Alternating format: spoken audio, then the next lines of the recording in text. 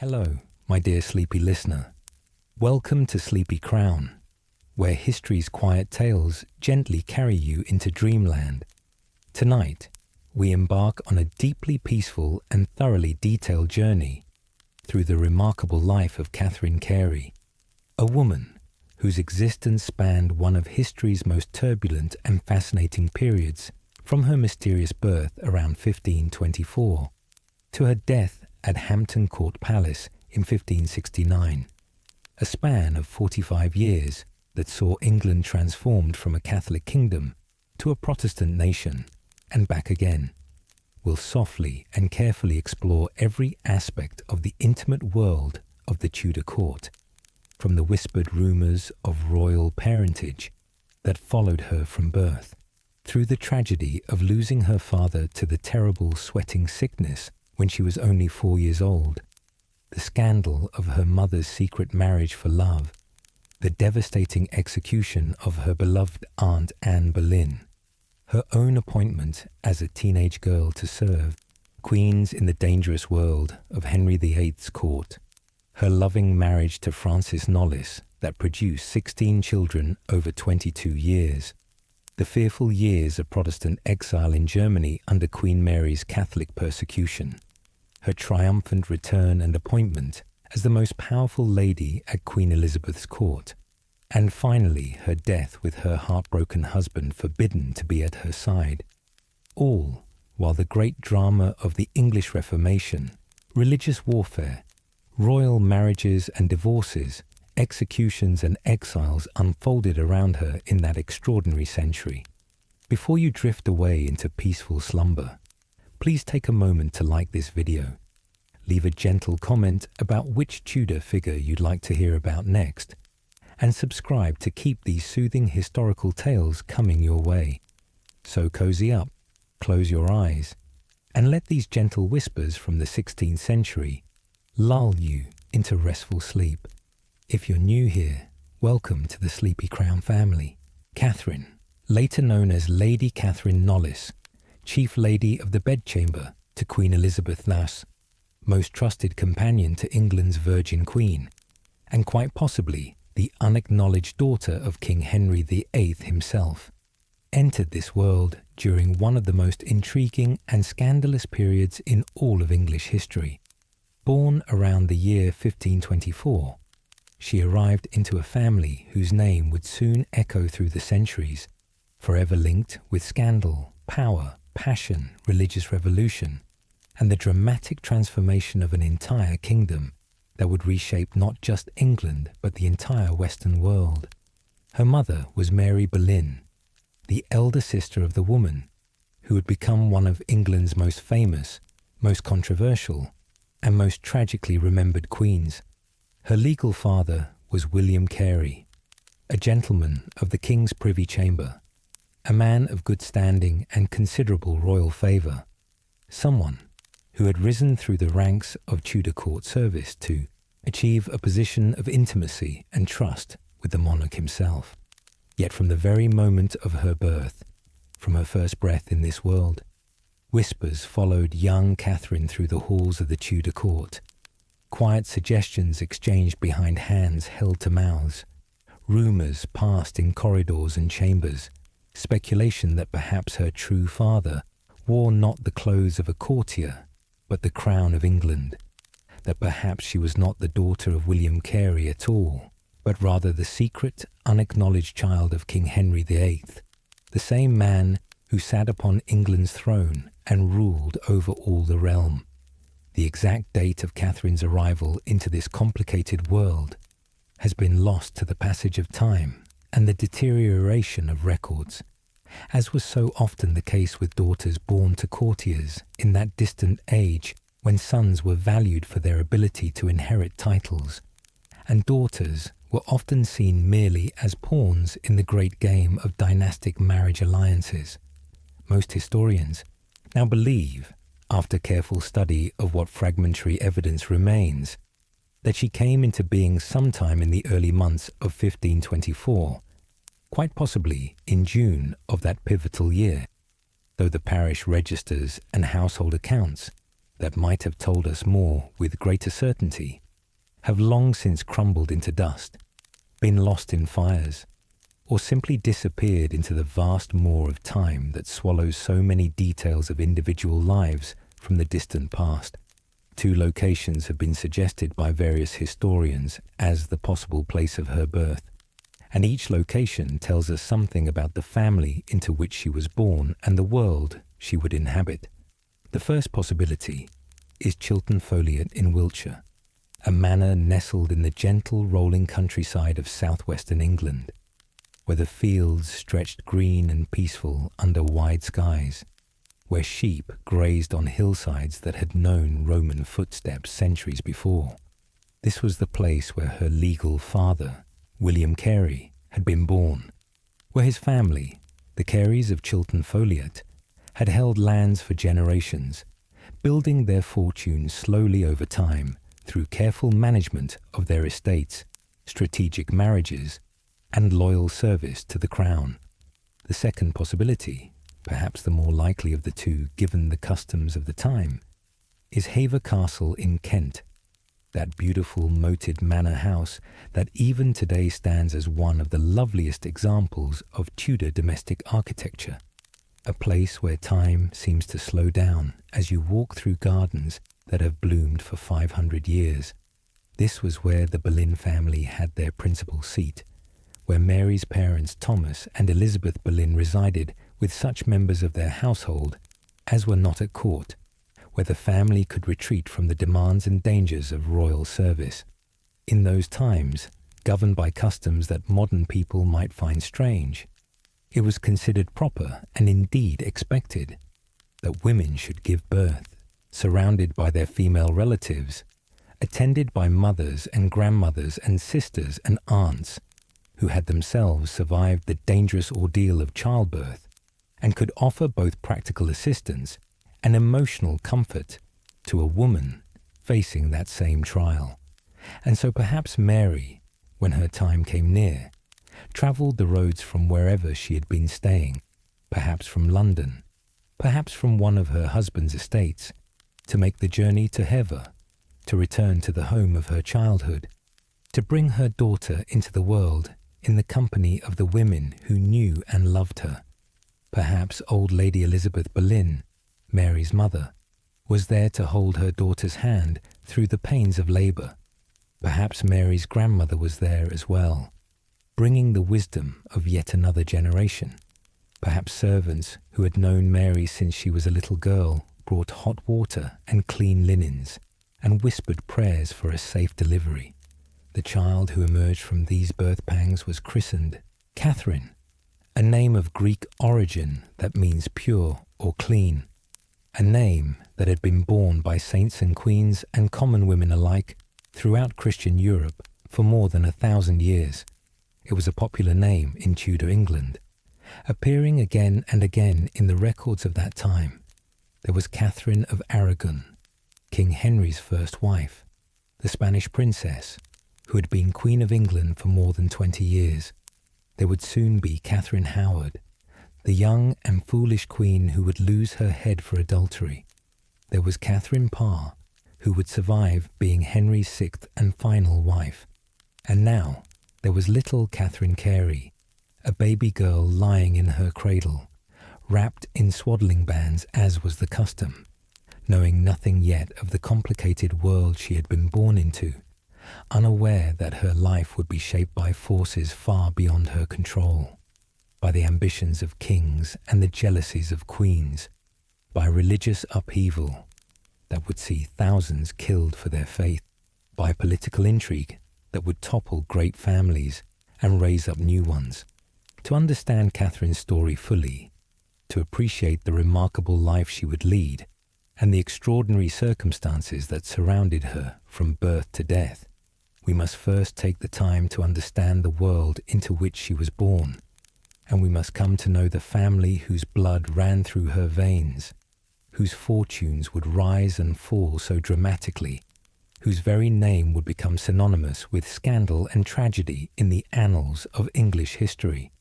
The Boleyns were a family on the rise, climbing steadily, generation by generation, up the ladder of Tudor society through that combination of shrewd marriages, diligent court service, linguistic and diplomatic skills, and royal favour that marked successful families in that competitive age when a family's position was never entirely secure and could be lost through a single misstep or fall from grace.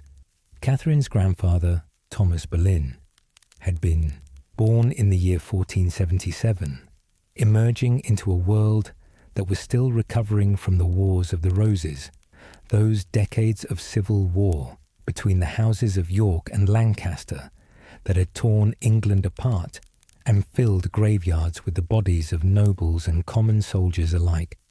Thomas Boleyn was the son of a wealthy and successful London merchant named William Boleyn, a man who had made his considerable fortune in the cloth trade, that backbone of English prosperity in the late medieval period when English wool was prized throughout Europe, and Flemish weavers created textiles that were sought after from the Baltic to the Mediterranean. William Boleyn had been shrewd enough and fortunate enough to convert his mercantile wealth into landed property, purchasing estates and manors, establishing his family among the ranks of the gentry, that class of landowners who stood between the great nobles and the common people, who had enough wealth to live comfortably without working with their hands, but who lacked the titles and ancient lineages of the high nobility. Thomas Boleyn, growing up as the son of this successful merchant turned gentleman, proved himself to be a man of remarkable abilities, someone who combined intellectual gifts with social skills in a way that served him extraordinarily well in the competitive world of the Tudor court. He was educated, literate, accomplished in ways that went beyond what was common even for gentlemen of his class. He spoke several languages fluently, including French, which was still the language of diplomacy and high culture throughout Europe, and Latin, the language of the church and of learning, the tongue in which scholars communicated across national boundaries. He had that combination of charm and political acumen, of polish and practicality, that served men well at the Tudor court, where one had to navigate complex webs of patronage and rivalry, where a word spoken in the right ear at the right time could advance a career, while a careless phrase in the wrong company could end it.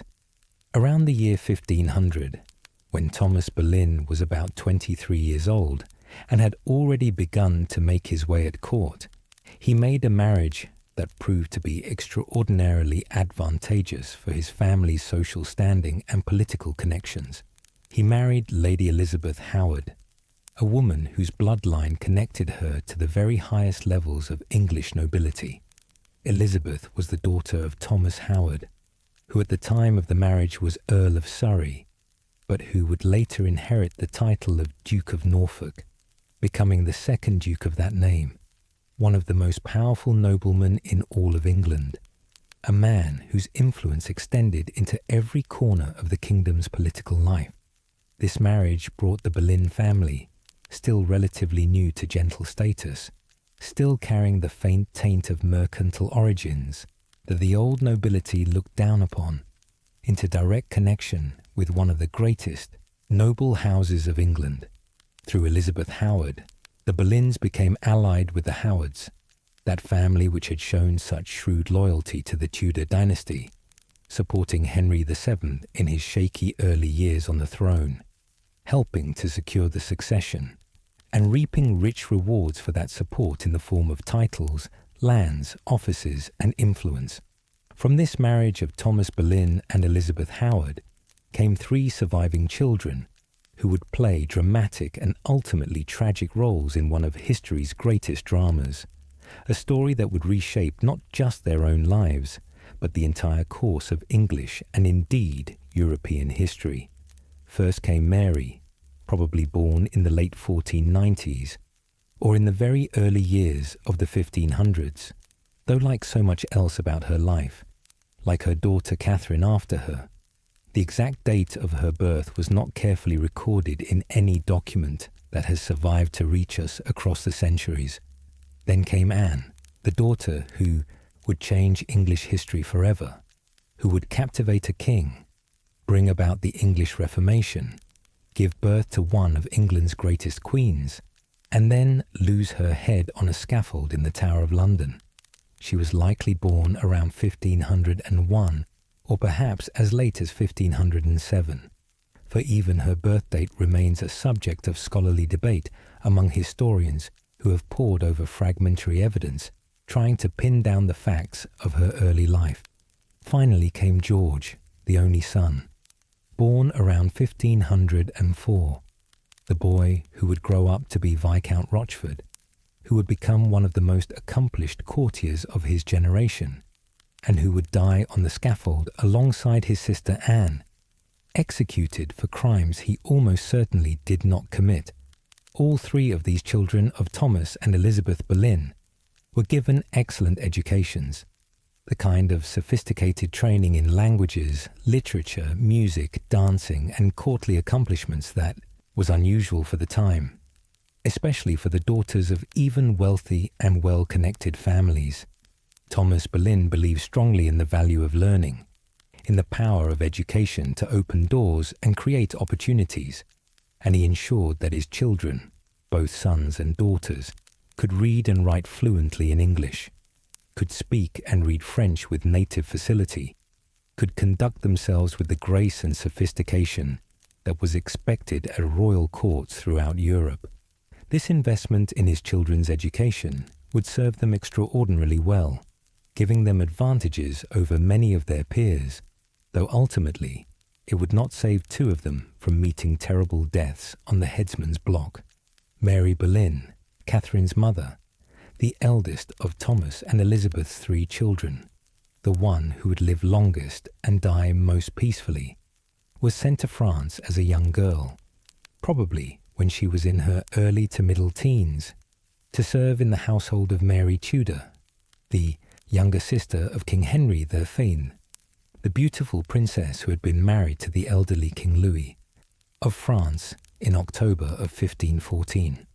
This marriage, arranged for political reasons, as so many royal marriages were in that age when monarchs were pieces on a great diplomatic chessboard, when princesses were valuable primarily for the alliances their marriages could cement, did not last long, because the bridegroom was already an old man when he married his teenage bride. King Louis died just 3 months after the wedding, in January of 1515, probably worn out by his attempts to please his young and beautiful wife, and his widow, still just 18 years old, wasted no time in mourning before she married the man she truly loved, Charles Brandon, Duke of Suffolk, who had come to France to escort her home and who had stolen her heart years before. Whether young Mary Boleyn remained in France after her royal mistress departed, or whether she returned to England with the royal party in the spring of 1515, remains one of those historical uncertainties that no amount of research has been able to resolve definitively. Some historians believe she stayed on at the French court to serve in the household of the new French queen, Claude of France, the wife of King Francis I, who had succeeded the deceased Louis XIV. Others suggest she returned home to England shortly after her mistress did. What we do know with certainty is that by February of 1520, Mary Boleyn was definitely back in England, present at the English court, for on the 4th day of that month, in the splendid Chapel Royal at Greenwich Palace, with all the pageantry and ceremony appropriate to a wedding of two people with court connections, she was married to William Carey in a service attended by the King himself. This William Carey, who became Mary's husband and who would legally be counted as Catherine's father. This man, whose name she would bear throughout her childhood and whose reputation and standing would provide her entry into court service, was a man of good family and genuinely promising prospects at the Tudor court.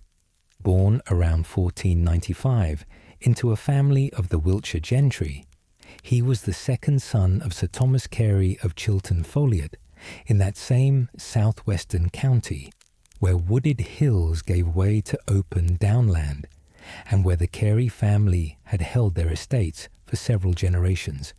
His father, Sir Thomas, had been a loyal Lancastrian supporter during the Wars of the Roses, fighting for that Red Rose faction against the Yorkist White Rose, and he had died in 1500, leaving his sons to make their way in the new world that the Tudor dynasty was creating. William Carey had inherited both his father's loyalty to the crown and his family's modest but respectable position in the complex hierarchy of English society. Through his mother, Margaret Spencer, William could claim descent from an interesting mixture of gentry and nobility, and most significantly from the Beaufort family, that line that traced its ancestry back to John of Gaunt, Duke of Lancaster, the fourth son of King Edward III, through Gaunt's long relationship with and eventual marriage to Catherine Swynford.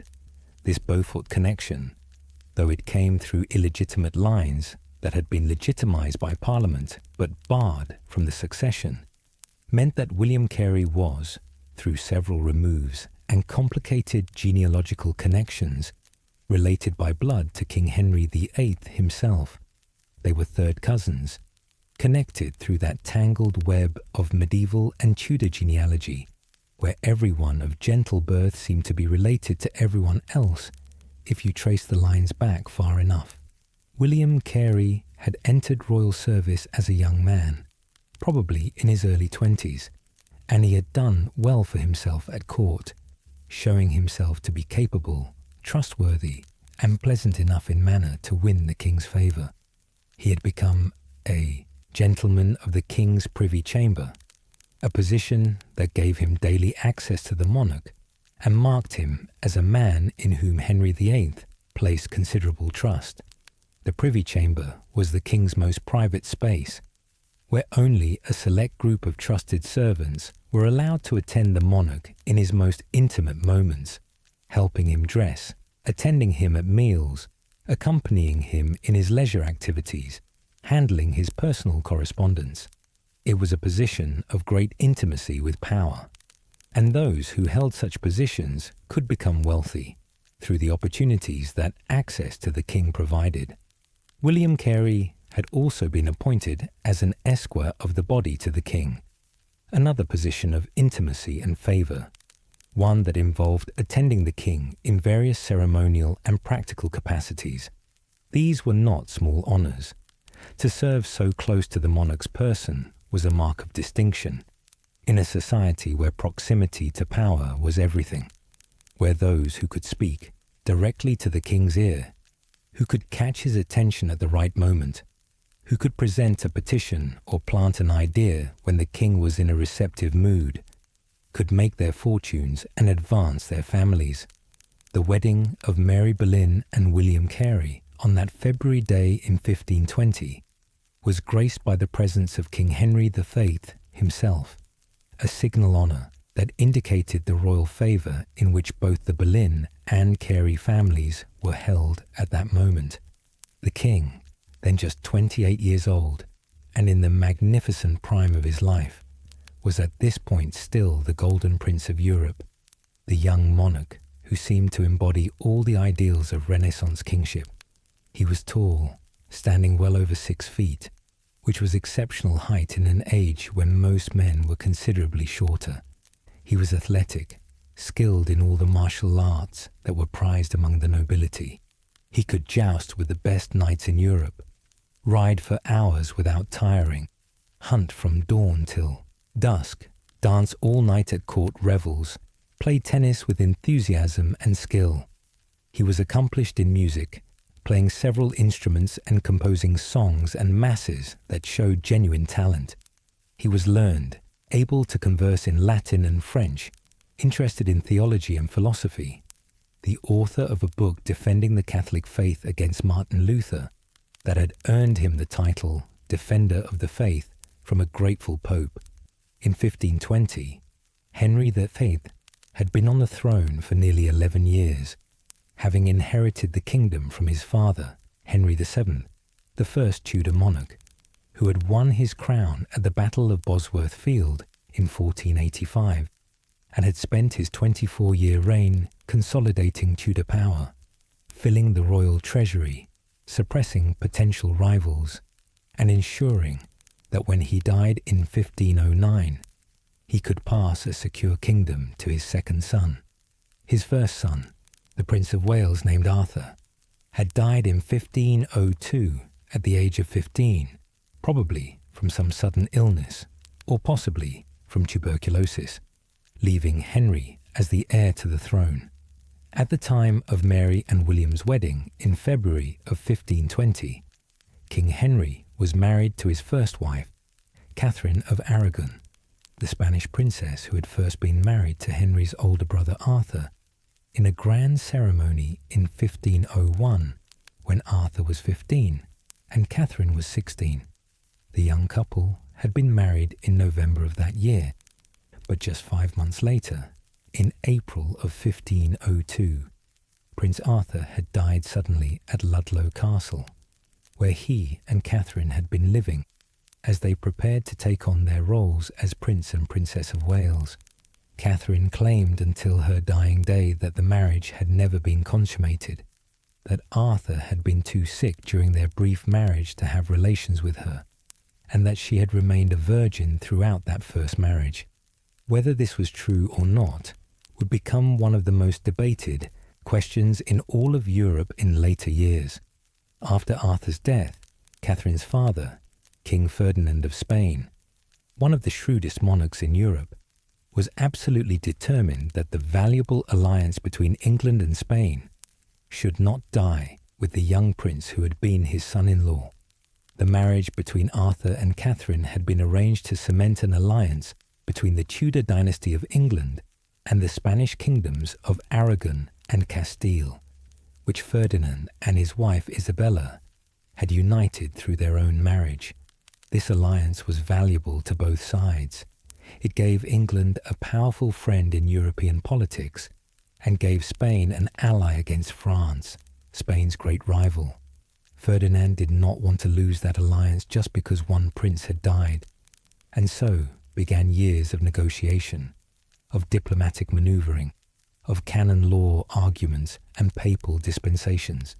The question was whether Henry, having been Arthur's brother, could legally marry Catherine, who had been Arthur's wife. Biblical law, as set out in the book of Leviticus, declared that a man should not marry his brother's widow, and this was considered a serious impediment to the marriage. However, another passage in the same biblical tradition required a man to marry his brother's widow if the brother had died childless, to provide heirs for the deceased brother. This was called levirate marriage.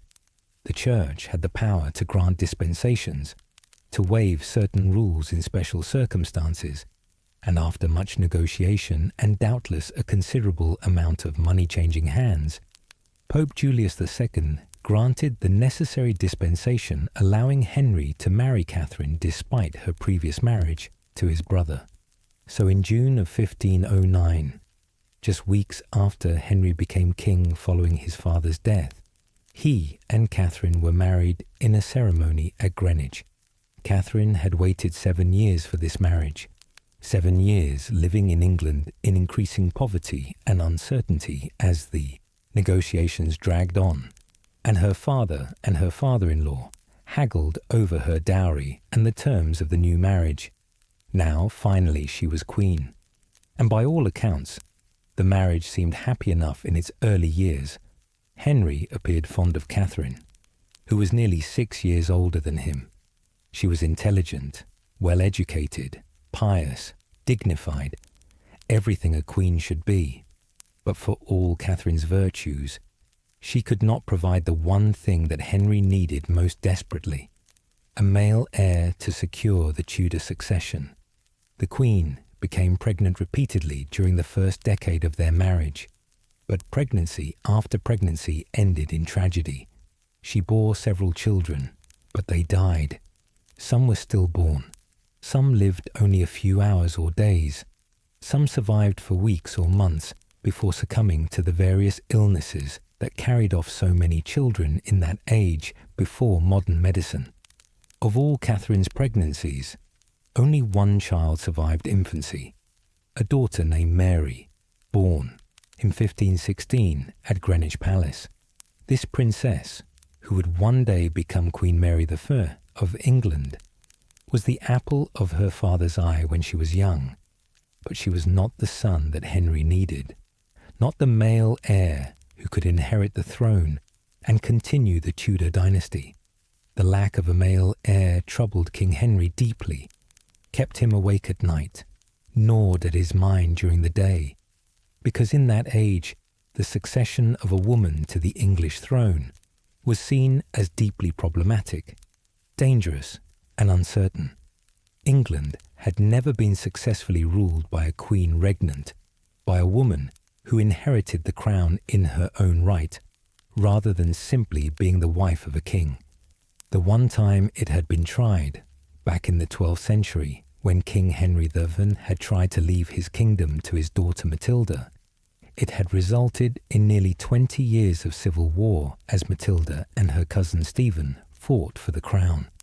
With England torn apart by baronial warfare and lawlessness, people still remembered that period, known as the Anarchy, as a cautionary tale about what happened when the succession was unclear or when a woman tried to rule. Beyond this historical precedent, there were theoretical objections to female rule. Many believed that women were inherently unsuited to rule kingdoms, that they lacked the physical strength, the mental fortitude, the authority, the ability to command armies and make the hard decisions that ruling required. There was fear that a queen would either be unable to command respect from male nobles and foreign princes, or that she would marry and deliver the kingdom into the hands of a foreign prince who would use England for his own country's benefit. Henry VIII wanted a son desperately, needed a son to secure the succession and ensure that when he died, the crown would pass peacefully to a male heir who could rule effectively and continue the Tudor line. Without a son, Henry feared that his death would plunge England back into the kind of civil warfare that had torn the kingdom apart during the Wars of the Roses, that everything his father had worked to build would collapse, that rival claimants would rise up and fight for the throne, that English blood would soak English soil as it had done in his grandfather's time. But in February of 1520, when Mary Boleyn stood before the altar in the Chapel Royal at Greenwich to marry William Carey, with King Henry VIII present as an honoured guest, the king's marriage to Catherine of Aragon still seemed relatively secure, still seemed stable enough despite the lack of a male heir. The Queen was 34 years old, perhaps nearing the end of her childbearing years, but she was still alive, still healthy, still technically capable of having another child. There was still hope, however faint, that she might yet give Henry the son he needed. And so the king's attendance at Mary Boleyn's wedding seemed like just another example of royal favour to loyal servants, pleasant social occasion where the king could show his benevolence to those who served him well, with no hint yet of the upheaval that was coming. What no one at that wedding could have known, what no one could have predicted as they raised their cups to toast the bride and groom, was that within just a few years, the king's eye would fall upon the Boleyn family in a way that would change absolutely everything, not just for Mary and her sister Anne, but for William Carey, for the children Mary would bear, for the English Church, for England's relationship with the papacy in Rome, for the religious landscape of Europe, for the succession to the English throne, in short, for the entire future course of English and European history. A chain of events was about to be set in motion that would lead to the English Reformation, to the break with Rome, to the establishment of royal supremacy over the Church, to the dissolution of the monasteries, to the execution of queens and ministers, to decades of religious conflict that would result in thousands of deaths, and to the birth of Queen Elizabeth II, who would rule England for 45 years and give her name to an entire age, The exact timeline of what happened after Mary Boleyn's marriage to William Carey remains one of history's most debated mysteries, one of those questions that scholars have argued about for centuries without reaching any definitive conclusion, because the people involved were careful not to leave clear records, and because royal affairs were conducted with discretion, with information carefully controlled, and evidence deliberately concealed. At some point after her marriage to William Carey, perhaps quite soon after the wedding, perhaps a bit later after she had been at court for a year or two, Mary Boleyn became the mistress of King Henry VIII, entering into a sexual relationship with the king that would last for several years, and that would possibly result in the birth of 1 or 2 children, who might have been the king's rather than her husband's. The king, despite the sacred vows he had taken when he married Catherine of Aragon, despite the teachings of the Church about the sanctity of marriage and the sin of adultery, had never been strictly faithful to his wife. He was a man who believed firmly that kings were different from ordinary men, that their position and their responsibilities placed them in a special category, that they were in some sense above the normal rules that governed other people. He believed that taking mistresses was simply what kings did, that it was expected, almost traditional, provided it was done with some degree of discretion, and provided it did not threaten the legitimate royal succession or create scandals that would damage the king's reputation or authority. This belief was not unusual for monarchs of that time. Throughout European history, kings had taken mistresses, sometimes openly maintaining households of women, sometimes fathering dozens of illegitimate children. The French kings were notorious for their mistresses. Louis XIV would later have so many that managing them became practically a ministry of state. The Spanish kings were somewhat more discreet, but no less active. Even the popes in Rome, those who were supposed to be celibate servants of God, had often maintained mistresses and fathered children, though this was beginning to change with the Counter-Reformation. In England, Henry's own father, Henry VII, seems to have been faithful to his wife Elizabeth of York, or at least to have been discreet enough about any infidelities that no clear evidence survives.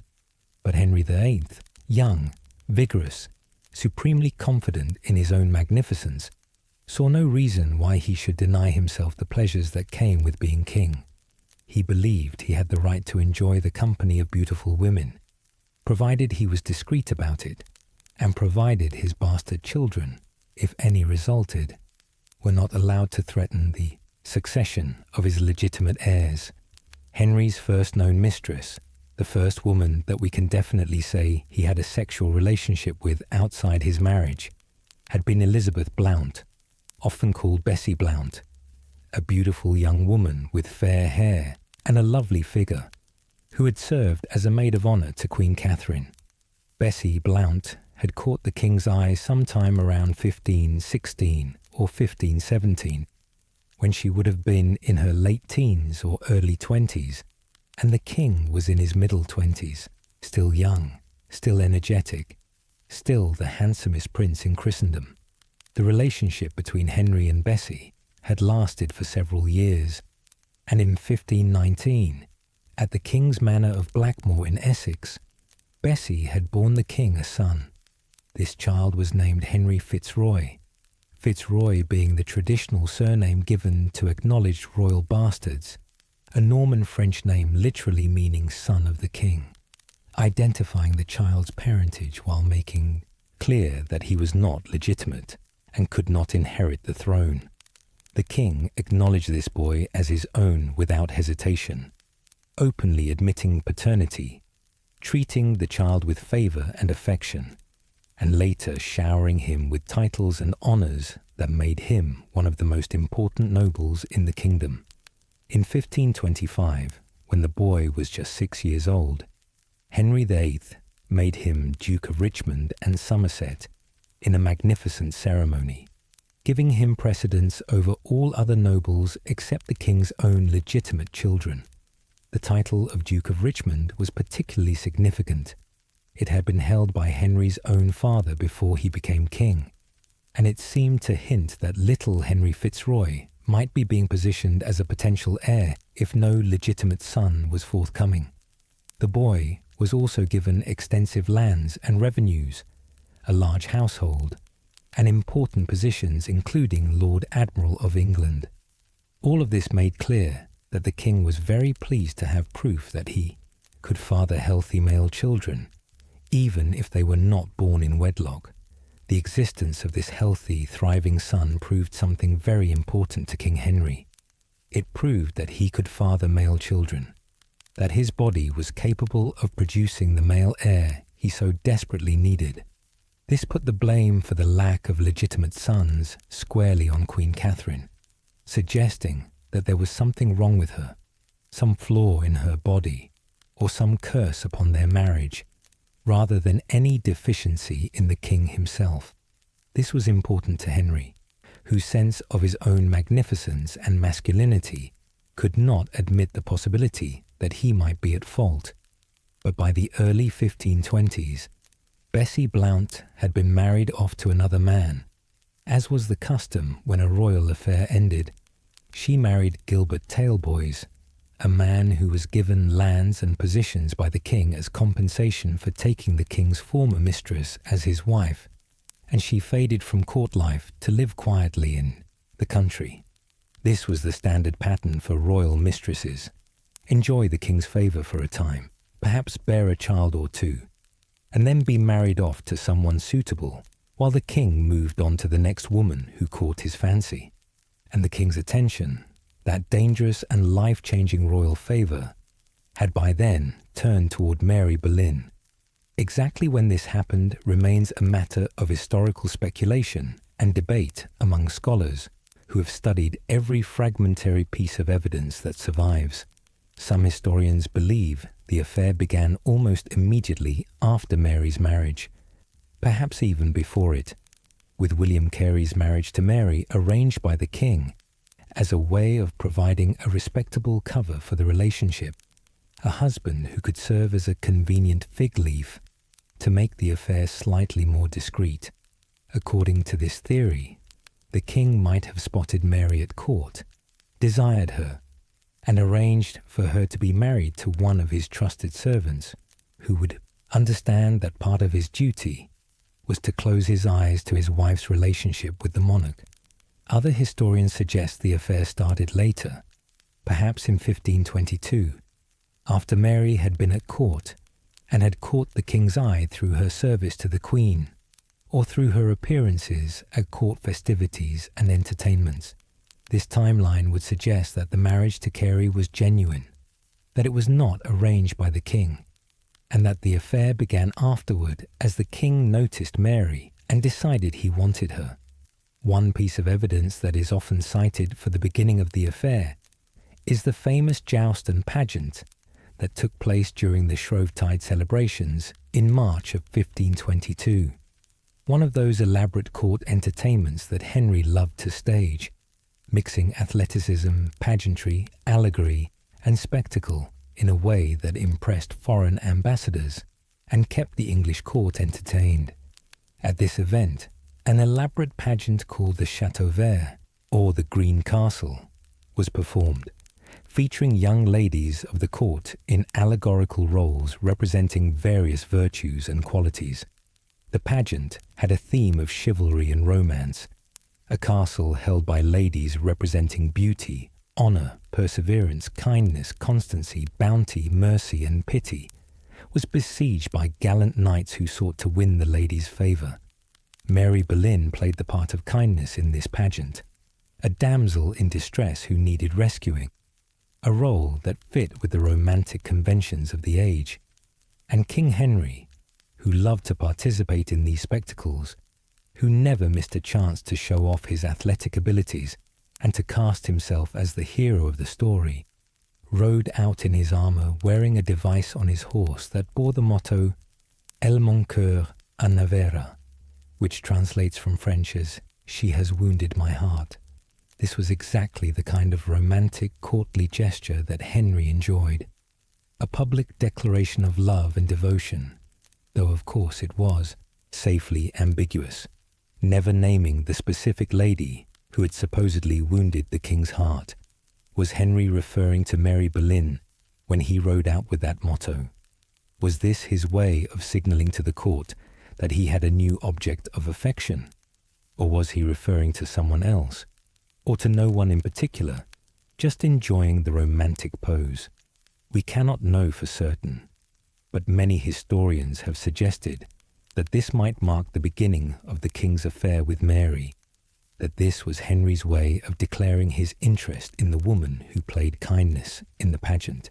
What we can say with more certainty is that the affair between King Henry VIII and Mary Boleyn lasted for several years, probably from somewhere around 1522 to about 1525 or 1526. During these years, the king would have arranged opportunities to see Mary privately, would have sent her gifts, would have enjoyed her company in ways that were kept as discreet as possible, though doubtless everyone at court knew or suspected what was going on, because it was almost impossible to keep such secrets in the hothouse atmosphere of the Tudor court, where gossip spread like wildfire and where everyone watched everyone else for signs of favour or disgrace. During these same years, when Mary was believed to be the king's mistress, William Carey received various grants and favours from the king, lucrative positions, valuable lands, and financial rewards that significantly improved his social standing and his wealth, raising him from comfortable gentleman to considerably more prosperous courtier. Some historians see these grants as payment, as compensation for playing the role of compliant husband while the king enjoyed Mary's company, a kind of arranged marriage that existed primarily to provide cover for a royal affair. According to this interpretation, Carey was being rewarded for his cooperation, for his willingness to look the other way, for his acceptance of a situation that would have been humiliating for a man with more pride or less political sense. Other historians argue that this interpretation is too cynical, that Carey was simply a royal favourite in his own right, a man whom the king liked and trusted, and that the grants had nothing to do with the king's relationship with Mary, that they would have been given anyway as rewards for loyal service. According to this view, we should not assume that every favour shown to Carey was related to his wife's affair. After all, many other members of the Privy Chamber also received grants and rewards, and not all of them had wives who were sleeping with the king. The truth probably lies somewhere between these two interpretations. Carey was certainly a royal favourite, someone the king liked and found useful, someone who performed his duties well, and who was good company. But it is also hard to believe that the timing of the grants, the significant nature of some of them, and the period during which they were given were entirely unrelated to Mary's relationship with Henry. The king was not above using grants and favours to smooth over potentially awkward situations, to keep people happy and cooperative, to ensure that everyone involved in a delicate situation felt that they were being treated well. The pattern of these grants is indeed intriguing and suggestive, even if we cannot prove definitively what they meant. Let us look at the timeline carefully, because the details matter and because they might tell us something about when Catherine was conceived and born. In February of 1522, shortly before the Chateauvert pageant that might have marked the beginning of the affair, William Carey received his first significant grant from the king, a financial reward that marked him as someone in particular favour. In September of 1523, some 18 months after that pageant, King Henry V did something curious. He named one of his ships the Mary Boleyn. Ships were valuable royal property, important for both trade and defence, and their names were chosen carefully. Why would the king name a ship after Mary Boleyn specifically?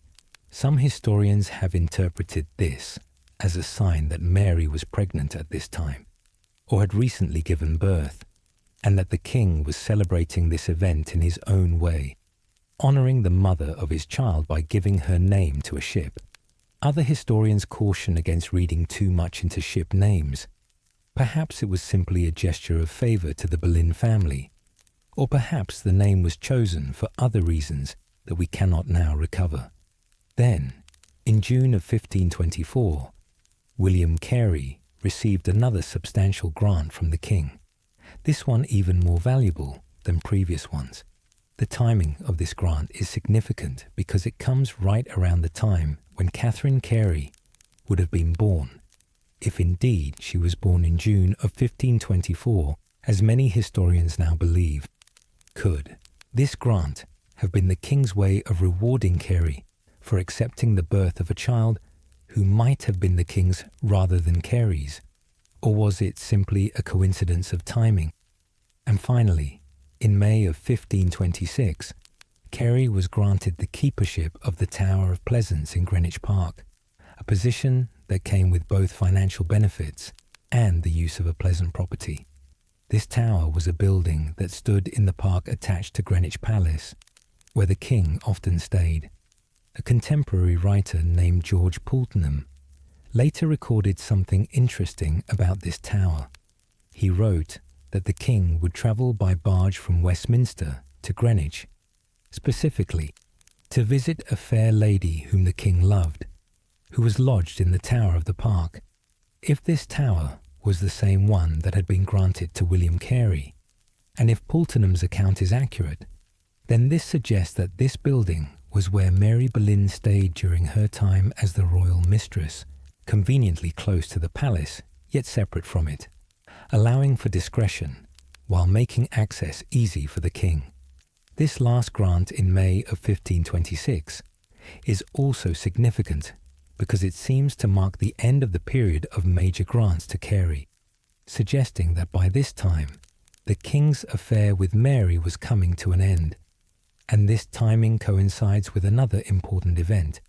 In May of 1526, just before this last grant was made, Mary Boleyn had given birth to her second child, a son named Henry Carey, who was born on the 4th of March, 1526. Could this grant have been a final payment, a last reward to Carey as the affair ended? For during these crucial years, when Mary was believed to be the king's mistress, from 1522 to 1526, she had given birth to 2 children, both of whom were publicly acknowledged as William Carey's offspring, and indeed, according to the law of that time, legally presumed to be his children, regardless of the biological reality. The first was Catherine, born around 1524, possibly in June of that year. The second was the boy named Henry, born on March 4th, 1526, at a time when Mary's relationship with King Henry VIII was apparently nearing its end. Both of these children bore the surname Carey and were raised as the legitimate offspring of William Carey and his wife Mary. According to the laws and customs of Tudor England, any child born to a married woman was legally presumed to be her husband's child, unless the husband specifically challenged this presumption, which almost never happened, because to do so would be to admit publicly that one's wife had committed adultery, which would bring shame upon the entire family. William Carey never challenged the paternity of these children, never suggested publicly that they were anyone's but his own. And so, in the eyes of the law, and in the official records, Catherine and Henry Carey were the legitimate children of William Carey, gentleman of the Privy Chamber, and his wife Mary.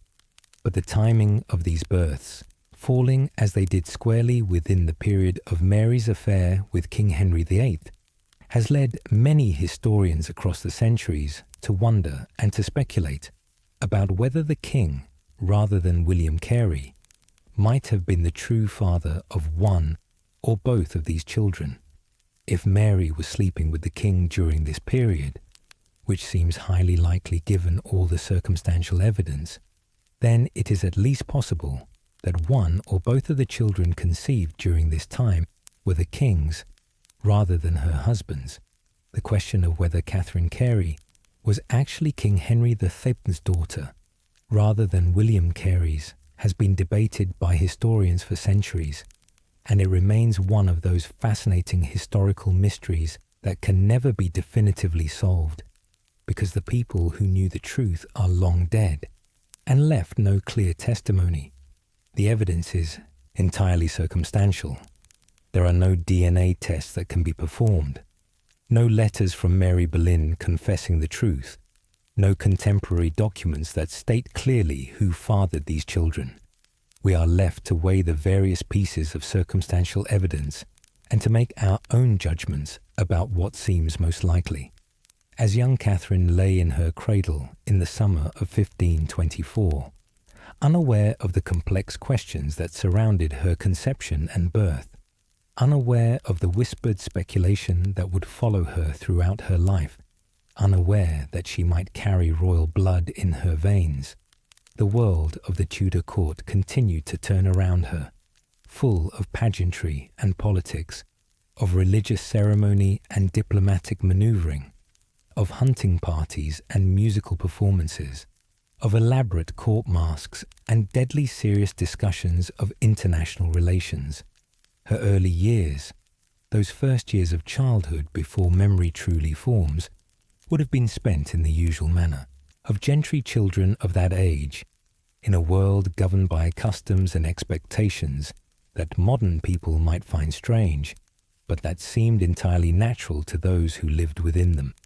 She would have been cared for primarily by nurses and servants, as was customary for families of rank and wealth, who did not nurse their own children or change their own infants' swaddling bands, but instead hired women of lower social standing to perform these intimate physical care tasks, while the mother supervised from a slight distance and maintained her role as the figure of authority and affection, who visited regularly but who was not involved in the minute-to-minute physical labor of childcare. She would have been dressed in the elaborate clothing of a gentry infant, the layers of fabric and complicated fastenings that marked social class even in babyhood, the tiny caps and gowns that were miniature versions of adult clothing. She would have begun, as she grew from infant to toddler, to learn the basic skills expected of all children: how to walk and talk, how to behave properly, how to show respect to her elders, how to say her prayers and make the sign of the cross, how to sit quietly when required and speak only when spoken to. If Catherine spent time at Hever Castle with her Boleyn grandparents, as seems likely at least for parts of her early childhood, she would have lived in that beautiful moated manor house that still stands today as one of the finest surviving examples of Tudor domestic architecture. She would have played in gardens that have been tended for 500 years, walked across the same stones that countless feet have crossed, looked out from the same windows that her grandmother Elizabeth Boleyn would have gazed from, felt the same English weather on her face that her Aunt Anne felt when she was a child growing up in the same place. Hever Castle was a place of relative peace and beauty, removed from the intensity and danger of court life. Here, the pace was slower, governed by the rhythms of the agricultural year, by planting and harvest, by the changing seasons. Here, the air was cleaner than in London, where the smoke from countless coal fires made the air grey and left everything covered in soot. Here, there was space to run and play, gardens to explore, woods to wander in, though of course a small child would always be supervised, never allowed to wander far from watchful eyes. Catherine's mother Mary would certainly have been present during at least some of this early period, visiting her daughter, checking on her care, beginning to prepare her for the life she would lead. For Catherine, as the granddaughter of Thomas Boleyn and the niece of Anne Boleyn, would certainly have received a good education, even as a girl. The Boleyn family believed strongly in educating their daughters as well as their sons, and this was unusual enough to be remarked upon, to be seen as one of the distinctive characteristics of this family that was rising so high in the world, Catherine would have been taught to read and write in English, probably starting when she was about 5 or 6 years old, at an age when modern children are just beginning formal schooling. She would have been taught her letters, learning to recognize them and to understand how they came together to form words, learning to trace them carefully on paper or slate, developing the fine motor control needed for writing. She would have been taught to read from religious texts, the Lord's Prayer, the Ave Maria, passages from the Bible. For religion permeated every aspect of Tudor life, and literacy was primarily valued as a means of reading scripture and religious works. She would have been given instruction in French, that language of diplomacy and culture, which every well-educated person was expected to speak. Perhaps she would have even learned some Latin, though this was more unusual for girls and was generally reserved for the most exceptional female students. She would have been taught music, perhaps learning to play the virginals, a keyboard instrument that was popular in Tudor England, or to play the lute, or at least to sing in a clear and pleasant voice, for musical accomplishment was highly valued in Tudor society and was considered an essential part of a gentlewoman's education. She would have been taught needlework and embroidery, skills that were both practical and artistic, allowing a woman to create beautiful objects while also demonstrating her patience, her attention to detail, her manual dexterity, her ability to follow complex patterns. Tudor needlework could be extraordinarily elaborate, with gold and silver thread worked into complicated designs, with tiny stitches creating pictures and patterns that were works of art. This was considered an appropriate activity for gentlewomen, combining productivity with artistry, allowing them to create things of beauty and value while remaining within the domestic sphere. And she would have been raised in the new religious ideas that were beginning to spread through England, those Protestant or Reform ideas that emphasized reading scripture for oneself, that questioned the elaborate ceremonies and rituals of the medieval church, that challenged the authority of the Pope and the Catholic hierarchy. For the Boleyn family, particularly Thomas Boleyn and his daughter Anne, were sympathetic to these reform ideas, interested in the new learning that was coming from the continent, supporters of men like William Tyndale, who was working to translate the Bible into English so that ordinary people could read it for themselves, rather than having to rely on Latin texts that only educated clergy could understand. This religious education would prove to be profoundly important for Catherine's later life, shaping her convictions and her choices, leading her eventually into exile and danger, but also giving her a faith that sustained her through difficult times. The Protestant beliefs she was taught as a child, the emphasis on scripture and personal faith, the rejection of what reformers saw as Catholic superstition and corruption, would become central to her identity and would determine many of the major decisions of her adult life. But Catherine's peaceful early childhood, whatever form it took, whatever mixture of time at Hever and time with her parents at one of their residences, whatever education she was receiving, and whatever daily routines structured her young life, was not destined to last much longer. A catastrophe was approaching, a disaster that would transform Catherine's life forever and force her, at the age of just 4 years old, to confront the reality of death and loss in a way that no child should have to experience. Meanwhile, beyond the peaceful nurseries and quiet gardens where young Catherine was growing up, beyond the world of children's lessons and household routines, momentous events were unfolding in the larger world of court politics and royal passions that would soon touch Catherine's life in devastating ways. While Mary Boleyn's affair with King Henry VIII was apparently coming to an end around 1525 or 1526, another relationship was beginning that would prove far more consequential, far more dangerous, and far more historically significant than anything that had come before.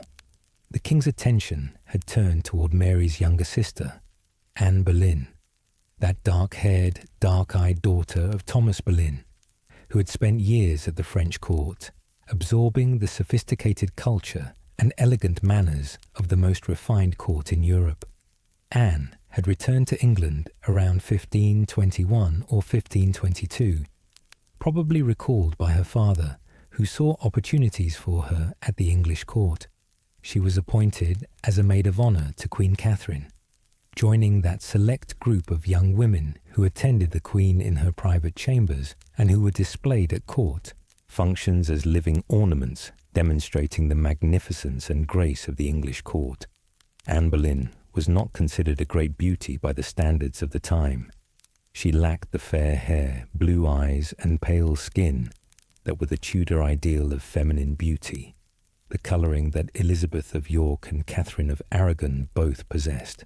Instead, Anne had dark hair that fell past her waist when unbound, dark eyes that flashed with intelligence and wit, a long neck that some found elegant, while others mocked it, an olive skin that suggested exotic Mediterranean or even Moorish blood, to a society that valued paleness. She had an extra fingernail on one hand, a minor deformity that her enemies would later claim was a sign of witchcraft, but that was probably just a common anatomical variation. She had a large mole on her neck that she sometimes covered with ribbons or high collars, but what Anne lacked in conventional beauty, she more than made up for in other qualities that made her absolutely fascinating to those who encountered her. She had wit and intelligence that allowed her to hold her own in verbal sparring with the most educated men at court. She had sophistication and polish acquired during her years in France, where she had observed and learned from some of the most elegant women in Europe. She had a sense of style and fashion that made her a trendsetter, inspiring other women to copy her distinctive French hoods and her elegant gowns. She had musical talent, playing the lute and singing with skill. And she had something else, something harder to define but impossible to ignore, a quality of charisma, of presence, of personal magnetism that drew people to her and made them remember her long after brief encounters. King Henry VIII, who had enjoyed a brief and relatively casual affair with Anne's sister Mary, found himself becoming obsessed with Anne in a way that was different from his previous infatuations, deeper and more consuming than anything he had felt before. But Anne, whether through genuine moral conviction or through shrewd calculation or through some combination of both, refused to become his mistress as her sister had been. She understood, perhaps better than Mary had, that the position of royal mistress was ultimately a dead end, a temporary pleasure that ended with the woman being married off to someone else and fading into obscurity once the king tired of her. Bessie Blount had been the king's mistress and borne him a son. And where had it gotten her? Married off to Gilbert Taleboys and living in the provinces. Mary Boleyn had been the king's mistress. And what had she gained? A few years of royal favour, some grants to her husband, and then a return to relative obscurity while the king moved on. Anne wanted more than this. She wanted marriage, wanted to be queen, wanted her children to be legitimate heirs to the throne rather than acknowledged or unacknowledged bastards. And so when King Henry pursued her, when he wrote her passionate love letters, 17 of which still survive today, giving us an intimate glimpse into the king's infatuation, when he showered her with gifts and attention, Anne held back. She would not go to bed with him, would not give him the physical satisfaction he craved, but she also did not reject him entirely. She kept him dangling, kept him hoping, kept him pursuing, making it clear that if he wanted her, he would have to marry her. This was an extraordinarily bold and risky strategy. Anne was gambling everything on her ability to make the king want her so desperately that he would be willing to move heaven and earth to have her. If she misjudged, if the king gave up and turned his attention elsewhere, she would have wasted her youth and damaged her reputation for nothing. But if she succeeded, if she could actually become queen, then she would achieve something that no woman of her class had ever achieved before. She would rise from the gentry to the throne itself, from being the daughter of a merchant's grandson to being Queen of England. For this strategy to work, however, required more than just Anne's will and cleverness. It required that King Henry be willing to cast aside his first wife, Queen Catherine of Aragon, who had been his queen for more than 20 years, who had borne him a daughter, who had done nothing wrong except fail to produce a male heir. And it required that the Pope in Rome grant Henry an annulment of his marriage to Catherine, declaring that the marriage had never been valid in the first place, that the papal dispensation granted in 1503, allowing Henry to marry his brother's widow, had been granted in error, that the marriage was contrary to divine law, and therefore null and void from the beginning. This question of the validity of Henry's marriage to Catherine would become what was known as the King's Great Matter, a legal and theological dispute that would drag on for years, consuming enormous amounts of time and energy, involving the greatest legal and theological minds of Europe, and ultimately leading to the English Reformation and England's break with the Catholic Church. The arguments were complex, involving interpretations of biblical passages, questions of canon law, debates about the extent of papal authority, and political considerations that had nothing to do with theology, but everything to do with power.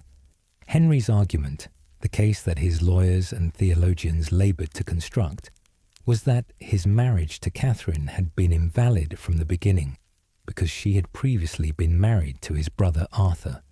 The book of Leviticus in the Bible states clearly, "Thou shalt not uncover the nakedness of thy brother's wife. It is thy brother's nakedness." And Henry argued that this was a direct commandment from God that no pope had the authority to dispense with. The fact that his marriage to Catherine had produced no surviving sons, Henry argued, was God's punishment for this illegal and unholy union, a divine judgment that proved the marriage had been wrong from the start. Catherine, fighting desperately for her position and for her daughter Mary's legitimacy, argued with equal vehemence that she had never truly been married to Arthur, that her first marriage had never been consummated because Arthur had been too sickly, that she had come to Henry as a virgin, and that therefore the biblical prohibition did not apply. She argued that the Pope had every right to grant a dispensation for her marriage to Henry, that the marriage was valid, that she was Henry's true wife and true queen, and that he was trying to cast her aside unjustly after 20 years of loyal and faithful service. The Pope, Clement VII, was caught in an impossible situation.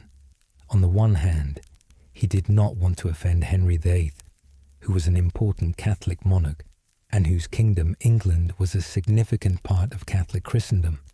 On the other hand, he was under enormous pressure from the Holy Roman Emperor Charles IV, who was Catherine of Aragon's nephew, the son of her sister Juana, who had troops in Italy, including some who had sacked Rome itself in 1527, and who made it absolutely clear that he would not tolerate his aunt being cast aside, and declared never to have been truly married.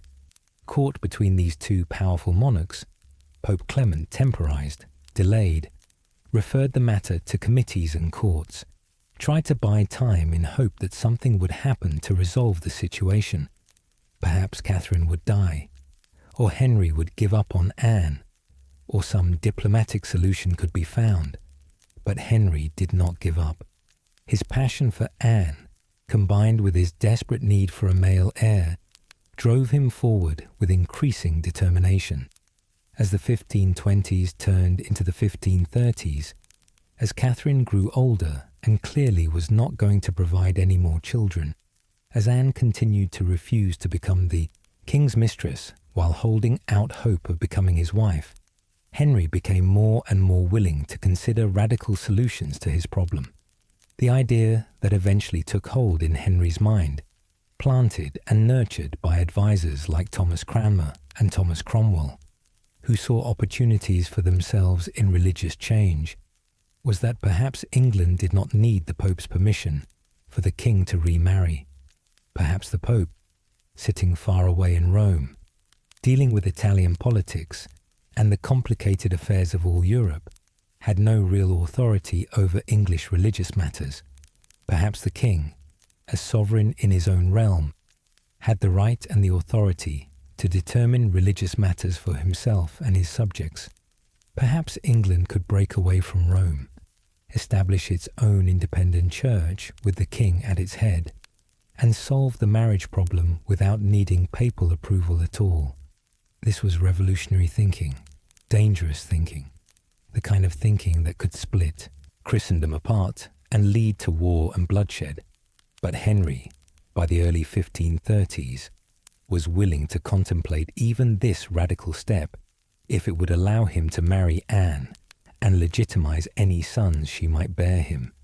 And so, slowly, carefully, with much political manoeuvring and management of Parliament and suppression of opposition, Henry began the process of separating England from Rome, of creating what would become the Church of England, of declaring himself supreme head of the Church in England, answerable to no earthly authority in religious matters.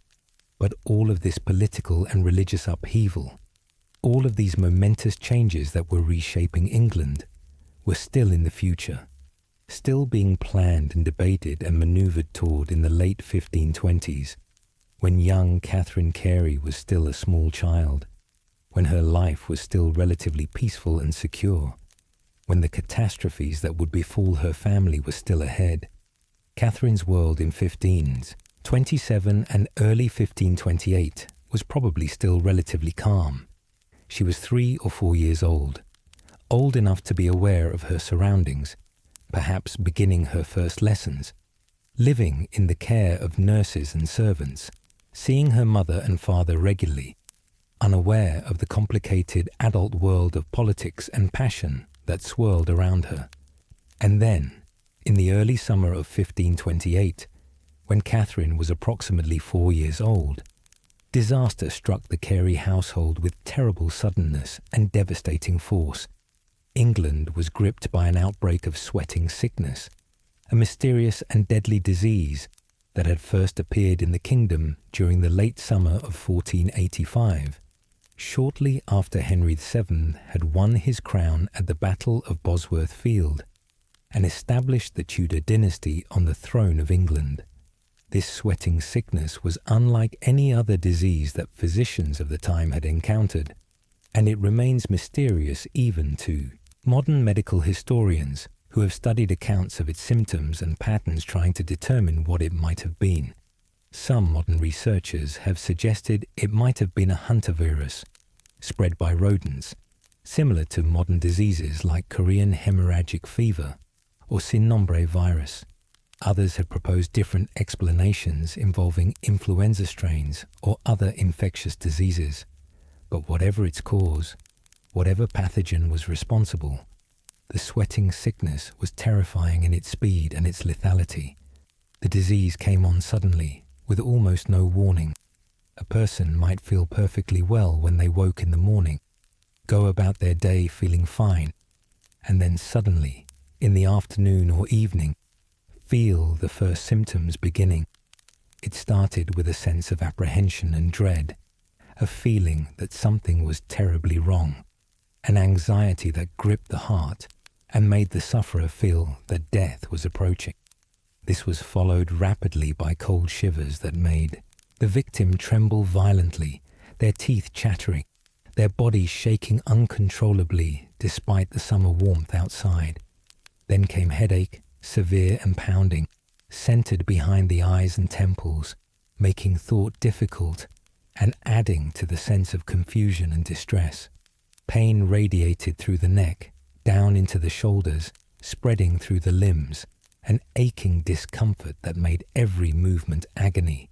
The sufferer's heart began to race, beating faster and faster, palpitations that could be felt and heard, a drumming in the chest that was both symptom and cause of terror. And then came the sweating, the profuse, drenching, unstoppable sweating that gave the disease its English name. The sufferer would begin to perspire, and within minutes would be absolutely soaked, their clothes drenched through, their bedding sodden, pools of sweat forming beneath them. The smell was reportedly terrible, a sour, sickly odour that filled the sick room. The sufferer would cry out in distress, thrashing in their bed, calling for water, complaining of terrible thirst, sometimes becoming delirious as the fever took hold of their mind. Many people died within just a few hours of the first symptoms appearing. Some accounts speak of death coming in 3 hours, others mention 6 hours, but almost everyone agreed that if you survived the first 24 hours, you would probably recover. The crisis came quickly, and either the body fought off the disease or it succumbed. There was very little that physicians could do. The medical understanding of disease in the 16th century was based on the theory of humours, the idea that illness resulted from imbalances of various bodily fluids, and treatments typically involved bleeding, purging, or administering herbal remedies that were probably at best harmless and at worst actively harmful. The best advice that physicians could give was to try to moderate the sweating, not to let the patient get too hot or too cold, to keep them in bed, but not to pile on too many blankets, to give them small sips of liquid, but not too much, to keep the air in the sick room fresh, but not drafty. These were sensible recommendations based on practical observation, even if the theoretical understanding behind them was completely wrong. But they could do little against a disease as virulent as the sweating sickness. The sweating sickness had appeared in England several times since its first devastating outbreak in 1485. That first epidemic had been terrible, killing thousands, spreading rapidly through London, and then moving outward into the countryside, striking down nobles and commoners alike, showing no respect for rank or wealth or virtue. There had been another outbreak in 1508, not quite as severe as the first, but still deadly enough. Then again, in 1517, the disease had returned, carrying off more victims, filling graveyards, leaving families devastated and communities shattered. And now, in the late spring and early summer of 1528, it was back, and this time it was more severe than any outbreak since the first appearance in 1485. The epidemic began in London in May, spreading rapidly through the crowded, dirty streets of the capital where people lived packed together in houses that might shelter multiple families in just a few rooms, where sanitation was primitive at best, where rats and fleas and lice were constant companions, where disease spread easily from person to person in markets and churches and alehouses. King Henry VIII, who had always been terrified of disease, who had a deep fear of illness and death that bordered on the pathological, immediately ordered the court to break up. He fled from wherever he was staying, probably from Greenwich or one of the palaces near London, and began moving constantly from place to place, staying at different properties, never remaining anywhere for more than a few days, trying desperately to stay ahead of the contagion. He travelled with just a small group of servants, sending away most of his household, reducing the risk that someone infected might bring the disease to him.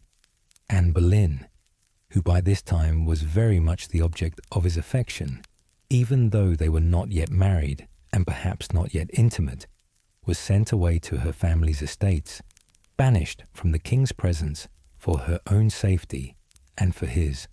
The disease spread through London with terrifying speed. By late May, people were dying in the streets, collapsing as they walked or worked, succumbing in just hours after the first symptoms appeared. The French ambassador, Jean de Belay, writing dispatches to his king in France, reported that the sweating sickness was killing people so quickly that some were merry at dinner and dead at supper. a phrase that captured the horrifying suddenness of the disease. He estimated that 40,000 people died in London, though this number is probably an exaggeration. Modern historians think the actual death toll was probably several thousand rather than 40,000. But even several thousand dead in a city of perhaps 50 to 80,000 inhabitants represented a catastrophic mortality rate. From London, the disease spread outward into the provinces, moving along the roads and rivers, carried by merchants and travellers, spreading from town to town, from village to village. By June, it had reached all over England, and it had even crossed the sea to the continent, appearing in Hamburg and spreading through Germany and the Low Countries, eventually reaching as far as Switzerland and Poland, before finally burning itself out in the late summer. In England, the disease struck the court and the nobility with particular severity, perhaps because these people travelled more, moving between London and their country estates. They helped spread the disease. Or perhaps the records are simply better for nobles and courtiers whose deaths were noted by chroniclers, while the deaths of common people went largely unrecorded. Whatever the reason, the casualty list among the great and powerful was impressive and frightening.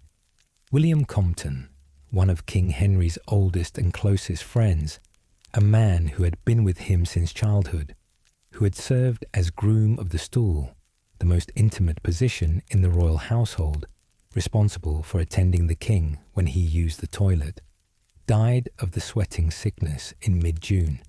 Francis Poyntz, another courtier, also succumbed. Anne Boleyn herself fell ill with the disease, and for a few days it seemed entirely possible that she might die, which would have changed the entire course of history. There would have been no second marriage, no Elizabeth II, no English Reformation in the form we know it.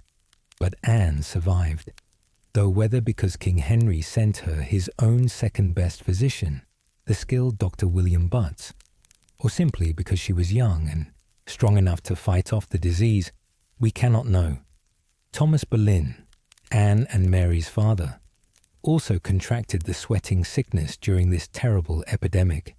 He fell dangerously ill, suffering through the characteristic sudden onset, the cold shivers, the headache, the racing heart, the profuse sweating, the delirium.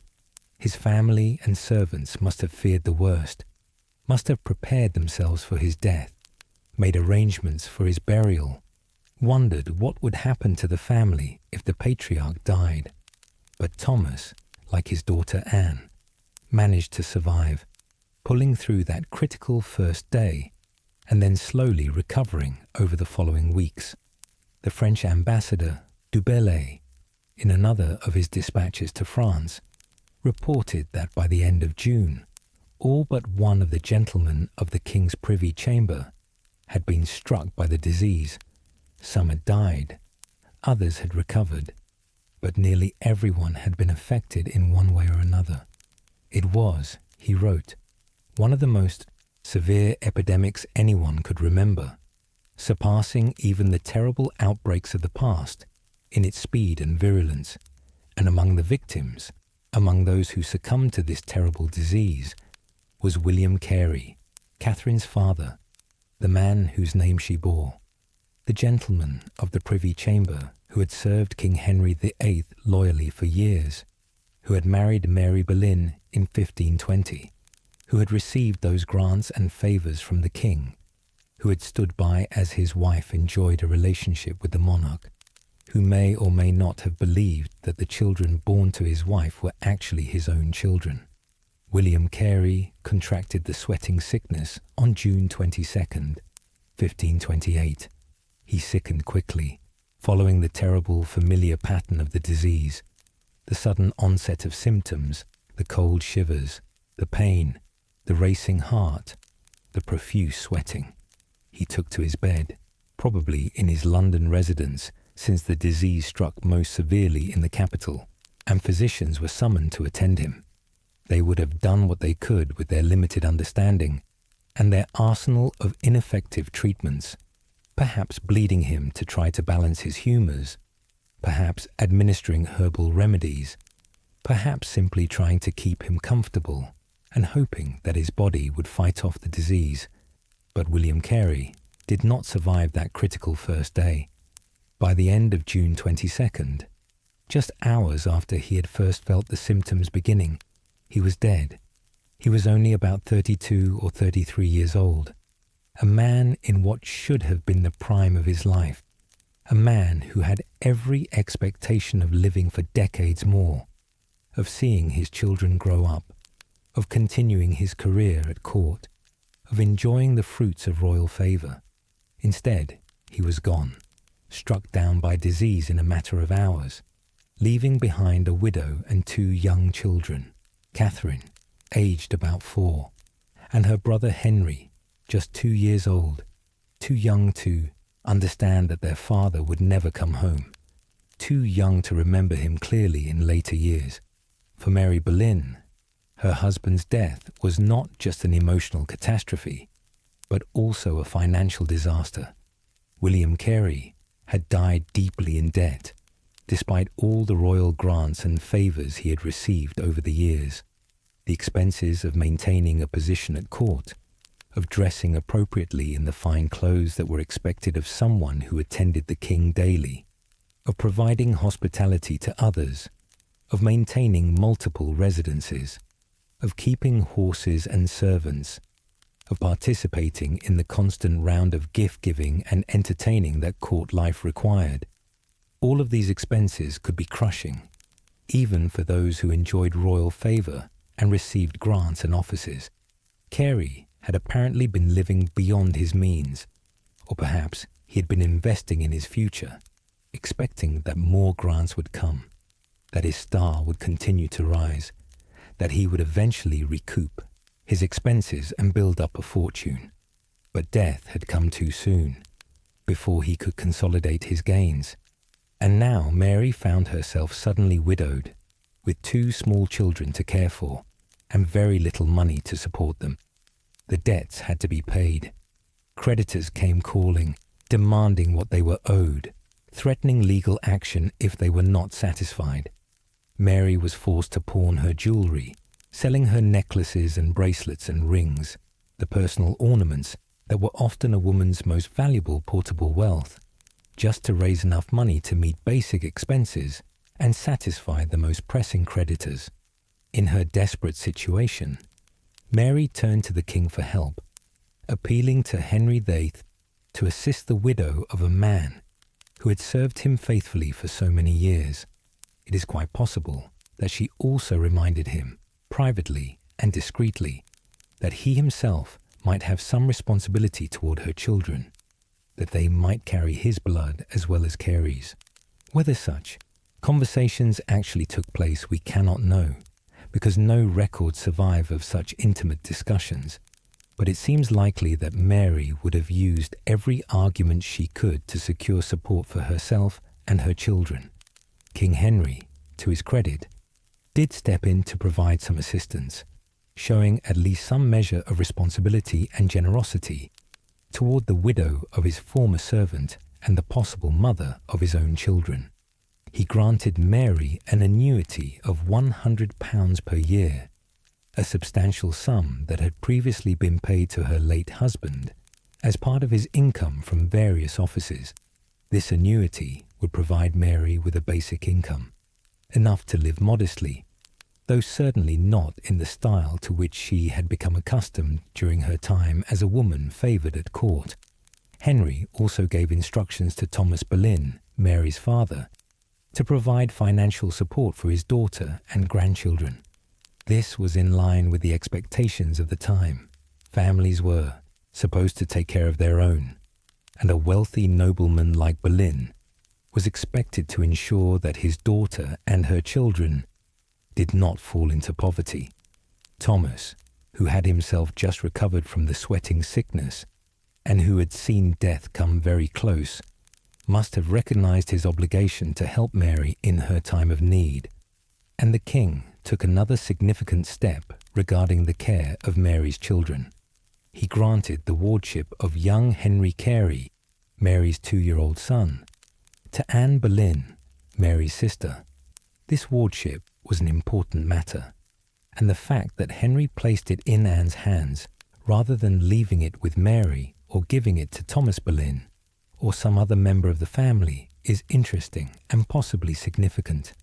Wardship was a common and important practice in Tudor England, governed by complex laws and customs that had evolved over centuries of feudal tradition. When a man died leaving children who were not yet of age, 21 for boys, or the age of marriage for girls, the guardianship of those children, and particularly the control of any property or income they had inherited, would be granted to another person. This guardian, or ward, was responsible for the child's upbringing and education, for managing any property or income the child had inherited until they came of age, and in return, the guardian gained significant benefits. The guardian could use the income from any lands the child had inherited to support the child's upbringing, but they could also use surplus income for their own benefit. They had control over who the child would eventually marry, and they could arrange advantageous marriages that would benefit themselves or their allies. Wardship was therefore a valuable commodity, often bought and sold, sometimes granted by the crown as a favour to courtiers and servants. That King Henry granted young Henry Carey's wardship to Anne Boleyn rather than to anyone else suggests several things. First, it indicates that there was some property or income involved. Wardship would only be valuable if the child had something worth managing. Second, it shows trust in Anne, confidence that she would raise the boy properly and manage his affairs responsibly. Third, and perhaps most interestingly, it suggests that Henry wanted to ensure the boy received particularly good care and education, the kind of attention that Anne, as an educated and sophisticated woman, could provide or arrange. Anne Boleyn took her responsibility for her nephew Henry seriously. She arranged for him to receive an excellent education, the kind of training that would prepare him for a career at court and in royal service. She appointed as his tutor the famous French poet and scholar Nicholas Bourbon, a man of considerable learning who was also a religious reformer, one of those who believed that the Church needed to return to simpler, more biblical practices and shed the accumulated traditions and superstitions of the medieval period. Bourbon had gotten into trouble in France for his reformist views.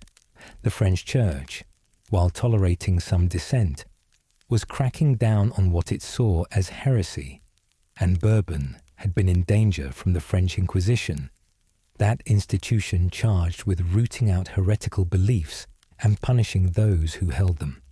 Anne Boleyn, who had connections in France from her years there and who was sympathetic to religious reform herself, had helped save Bourbon's life by arranging for him to come to England where he would be safe from persecution, and where he could put his considerable scholarly talents to use educating young men of good family.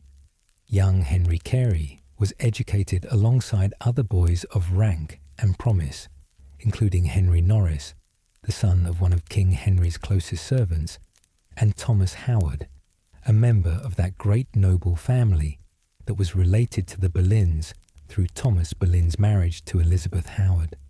These boys learned together, studying Latin and Greek, reading the classics of ancient literature, studying history and philosophy, practicing their French, learning the skills of horsemanship and swordsmanship that were expected of gentlemen, and absorbing the Protestant religious ideas that Anne and her circle favoured. The education that Anne Boleyn arranged for her nephew gave young Henry Carey the tools he would need to rise high in service to the crown in later years. He would go on to have a distinguished career, becoming Queen Elizabeth I's most trusted male relative, being created Baron Hunsdon, serving as Lord Chamberlain, patronising William Shakespeare and his theatrical company, and being treated throughout his life with a degree of favour that many historians believe suggests royal blood. But that successful future was still far ahead. In 1528, he was just a 2-year-old orphan whose father had died of the sweating sickness and whose mother was struggling to survive financially. But what of little Catherine during this terrible time? What happened to her in the aftermath of her father's death? Her whereabouts and her care during this immediate period are less clearly documented than her brother's, lost in the gaps of historical records that often overlook daughters in favour of sons. She was only about 4 years old when William Carey died, perhaps too young to be sent away to be educated in another household, as older children often were, too young to live apart from maternal care and supervision. It seems most likely that she remained with her mother Mary, at least initially, staying close to the one parent she had left.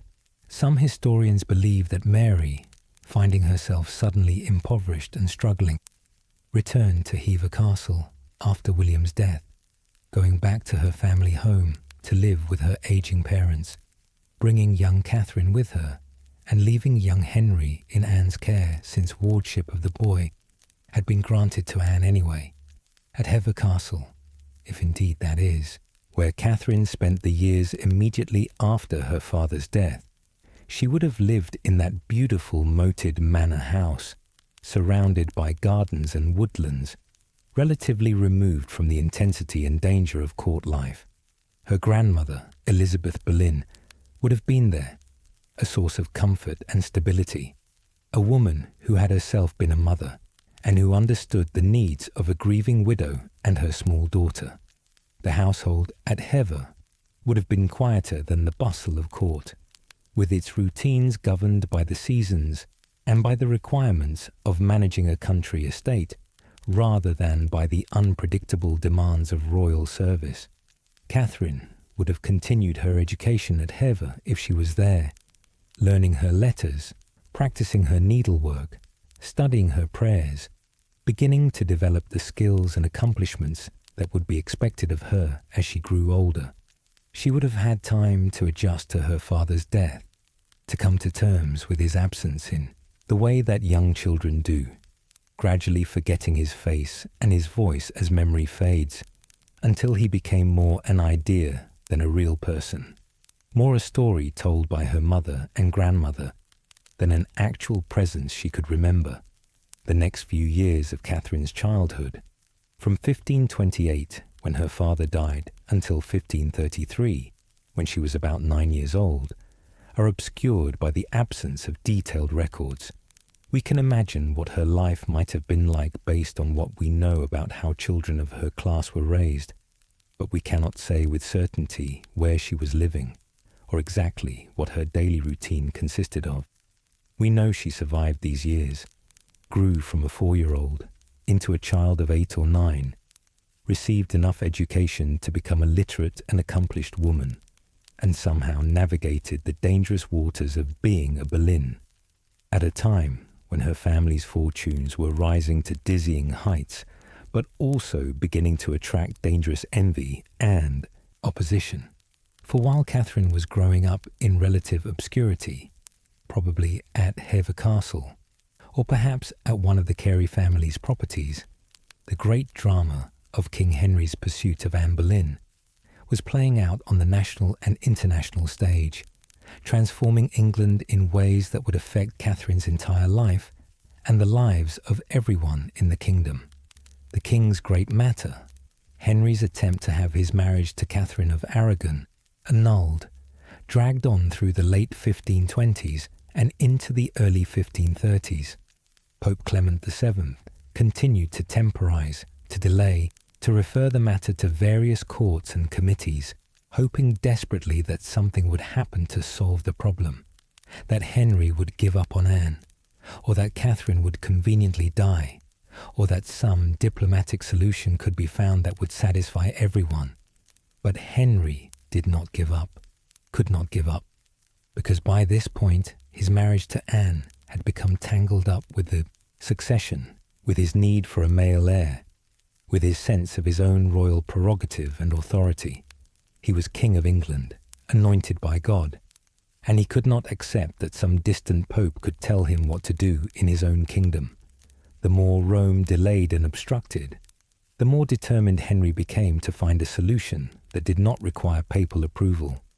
Thomas Cranmer, a Cambridge scholar and theologian, who would later become Archbishop of Canterbury, suggested that the matter could be referred to the universities of Europe for their scholarly opinions. This was done, and various universities gave various opinions, some supporting Henry's position and some supporting Catherine's, but the exercise served mainly to build a body of academic opinion that Henry could cite in support of his case. Thomas Cromwell, who had risen to become the king's chief minister after the fall of Cardinal Wolsey in 1529, began to develop a more radical solution. Cromwell, who was a brilliant administrator and political operator, saw that the way to solve Henry's problem was to break England's dependence on Rome entirely, to declare that the Pope had no authority over English religious matters, to make Henry himself the supreme head of the Church in England, answerable to no earthly power in spiritual matters. This was revolutionary thinking, striking at the very foundations of medieval Christendom, which had been united under papal authority for 1,000 years. But Cromwell believed it could be done, and he set about the careful political work of preparing Parliament and the English Church to accept this massive change. Throughout the early 1530s, through a series of carefully orchestrated Acts of Parliament, England moved step by step towards separation from Rome. The clergy were forced to acknowledge the king as supreme head of the Church in England. Appeals to Rome in religious cases were forbidden. The payment of certain taxes to the Pope was stopped. Slowly, carefully, the bonds connecting England to Rome were cut one by one. And finally, in late 1532 or very early 1533, with the break from Rome nearly complete, with Parliament having passed the Act in Restraint of Appeals that declared England was an empire unto itself, with the king as supreme authority in all matters spiritual and temporal, Henry felt secure enough to take the final step. He married Anne Boleyn in a secret ceremony in January of 1533.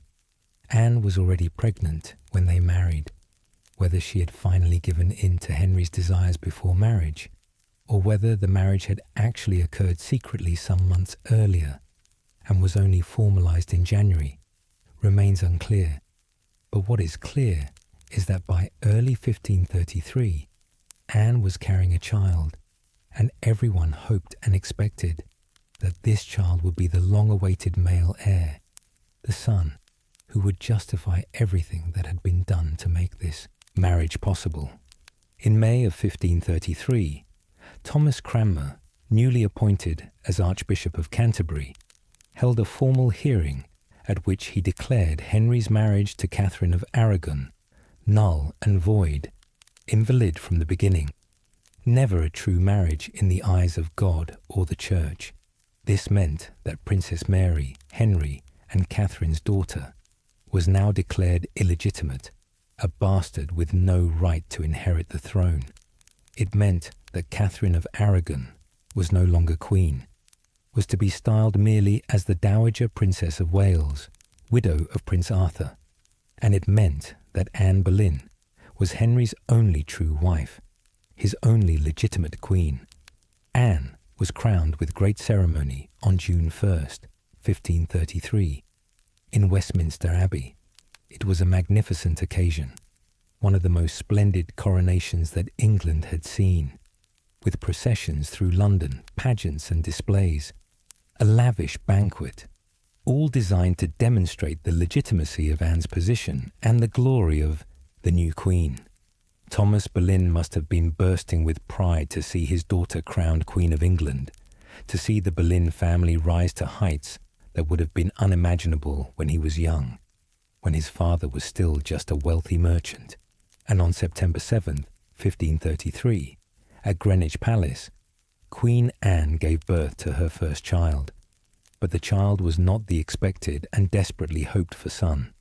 It was a daughter, another girl, named Elizabeth, after both her grandmothers, Elizabeth of York, King Henry's mother, and Elizabeth Howard, Anne's mother. The disappointment was crushing for Henry, who had been promised by astrologers and soothsayers that this child would be a boy.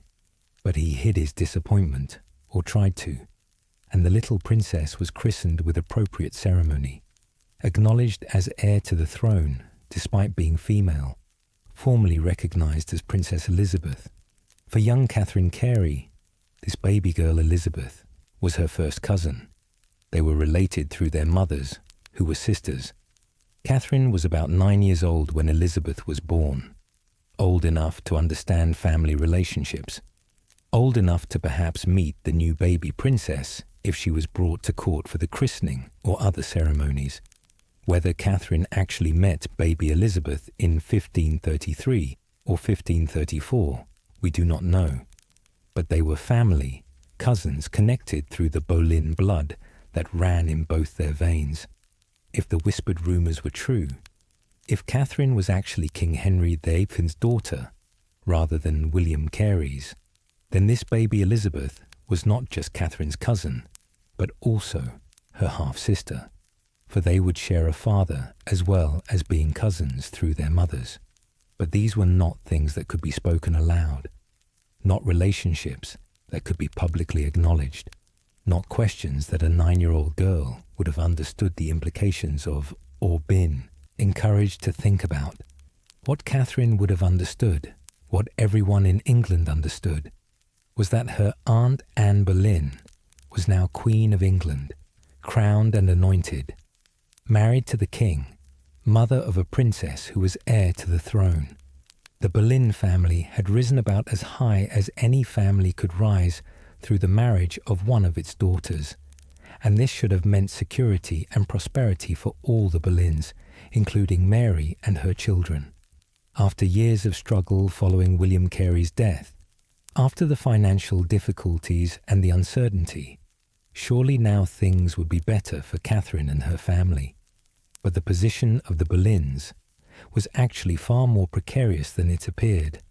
Anne had many enemies, people who supported Queen Catherine, who thought Anne was a homewrecker and a schemer, who had broken up a legitimate marriage, people who resented the Boleyns' rapid rise and their arrogance in dealing with older noble families, people who disagreed with the religious changes that Anne supported, who wanted England to remain Catholic and united with Rome, people who thought Anne practiced witchcraft and had bewitched the king, and most dangerously of all, there were people around the king who would benefit from Anne's fall, who wanted to see her replaced so that they could advance their own interests. Anne's position depended entirely on her ability to keep the king satisfied and to produce the male heir he needed. As long as Henry was infatuated with her, as long as he believed she would give him sons, she was secure. But if his love cooled, if she failed to produce a male heir, if he found someone else who interested him more, then everything could change with terrifying speed. And unfortunately for Anne, she had already disappointed Henry by producing a daughter rather than a son. She became pregnant again, and this pregnancy ended in miscarriage. She became pregnant a third time, and this too ended in miscarriage, with Anne losing what was probably a male child in January of 1536, just days after Catherine of Aragon died at Kimbolton Castle, perhaps from cancer, perhaps from despair. The loss of this pregnancy, and particularly the loss of what appeared to have been a male child, was catastrophic for Anne. King Henry's love for her, never perhaps as deep or as stable as his obsession had been before they married, began to cool rapidly after this. He started to pay attention to other women at court, particularly to a young woman named Jane Seymour, who was serving as one of Anne's ladies-in-waiting. Jane was everything Anne was not: quiet, modest, submissive, with fair hair and pale skin that matched the Tudor ideal of beauty. She was also, crucially, from a family that opposed the Boleyns and that would benefit from Anne's downfall. And Thomas Cromwell, who had been Anne's ally, in bringing about the break from Rome because she supported religious reform, began to turn against her. Cromwell and Anne had quarrelled over the money from the dissolved monasteries. Cromwell wanted to use it to fill the royal treasury and enrich the king's supporters, while Anne wanted to use it for charitable purposes, for education and poor relief. This quarrel, combined with Anne's failure to produce a male heir and the king's obvious cooling toward her, made Cromwell decide that Anne had become a liability who should be removed. In the spring of 1536, through a combination of political intrigue, manufactured evidence, the exploitation of genuine friendships that were misrepresented as something more sinister, and the king's desire to be free to marry again, a case was built against Queen Anne Boleyn. She was arrested on May 2nd, 1536, and taken to the Tower of London, the same royal fortress where she had stayed in state before her coronation just 3 years earlier. But now she entered as a prisoner rather than as a queen about to be crowned. The charges against Anne were terrible, shocking even by the standards of a time when political accusations were often exaggerated and lurid. She was accused of adultery with 5 different men, of having sexual relationships with these men at various times and places while married to the king, of betraying her marriage vows and betraying the king himself. She was accused of plotting the king's death, of saying that she would marry one of her supposed lovers after the king died, which amounted to treason because it suggested she was wishing for or plotting the king's death. And most terrible of all, she was accused of an inappropriate relationship with her own brother, George Boleyn, Viscount Rochford, an accusation of incest so shocking that even many people at the time found it hard to believe. The charges were almost certainly false, manufactured by Cromwell and his allies to give the king the excuse he needed to be rid of Anne. Modern historians, after carefully studying all the evidence, have concluded that Anne was innocent, that she had not committed adultery, that the case against her was a judicial murder designed to serve political purposes. But at the time, with the king wanting to believe the worst about the wife who had disappointed him, with Cromwell orchestrating the proceedings, with carefully selected juries that would give the verdicts the government wanted, Anne's fate was sealed from the moment of her arrest. Along with Anne, 5 men were arrested and accused of being her lovers. These men were Henry Norris, William Brereton, Sir Francis Weston, Mark Smeaton, a court musician, and George Boleyn, Anne's own brother. 4 of these men maintained their innocence throughout, but Mark Smeaton, possibly tortured or threatened or promised his life would be spared if he confessed, admitted to adultery with the Queen, providing the prosecution with the crucial confession they needed to make their case seem more solid. The trials were brief, the verdicts predetermined by the political needs of the moment. The 5 men were tried on May 15th, 1536, and all were found guilty and condemned to death. George Boleyn's trial was held separately as befitted his rank as a peer of the realm, and he too was condemned despite his eloquent defense, despite the flimsiness of the evidence against him, despite the implausibility of the charges. Anne herself was tried on the same day, May 15th, in the Great Hall of the Tower of London. She faced a jury of 27 peers, including her own uncle, the Duke of Norfolk, who presided over the trial. Anne defended herself with courage and dignity, denying all the charges, maintaining her innocence, but it was futile. The verdict was decided before the trial began. Guilty on all charges. The sentence was death, and Anne was given the traditional sentence for treason by a woman. She was to be burned at the stake or beheaded at the king's pleasure.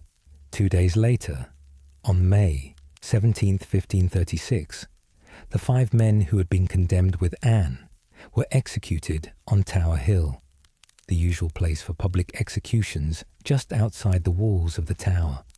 George Boleyn went to his death with courage, making a speech from the scaffold in which he warned the crowd against the dangers of excessive trust in the king's favour, encouraged them to remain true to the gospel, and admitted to various sins while maintaining his innocence of the crimes for which he was being executed. He was beheaded with an axe, the traditional method for executing nobles, and his body was buried in the chapel of St. Peter ad Vincula inside the tower walls. And then, on the morning of May 19th, 1536, Anne Boleyn herself was led out to her death. The king had shown her one mercy. Instead of burning or the messier execution by axe, she would be beheaded by sword, and an expert swordsman had been brought over from Calais specifically for this purpose. A scaffold had been specially erected on Tower Green, that patch of grass within the tower walls where executions of high-ranking prisoners were sometimes carried out when the king wanted them to be less public than those on Tower Hill. Anne walked to the scaffold with dignity and composure, accompanied by the lieutenant of the tower and by several ladies who had been appointed to attend her in her final moments. She wore a grey damask gown and a crimson petticoat, with her hair bound up under a white coif. As she mounted the scaffold, she found perhaps 1,000 people had gathered to watch, nobles, courtiers, city officials, and common people who had somehow gained entry to the tower or could see from vantage points outside the walls. Anne made a short speech, carefully worded to avoid saying anything that might endanger her daughter Elizabeth. She praised the king, said she had been judged by the law to die and would not question that judgment, asked the crowd to pray for the king, who was a good and gentle prince, and requested prayers for her soul. She never protested her innocence directly, never challenged the verdict, because to do so might have brought further royal displeasure down on those she left behind, particularly her 3-year-old daughter. Then she knelt upright, without a block to lay her head on, and with just one swift stroke, the swordsman from Calais beheaded her. She died instantly, and her body and head were placed in an arrow chest. No proper coffin had been provided, and buried in the chapel of St. Peter ad Vincula, in an unmarked grave near where her brother had been buried 2 days earlier. Now we come to one of the most controversial and emotionally powerful stories connected to Catherine Carey's life. A story that has been told and retold for centuries, a tale that has appeared in novels and films and popular histories, yet a story that most serious modern historians believe is not actually true, though it persists because it has such dramatic resonance and because it would, if true, help explain some of the deep bonds that connected Catherine to certain people later in her life. The story goes that 12-year-old Catherine Carey was present at her Aunt Anne Boleyn's execution on that terrible May morning in 1536. According to various versions of this tale, Catherine had been sent to the Tower of London the night before the execution, on May 18th, to keep Anne company in her final hours, to provide comfort and companionship to a condemned woman facing death, to serve as a reminder of family and love in that cold stone fortress where Anne was imprisoned. Some versions of the story say that Catherine stayed with Anne throughout that last night, talking with her, praying with her, perhaps helping her prepare her final words. And then, the story continues, Catherine was present on the scaffold itself when the sword fell, witnessing her aunt's execution, seeing that terrible moment when the blade swept through Anne's neck and the Queen's head was severed from her body. This is a story with enormous emotional power. The image of a 12-year-old girl forced to witness the execution of her aunt, the trauma of seeing such violence and death at such a young age, the bond that this shared tragedy would create between Catherine and Anne's daughter Elizabeth, who was only 2 years old at the time and safely away from the tower. All of this makes for compelling drama, and it would certainly help explain why Catherine and Elizabeth became so close later in life. why Elizabeth trusted Catherine more than almost anyone else, why their relationship seemed to go beyond the normal bond between a queen and her lady-in-waiting. But is the story true? Most modern historians, who have carefully examined the evidence, believe that it is not. There are several reasons for this skepticism. First, and most importantly, there is no contemporary evidence, no letter, no official record, no chronicle account from the time that mentions Catherine being at the Tower or being present at the execution. The story only appears much later, in Victorian times, when there was a great appetite for romantic and tragic tales about Tudor history, when authors were eager to embellish the historical record with dramatic details that would appeal to their readers' emotions. Second, it seems highly unlikely that the authorities would have allowed a 12-year-old girl to witness an execution, even the execution of a relative. While executions were public events in Tudor England, and while children did sometimes witness them as part of the crowd, the execution of a queen was a more controlled affair, with access limited to specific people. Would the Lieutenant of the Tower really have allowed a child onto the scaffold itself to watch her aunt die? Most historians think not. Third, Anne Boleyn was allowed to have certain ladies attend her in her final days, but these were women, specifically appointed by the authorities, women who could be trusted to report on what Anne said and did, women who would not necessarily be sympathetic to her. It seems unlikely that they would have included Anne's 12-year-old niece, a child who might become emotional, who might create a scene, who might make the execution more difficult to carry out smoothly. And yet, despite the lack of evidence and the logical reasons to doubt it, the story persists. Perhaps it persists because people want it to be true, because it adds another layer of tragedy to an already tragic story, because it creates a connection between Catherine and Elizabeth that helps explain their later relationship. Or perhaps there is some kernel of truth buried in the legend. Perhaps Catherine was in London at the time. Perhaps she heard about the execution soon after it happened. Perhaps the trauma of losing her aunt in such a terrible way affected her deeply, even if she did not actually witness the execution itself. What we can say with certainty is that Catherine, whether she witnessed Anne's death or merely heard about it, lived through this devastating period when her family name became associated with treason, adultery, and shame.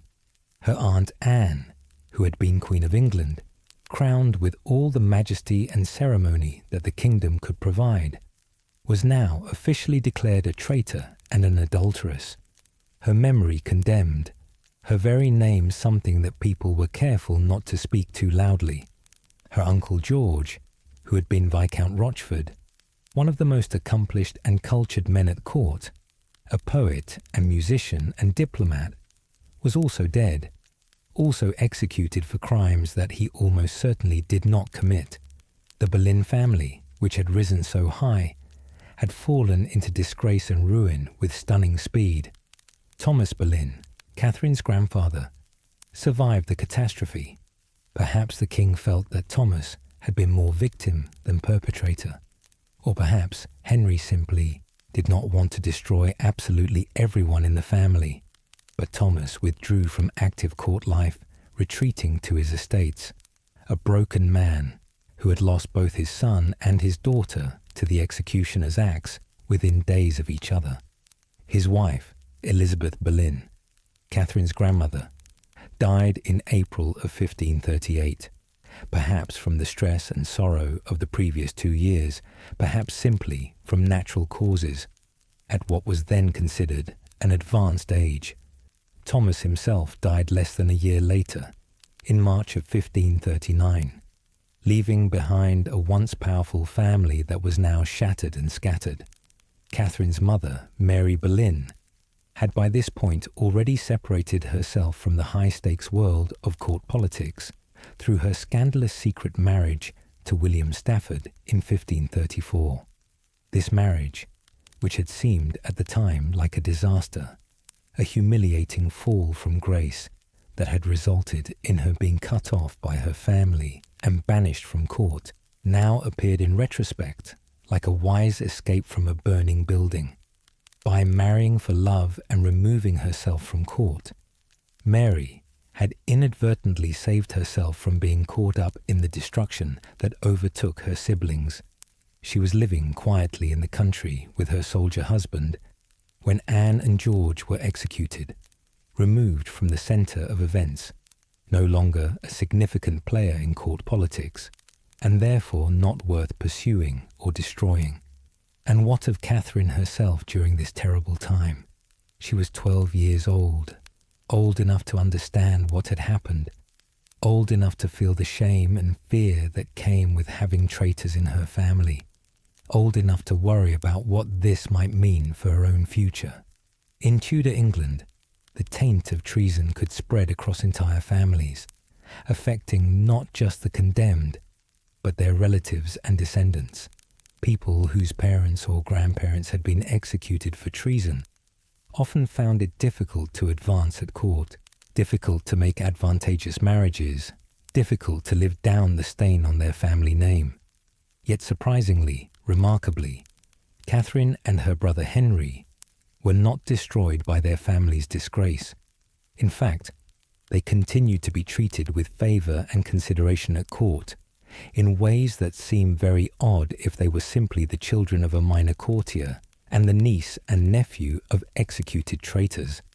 This continued royal favour is one of the strongest pieces of circumstantial evidence that they might indeed have been King Henry VIII's children, because if they were royal bastards, then the king would have felt some responsibility to ensure they were cared for, despite their connection to the disgraced Boleyn family.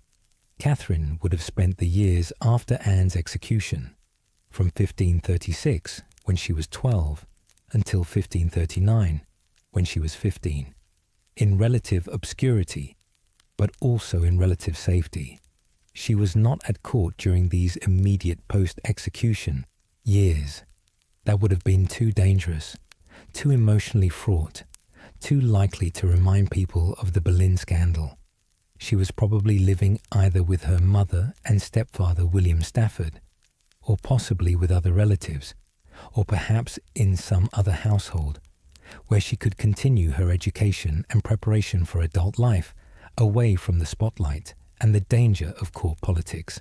These years from 12 to 15 are crucial years in a young woman's development, the years when childhood gives way to adolescence, when a girl begins to understand what her future might hold, when she starts to develop the skills and knowledge she will need as an adult.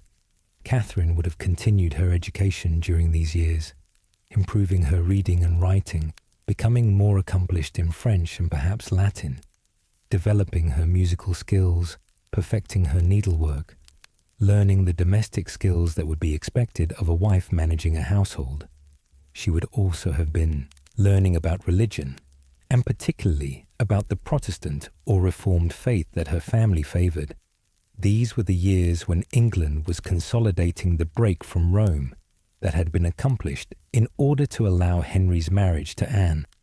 Under the guidance of Thomas Cromwell and Thomas Cranmer, the English Church was being reformed, moved away from Catholic practices and towards something more Protestant.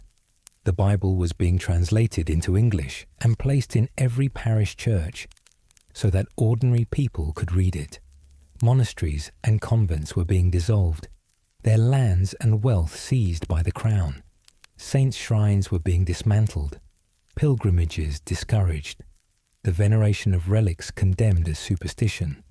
Catherine, growing up during these years of religious change, would have absorbed these reformed ideas, would have come to see the Catholic practices of her grandparents' generation as corrupt and wrong, would have developed a faith based on scripture and personal conviction rather than on elaborate ceremonies and priestly mediation. This Protestant faith would become central to her identity and would shape many of the most important decisions of her life, including her eventual decision to go into exile rather than conform to Catholicism under Queen Mary. The king, meanwhile, had married Jane Seymour just 11 days after Anne Boleyn's execution, not even waiting for a decent interval of mourning before taking his third wife. Jane, that quiet, modest, obedient woman, who was everything Anne was not, proved to be exactly what Henry needed at that moment. She did not argue with him, did not challenge him, did not have strong opinions about religion or politics that might conflict with his own. She was submissive, agreeable, focused on being a good wife to the king, and crucially, wonderfully, miraculously from Henry's perspective, Jane became pregnant relatively quickly, and the pregnancy progressed well. As 1537 advanced and Jane's pregnancy became more and more obvious, hope grew throughout the kingdom that finally, after all the years of waiting, after 2 wives who had produced only daughters, England would have a male heir. Special prayers were said in churches, celebrations were planned, preparations were made for the birth of the prince everyone expected and desperately hoped for. On October 12th, 1537, at Hampton Court Palace, Queen Jane went into labour. The labour was long and difficult, lasting 2 days and 3 nights, an ordeal that left Jane exhausted and in agony. But finally, on October 12th, some sources say the 11th or 12th, the records are slightly unclear, she gave birth to a healthy baby boy. The news spread through the palace, through London, through the entire kingdom. England had a prince, a male heir, the son that Henry had wanted for nearly 30 years. The baby was christened Edward, named for Edward the Confessor, the saintly Anglo-Saxon king whose shrine at Westminster Abbey was one of the most important religious sites in England. He was proclaimed Prince of Wales, heir to the throne, the future King Edward VI. Bells rang throughout London. Bonfires were lit in celebration. Thanksgiving services were held in churches. And King Henry, who had never been entirely happy since his break with Rome and the destruction of Anne Boleyn, despite the political necessity of both actions, finally had something to genuinely celebrate. But the celebration was short-lived. Jane Seymour, exhausted by the difficult labour, developed an infection in the days following the birth.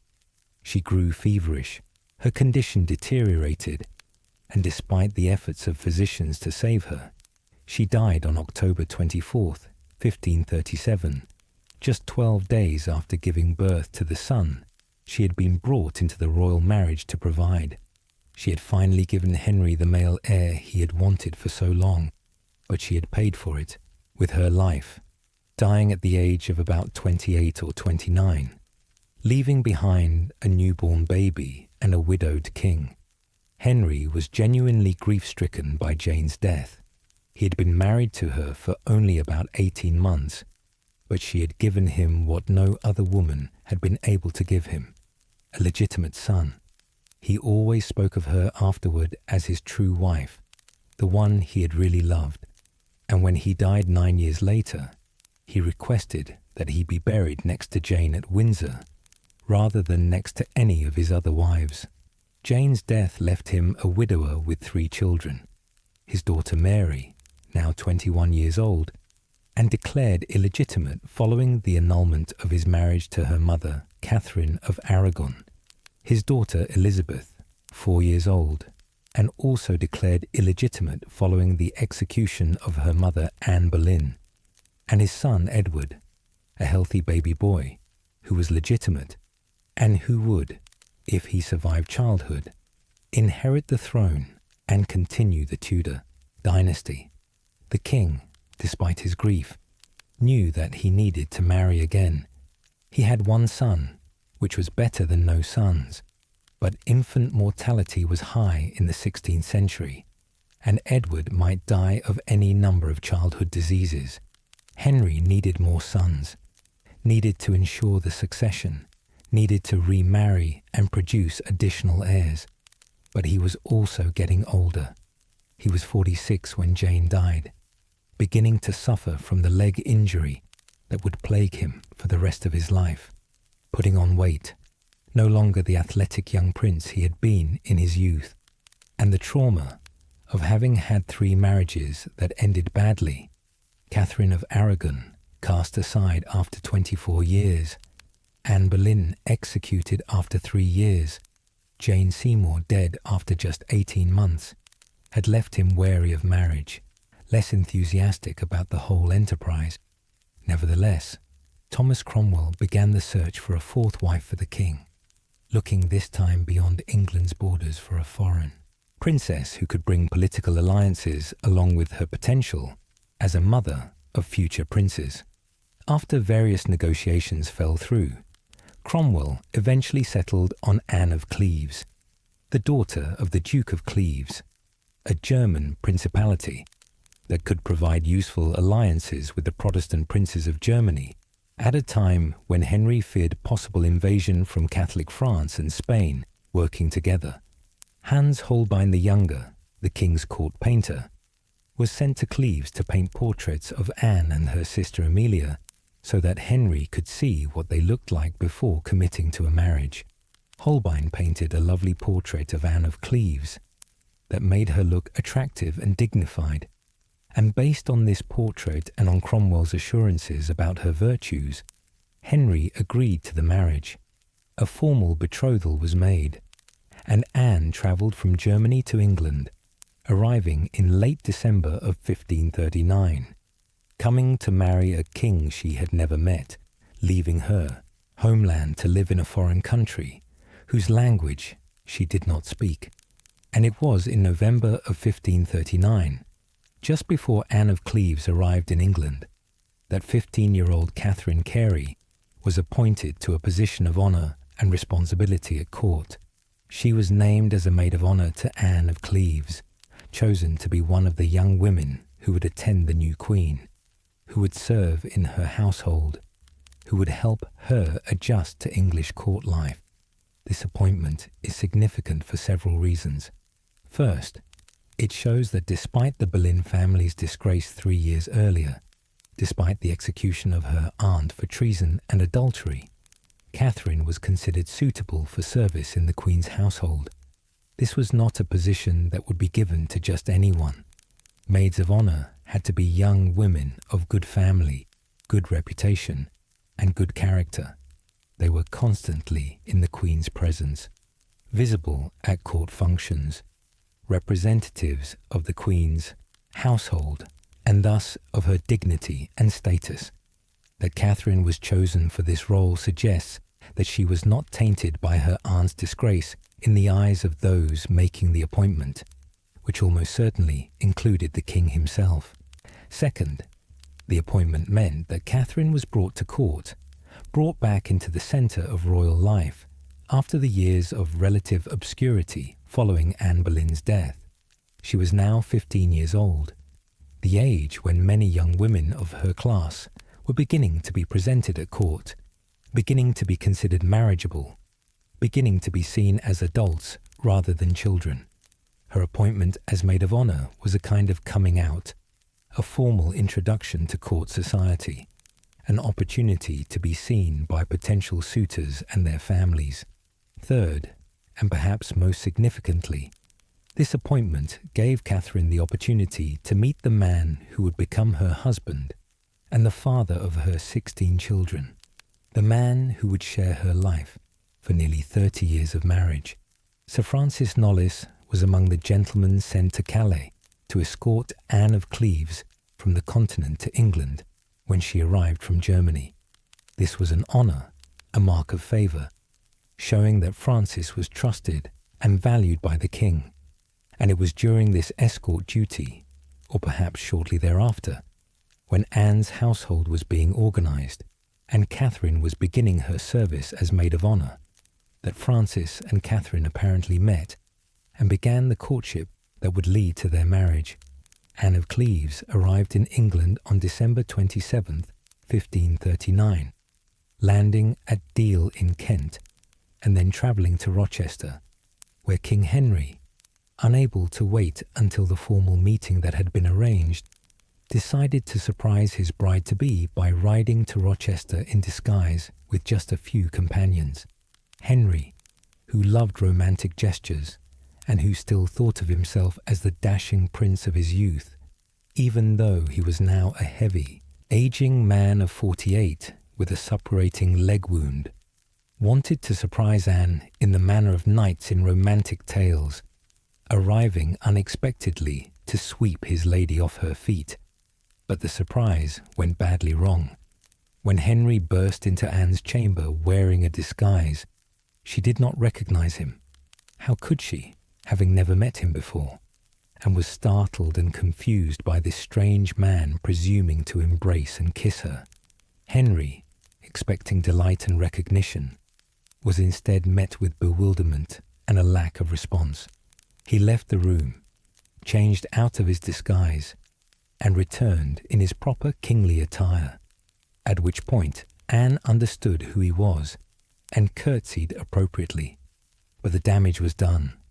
Henry's romantic surprise had failed, and worse, he had gotten his first good look at Anne in person, rather than in Holbein's flattering portrait. Henry was deeply disappointed by Anne's appearance. The portrait had made her look more attractive than she actually was. Holbein, like court painters throughout history, had flattered his subject, smoothing out imperfections, idealizing features, creating an image that was recognizable but considerably more beautiful than reality. Anne, in person, did not match this idealized image. She was plain rather than pretty, with features that Henry found unattractive. She also, unfortunately for her, had no knowledge of English customs or entertainments. She could not sing or play musical instruments, having been raised in a more austere German court, where such accomplishments were not emphasized. She spoke no English and very little French, making conversation difficult. Henry later complained bitterly to Cromwell that Anne was nothing so well as she was spoken of, that she was not as she had been represented, that he found her physically repellent, that he could detect unpleasant body odor. Whether these complaints were fair or exaggerated by a king who had built up expectations based on a flattering portrait and who was disappointed by reality, we cannot know. What is clear is that Henry did not want to marry Anne, but by this point, the political arrangements had been made. The marriage treaty had been signed. Anne was in England, and it was too late to back out without causing a major diplomatic incident with the German Protestant princes whose alliance England needed. And so, with great reluctance, King Henry VIII married Anne of Cleves on January 6, 1540, at Greenwich Palace. It was a quiet ceremony, nothing like the grand celebration that had accompanied his marriage to Anne Boleyn. Henry went through with it because he had to, because his honour and England's diplomatic relationships required it, but his heart was not in it, and he made no secret of his unhappiness to his intimates. After the wedding, Henry and Anne were expected to consummate the marriage, to have sexual relations that would make the marriage legally binding, and that would hopefully result in the birth of children. But Henry later testified that he had been unable to consummate the marriage, that he found Anne so physically unattractive that he could not bring himself to have relations with her. Whether this was entirely true, or whether it was a convenient excuse, we cannot know. Henry was by this time overweight, unhealthy, suffering from that festering leg wound that caused him constant pain and probably made physical activity difficult. The failure to consummate might have been as much about Henry's declining health and potency as about Anne's appearance. Catherine Carey, as one of Anne's maids of honour, would have been part of the Queen's household during these early months of 1540. She would have attended Anne at court functions, helped her dress, accompanied her to meals and entertainments, been present in the Queen's chambers. She would have witnessed the awkwardness between Henry and Anne, would have seen the King's obvious dissatisfaction, would have heard the rumours and speculation about whether the marriage was being consummated, would have understood that this marriage was probably not going to last very long. But for Catherine, this period of service to Anne of Cleves was also the time when her own romantic future was being determined. Francis Knollys, having met Catherine either during the escort of Anne from Calais or shortly thereafter, had apparently fallen in love with her, or at least decided that she would make a suitable wife. Francis was about 26 years old at this time, 10 years older than Catherine's 15 years, and he was a man of good family, good prospects, and Protestant religious convictions that matched those of the Carey family. Francis Knollys came from a family with a tradition of court service.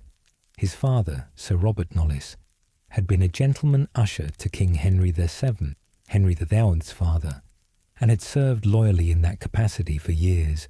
Francis had followed his father into royal service, becoming a gentleman pensioner in King Henry VIII's household. The gentleman pensioners were an elite ceremonial guard, a bodyguard for the king consisting of men of good family who were well-born, well-trained in arms, and loyal to the crown.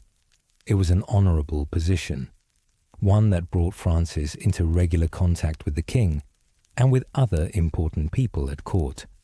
The courtship between Francis and Catherine probably took place over the early months of 1540, from January, when Anne of Cleves married Henry, until April, when Francis and Catherine themselves married. We do not know the details of how they courted, what conversations they had, whether it was love at first sight, or a more gradual attraction that grew into affection.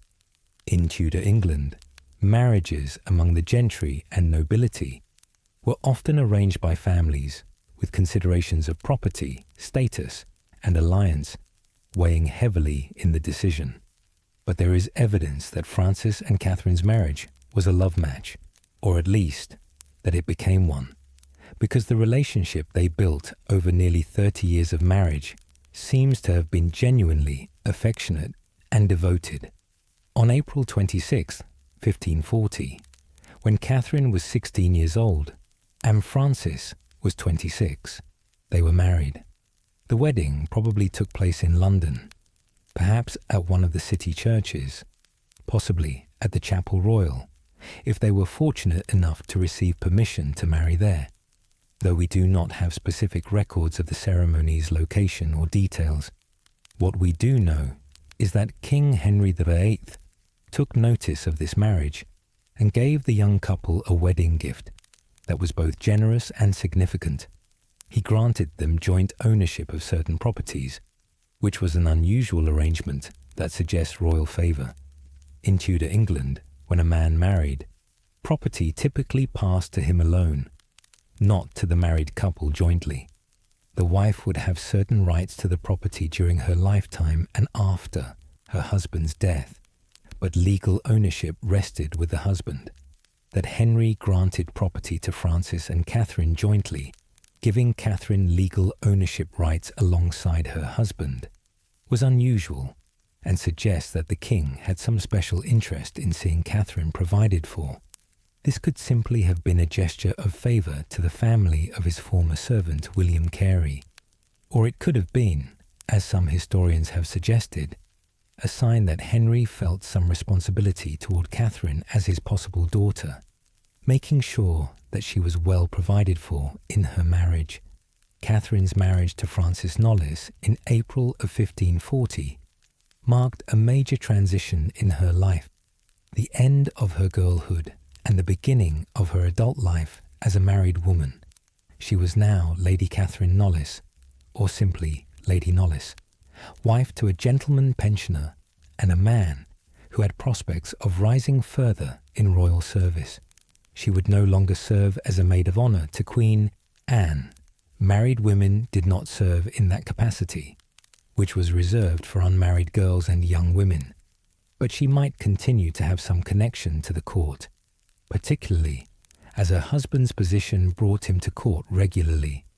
But Queen Anne's time as queen was coming to an end even as Catherine was settling into married life. King Henry had become increasingly interested in another young woman at court, Catherine Howard, who was the cousin of Anne Boleyn.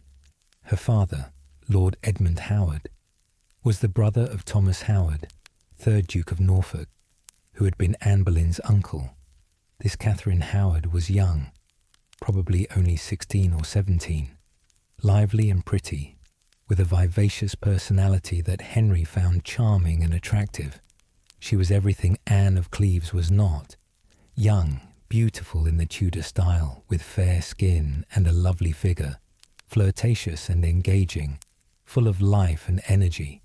Henry wanted to be free to marry Catherine Howard, and his chief, Minister Thomas Cromwell, recognizing which way the political wind was blowing and desperate to preserve his own position after the disaster of the Anne of Cleves marriage, began working to find a way to annul Henry's marriage to Anne. The solution was found in the fact that the marriage had never been consummated. If Henry and Anne had never had sexual relations, then the marriage was not legally complete, and it could be annulled on grounds of non-consummation. Anne of Cleves, showing remarkable wisdom and pragmatism, agreed to the annulment. She must have realized that her position was hopeless, that Henry would find a way to be rid of her one way or another, and that cooperation would serve her better than resistance. In July of 1540, just 6 months after the wedding, the marriage between Henry VIII and Anne of Cleves was formally annulled by an ecclesiastical court that found the marriage had never been consummated and was therefore invalid. Anne was treated generously in the settlement. She was given a substantial financial settlement, several properties including Hever Castle, ironically the childhood home of the Boleyn sisters, and precedence at court as the king's beloved sister, ranking after any queen and after the king's daughters, but before all other ladies. She accepted this arrangement gracefully, never protested or caused difficulties, and lived comfortably in England for the rest of her life, outliving Henry and all his other wives. She died in 1557 at the age of about 41, having lived quietly and peacefully for 17 years after her brief 6-month marriage to the king. Thomas Cromwell, who had arranged the Anne of Cleves marriage, and who now bore the blame for its failure, was not so fortunate. He was arrested on charges of treason and heresy in June of 1540, attainted by Act of Parliament without trial, a procedure he himself had used against others, and executed on Tower Hill on July 28, 1540. His fall was as sudden and complete as Anne Boleyn's had been 4 years earlier, showing once again that no one, no matter how powerful or how useful they had been to the king, was safe if they fell out of favour. Just 9 days after the annulment of his marriage to Anne of Cleves was finalised, King Henry married Catherine Howard at Oatlands Palace in Surrey on July 28, 1540. He was 49 years old. She was probably about 17, and Henry was utterly infatuated with her, calling her his rose without a thorn, showering her with gifts and attention, seeming to recapture some of the vigour and enthusiasm of his youth through his relationship with this young and lively girl. Catherine Carey, now Catherine Knollys, was soon appointed to serve in Queen Catherine Howard's household. This was a natural progression. Catherine had experience serving Queen Anne of Cleves. She came from a family with court connections despite the Boleyn disgrace, and she was now a married woman of appropriate age and status to serve as one of the Queen's ladies rather than as an unmarried maid of honour. The fact that the new Queen Catherine Howard was related to Anne Boleyn, they were first cousins once removed, might have made Catherine Carey's presence in the household seem particularly appropriate, creating a connection between the new Queen and the Boleyn family that could be acknowledged without too directly reminding people of Anne Boleyn's disgrace. So Catherine found herself once again serving in a Queen's household, attending Queen Catherine Howard at court functions, helping with the daily routines of royal life, witnessing the king's obvious delight in his young wife. But Catherine was also establishing her own household, setting up her married life with Francis Knollys, preparing for the children that would soon begin arriving. And indeed, Catherine became pregnant quite soon after her marriage, as was common and expected in Tudor England, where marriages were primarily for the purpose of producing children. Around 1541, when Catherine was about 17 years old, she gave birth to her first child, a daughter named Mary. This baby was named after either the Virgin Mary or after Catherine's own mother, Mary Boleyn, or possibly after Princess Mary, King Henry's elder daughter. It was a common enough name that the exact reason for choosing it is unclear. The birth of a daughter as a first child was not considered ideal. Everyone always hoped for sons, particularly firstborn sons who could inherit property and titles. But a healthy daughter was certainly better than no child at all, and it proved that Catherine was capable of bearing children, which was an important consideration in an age when a woman's primary role was seen as producing heirs. Catherine would have been attended during the birth by midwives and by other women, following the customs of the time when childbirth was an all-female affair from which men were excluded. Francis would have been somewhere nearby, perhaps in another room of the house, waiting anxiously for news of whether his wife had survived and what kind of child she had produced. Catherine recovered from the birth of Mary, and life continued. She was young, healthy and fertile, and more pregnancies would soon follow.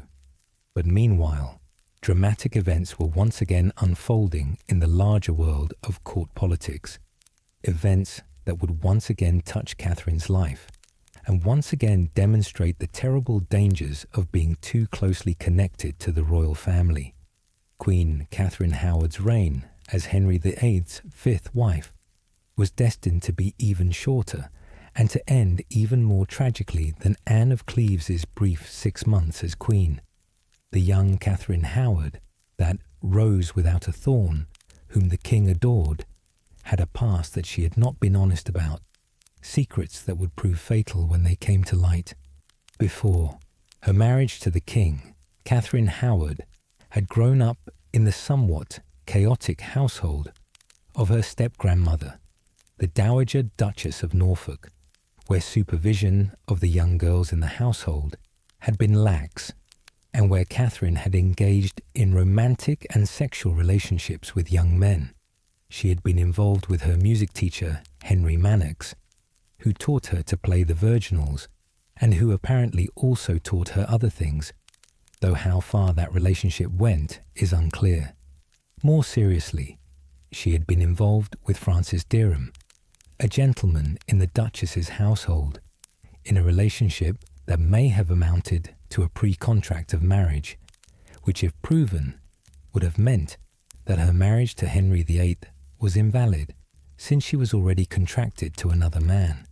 These past relationships would have been scandalous enough if discovered, but what made Catherine's situation truly dangerous was what happened after she became queen. She apparently renewed contact with Francis Derham, appointing him to a position in her household, which by itself was poor judgment. Far worse, she appears to have begun a flirtation, or possibly an actual affair with Thomas Culpeper, one of the king's gentlemen of the Privy Chamber, meeting with him secretly in her private chambers late at night with only her lady-in-waiting, Jane Boleyn, George Boleyn's widow, present as a chaperone, who apparently did nothing to discourage the meetings, and may even have facilitated them. In November of 1541, evidence of Catherine Howard's past and possibly current indiscretions came to the attention of Archbishop Thomas Cranmer, probably through someone who hoped to bring down the Howard family, or who had a personal grudge against the Queen. Cranmer, with great trepidation, brought the information to the king's attention. Henry, who had been so infatuated with Catherine, who had believed her to be pure and innocent, was devastated and enraged. An investigation was launched. Witnesses were questioned, and gradually the full story emerged, or at least a version of the story emerged, though how much was true and how much was exaggeration or fabrication remains debated by historians. Catherine was placed under house arrest while the investigation continued. Francis Derham and Thomas Culpeper were arrested, questioned, tortured, and eventually confessed, though confessions obtained under torture are notoriously unreliable. Culpeper admitted to intending to have an affair with the Queen, though he claimed it had not actually been consummated. Derham initially denied everything, but eventually admitted to the pre-contract relationship before Catherine's marriage to the king. On December 10th, 1541, Culpeper and Derham were executed at Tyburn, the usual place for executing commoners. Culpeper, as a gentleman and a favourite of the king, was granted the mercy of beheading. Derham, considered lower in status and more guilty, was hanged, drawn, and quartered, suffering the full terrible penalty for treason. Their heads were placed on spikes on London Bridge as a warning to others. Catherine Howard herself was attainted by Act of Parliament in February of 1542, declared guilty of treason for having concealed her past from the king and for having engaged in adulterous behaviour while married to him. She was not given a trial. The attainder bill simply declared her guilty and sentenced her to death. On February 13th, 1542, Catherine Howard was beheaded on Tower Green, in the same place where Anne Boleyn had died less than 6 years earlier. She was probably only about 18 or 19 years old, a foolish girl who had made terrible mistakes and paid for them with her life. Also executed alongside Catherine was Jane Boleyn, Viscountess Rochford, the widow of George Boleyn, who had died with Anne Boleyn in 1536. Jane was accused of having facilitated Catherine's meetings with Culpeper, of having acted as a go-between, of having known about the Queen's misconduct and not reporting it. Whether Jane was guilty of these charges or whether she was simply a convenient scapegoat is debated, but she was condemned and executed on the same day as the Queen, beheaded on Tower Green, her head falling in the same place where her husband's head had fallen 6 years before. Catherine Knollys, serving in Queen Catherine Howard's household, lived through this second catastrophe involving a queen she served. She was now about 17 or 18 years old, a young married woman with a baby daughter, and she had witnessed, or at least been close to the downfall of 2 queens, Anne Boleyn, when Catherine was 12, and now Catherine Howard.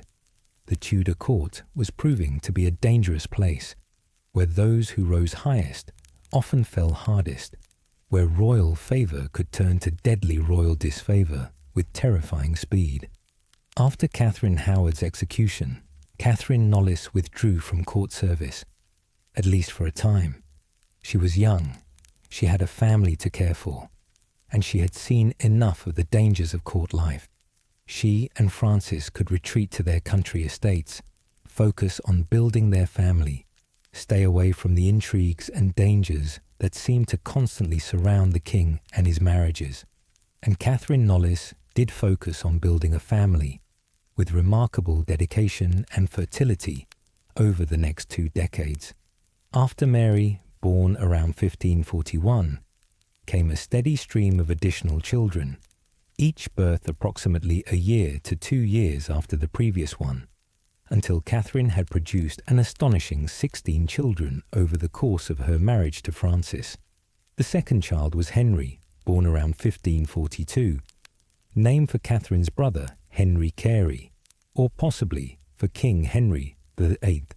Having a son was important, ensuring that the Knollys family would have a male heir to inherit property and continue the family name. Little Henry would have been welcomed with particular joy by his father Francis, who would now have not only a daughter, but also a son to carry on his lineage. Then came Lettice, born in 1543, the daughter who would grow up to be perhaps the most famous and certainly the most notorious of all Catherine's children, though that fame and notoriety would come later, after Catherine's death, and would involve scandal and secret marriage and lifelong banishment from Queen Elizabeth's presence. But in 1543, Lettice was just a baby, another daughter born into the growing Knollys household, another mouth to feed and another child to raise. In July of 1543, the same month that Lettice was born, or shortly afterward, Catherine's mother Mary Boleyn died. She was probably in her early to mid-40s, though her exact age is uncertain given the lack of records about her birth date. She died having chosen love over ambition, having lived quietly with her second husband William Stafford, away from the glitter and danger of court life, away from the tragedies that had destroyed her siblings. Where Mary was buried we do not know. The location of her grave has been lost to time, and there is no memorial to mark where she rests. Mary's death left Catherine as the last surviving member of her immediate family from her mother's generation. Her father, William Carey, had died in 1528, her grandfather, Thomas Boleyn, in 1539, her grandmother, Elizabeth Boleyn, in 1538, her aunt, Anne Boleyn, in 1536, her uncle, George Boleyn, in 1536, and now her mother, Mary, in 1543. At just 19 years old, Catherine had lost all of these relatives, seen her family decimated by disease and disgrace, survived catastrophes that might have destroyed someone less resilient. But Catherine had her own family now, her husband Francis, her daughters Mary and Lettice, her son Henry, and more children coming. She had survived, she had married well, she had established her own household and her own life separate from the dangerous world of court politics, and she had her faith, that Protestant religious conviction that gave meaning to her life and would sustain her through future challenges. After Lettice came William, born around 1544. This fourth child and second son was named William, possibly after Catherine's father, William Carey, carrying on the family name, honouring the memory of the man who had legally been Catherine's father, even if whispered rumours suggested a different paternity. William Knollys would grow up to become Earl of Banbury, the most titled of Catherine's children, though that honour would come much later in his life. Then came Edward in 1546, named possibly for the young Prince of Wales, who would soon become King Edward VI. Catherine was now in her early 20s, had been married for 6 years, and had already produced 5 children, a remarkable fertility that showed no signs of slowing down. Each pregnancy and birth risked Catherine's life, as childbirth in the 16th century was one of the most dangerous things a woman could do. But Catherine survived each ordeal and recovered sufficiently to become pregnant again within a year or 2. The household that Catherine and Francis were establishing during these years of the mid-1540s would have been busy and lively, full of the noise and activity of young children. There would have been nursemaids to care for the babies, servants to cook and clean and manage the household, tutors beginning to teach the older children their letters, all under Catherine's supervision as the lady of the house. In January of 1547, King Henry VIII died at Whitehall Palace at the age of 55, his great bulk and his failing health finally overwhelming him. He died having married 6 times, having executed 2 wives, having divorced 2 others, having survived 1 wife who had died in childbirth, and having outlasted 1 wife who had agreed to an annulment. He died leaving behind 3 children, who had all been declared illegitimate at various points, but who were restored to the succession by his will. Edward, his son by Jane Seymour, who was 9 years old. Mary, his daughter by Catherine of Aragon, who was 30 years old. And Elizabeth, his daughter by Anne Boleyn, who was 13 years old. The crown passed to young Edward, who became King Edward II, with the government of England placed in the hands of a council of regents dominated by Edward Seymour, Duke of Somerset, the young king's uncle, brother of the late Queen Jane Seymour. Somerset was appointed Lord Protector, effectively ruling England in the young king's name, and he had strong Protestant convictions and ambitious plans for reforming the English Church even further in a Protestant direction. For Catherine and Francis Knollys, the accession of Edward VI was excellent news. As committed Protestants, they found themselves in favour under the new regime. Francis was knighted in 1547 for his military service during the Rough Wooing, that military campaign in Scotland where the English tried to force the Scots to agree to a marriage between young King Edward and Mary, Queen of Scots. Francis became Sir Francis Knollys, and Catherine became Lady Catherine Knollys, or simply Lady Knollys, the title by which she would be known for the rest of her life. During King Edward's reign, which lasted from 1547 until 1553, rapid Protestant reforms swept through England. The changes that had begun under Henry VIII, the break with Rome, the dissolution of the monasteries, the placing of English Bibles in churches, accelerated dramatically under Edward. The Latin Mass was abolished entirely, replaced with services in English using the Book of Common Prayer that Archbishop Thomas Cranmer had composed, giving England a standardized liturgy in the language people actually spoke. Images were removed from churches. Stained glass was often broken or whitewashed over. Rood screens were torn down. Altars were replaced with simple communion tables. Priests were allowed to marry, ending centuries of clerical celibacy. Clerical vestments were simplified.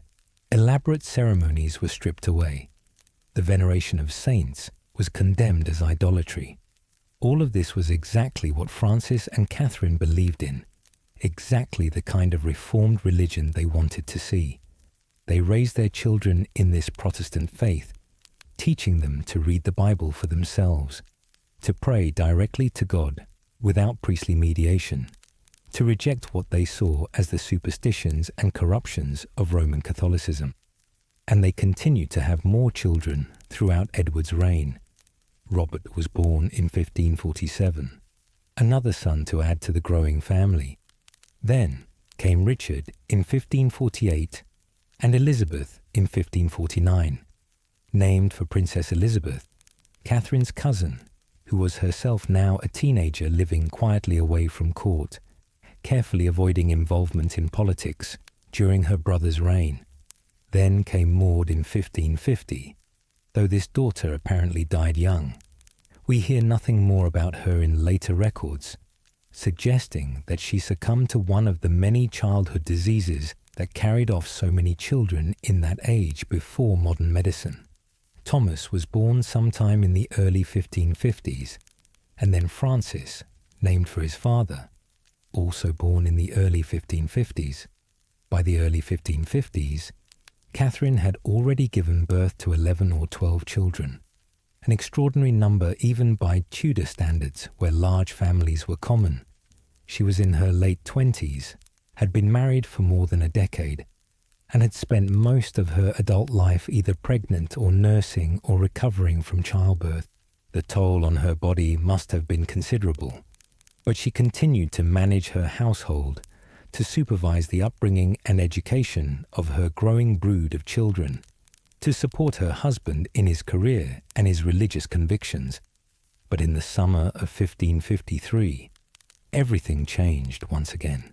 Young King Edward, who had always been somewhat sickly and delicate, despite the hopes that had been placed in him, fell seriously ill. He had contracted what was probably tuberculosis, though the exact nature of his illness has been debated by historians and medical experts studying the accounts of his symptoms. By July, it was clear that he was dying, that England was about to lose the Protestant king who had seemed to promise so much for the Reformed faith.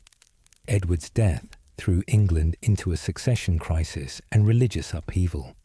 According to King Henry VIII's will and the Act of Succession that Parliament had passed, the crown should have gone to Mary, Henry's elder daughter, the child of his first marriage to Catherine of Aragon. But Edward and his Protestant advisers, particularly John Dudley, Duke of Northumberland, who had taken over from Somerset as the dominant figure in the government, were unwilling to see Mary inherit the throne because she was a devoted Catholic who would certainly reverse all the Protestant reforms of Edward's reign. In his last days, pressured by Northumberland and other Protestant leaders, Edward VI had been persuaded to alter the succession, to set aside his father's will, and leave the crown instead to Lady Jane Grey, a great-granddaughter of Henry VII, through his younger daughter Mary Tudor, and a young woman of impeccable Protestant credentials, who had been married to Northumberland's son.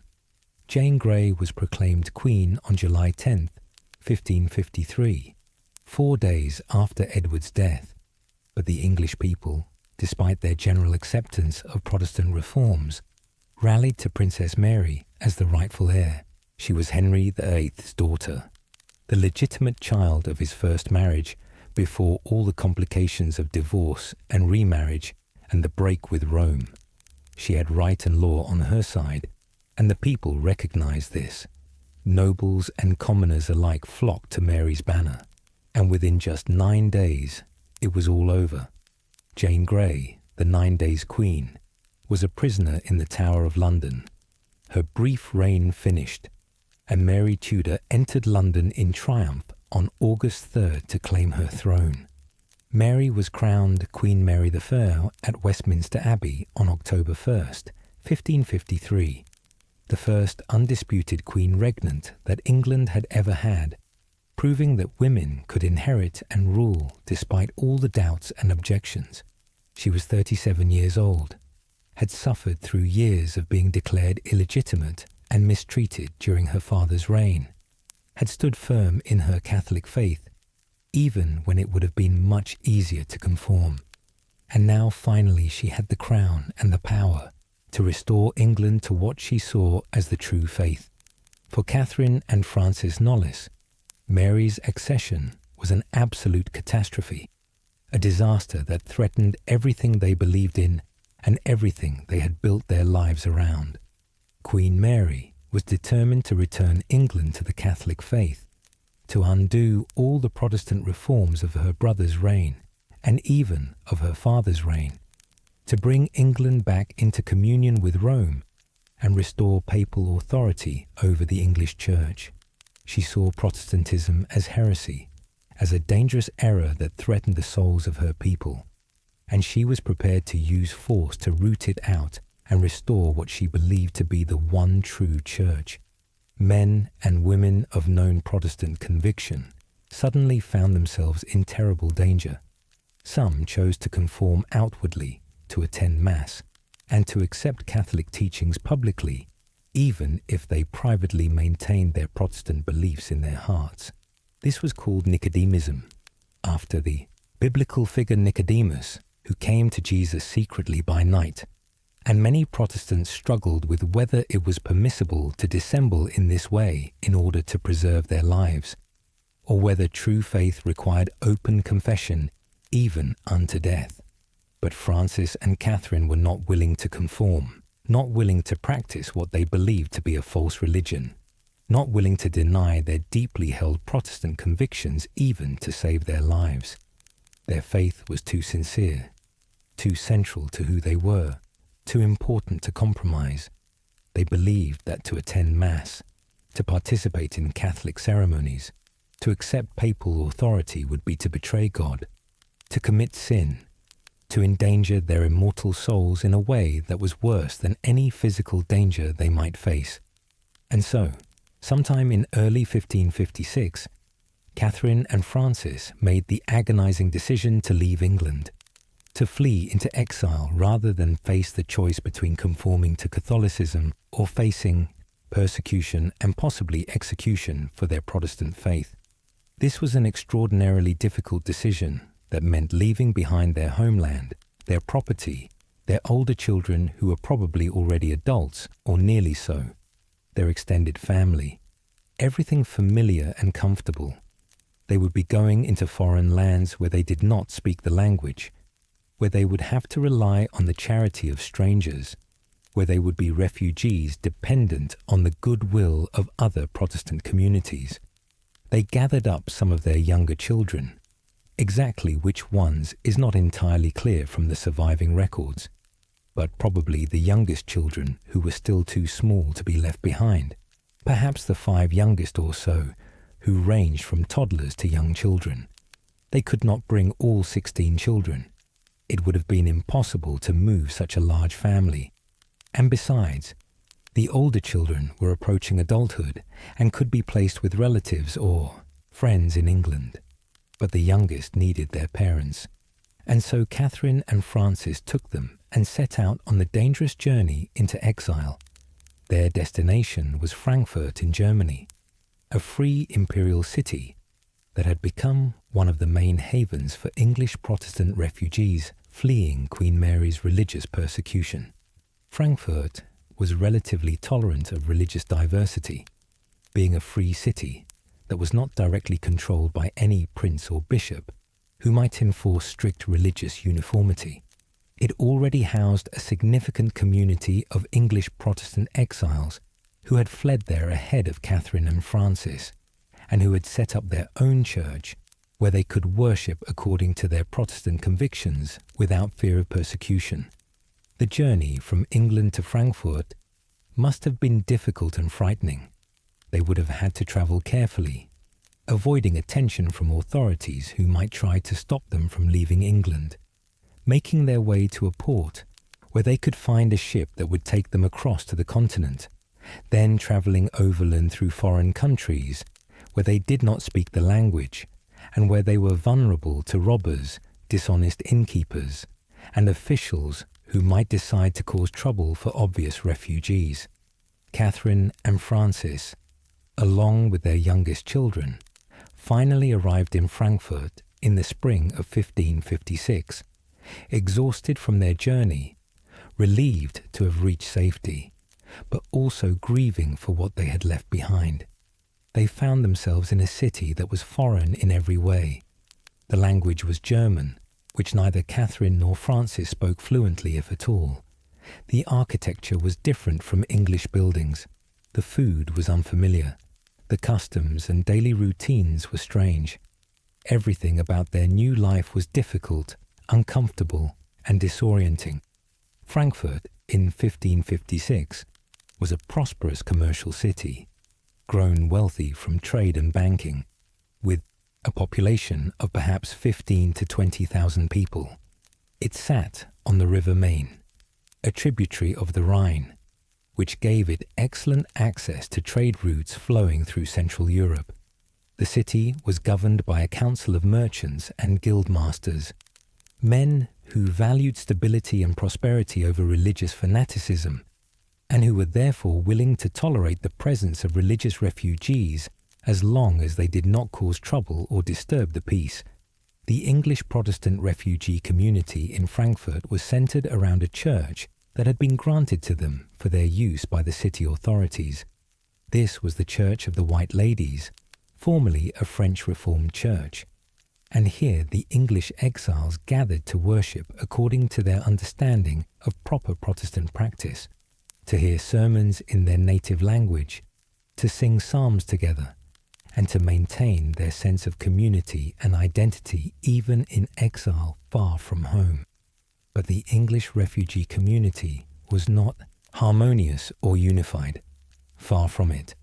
The exiles were deeply divided over questions of liturgy and worship, arguing passionately about how their services should be conducted, what forms of prayer were acceptable, whether they should use the Book of Common Prayer that Cranmer had written, or develop a simpler form of worship, whether ministers should wear any special vestments or dress like ordinary people, whether the congregation should kneel for prayers or stand, whether responses should be said in unison, or whether that was too similar to Catholic practice.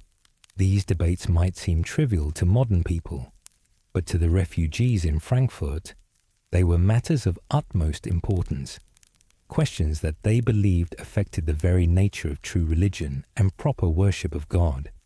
They had given up everything, their homes, their country, their comfort and security, for the sake of their religious convictions, and they were determined to practice their faith in what they believed was the purest and most biblical form possible, free from the corruptions and superstitions that they believed had crept into the medieval church. The community was divided into roughly two factions.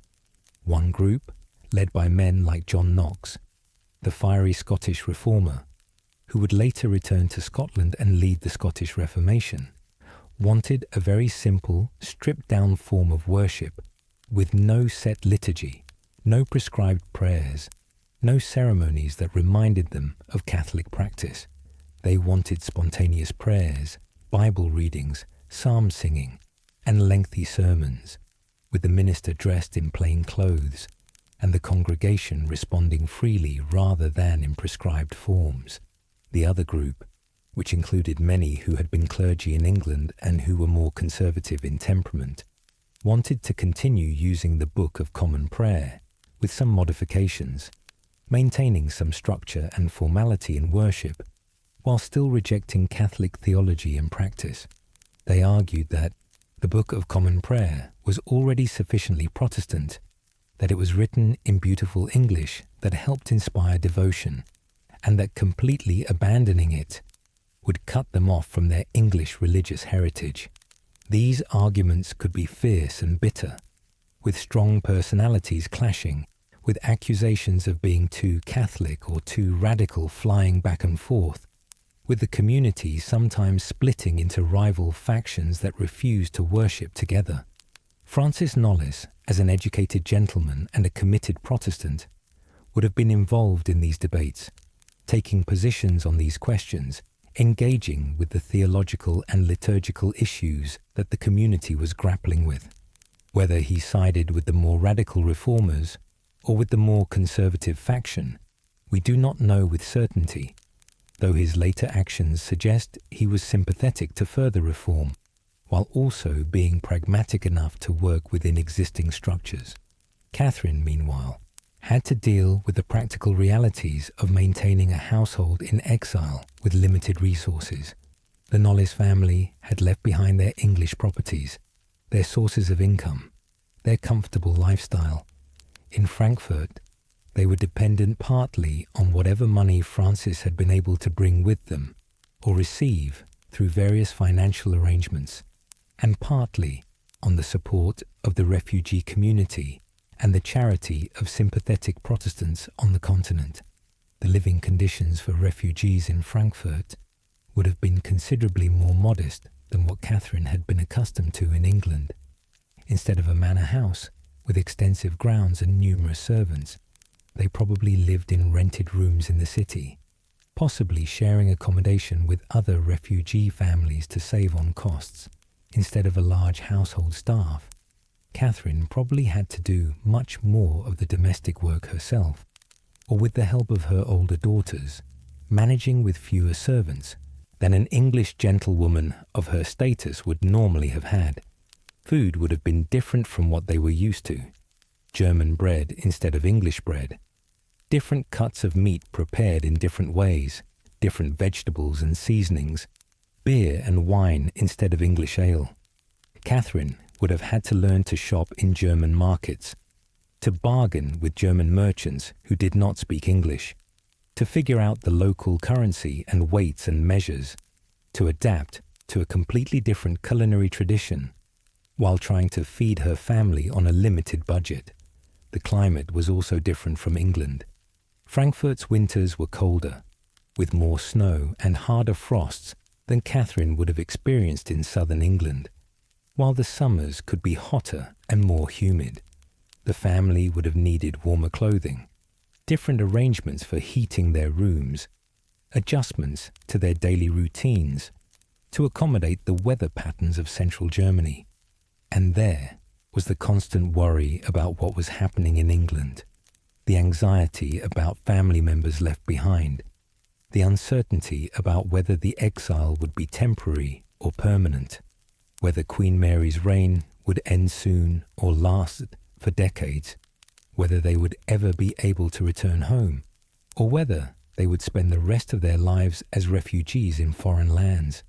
But despite all these difficulties and discomforts, the exile in Frankfurt also brought Catherine something she had not had since her marriage at the age of 16, a respite from constant childbearing.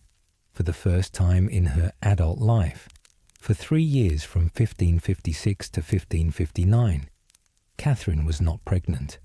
Whether this was due to the stress of exile affecting her fertility, whether it was due to deliberate choices by Catherine and Francis to avoid pregnancy during this difficult period, when bringing another child into their uncertain situation would have been particularly burdensome, whether it was simply chance, or whether it was due to periods of separation between Catherine and Francis, we cannot know.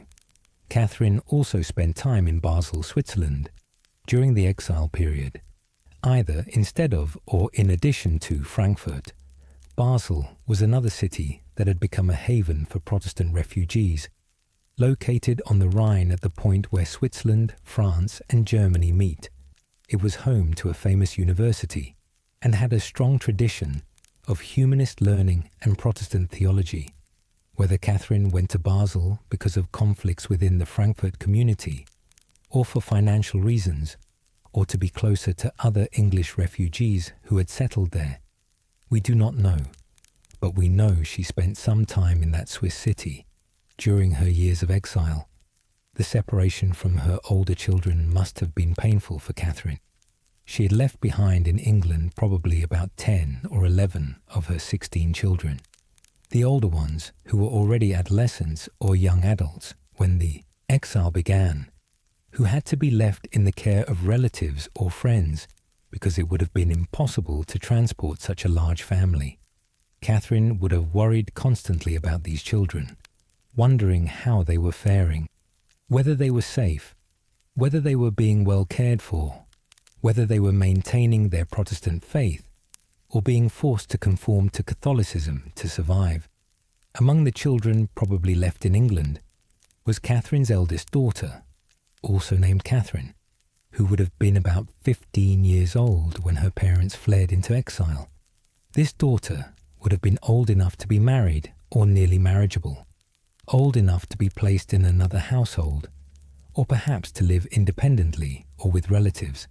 The other older children, Henry, Lettice, William, Edward, Robert, Richard, Elizabeth, Thomas, and Francis the Younger, ranged from their mid-teens down to perhaps 7 or 8 years old, some definitely old enough to stay in England, while others might have been young enough that leaving them behind was agonizing for Catherine.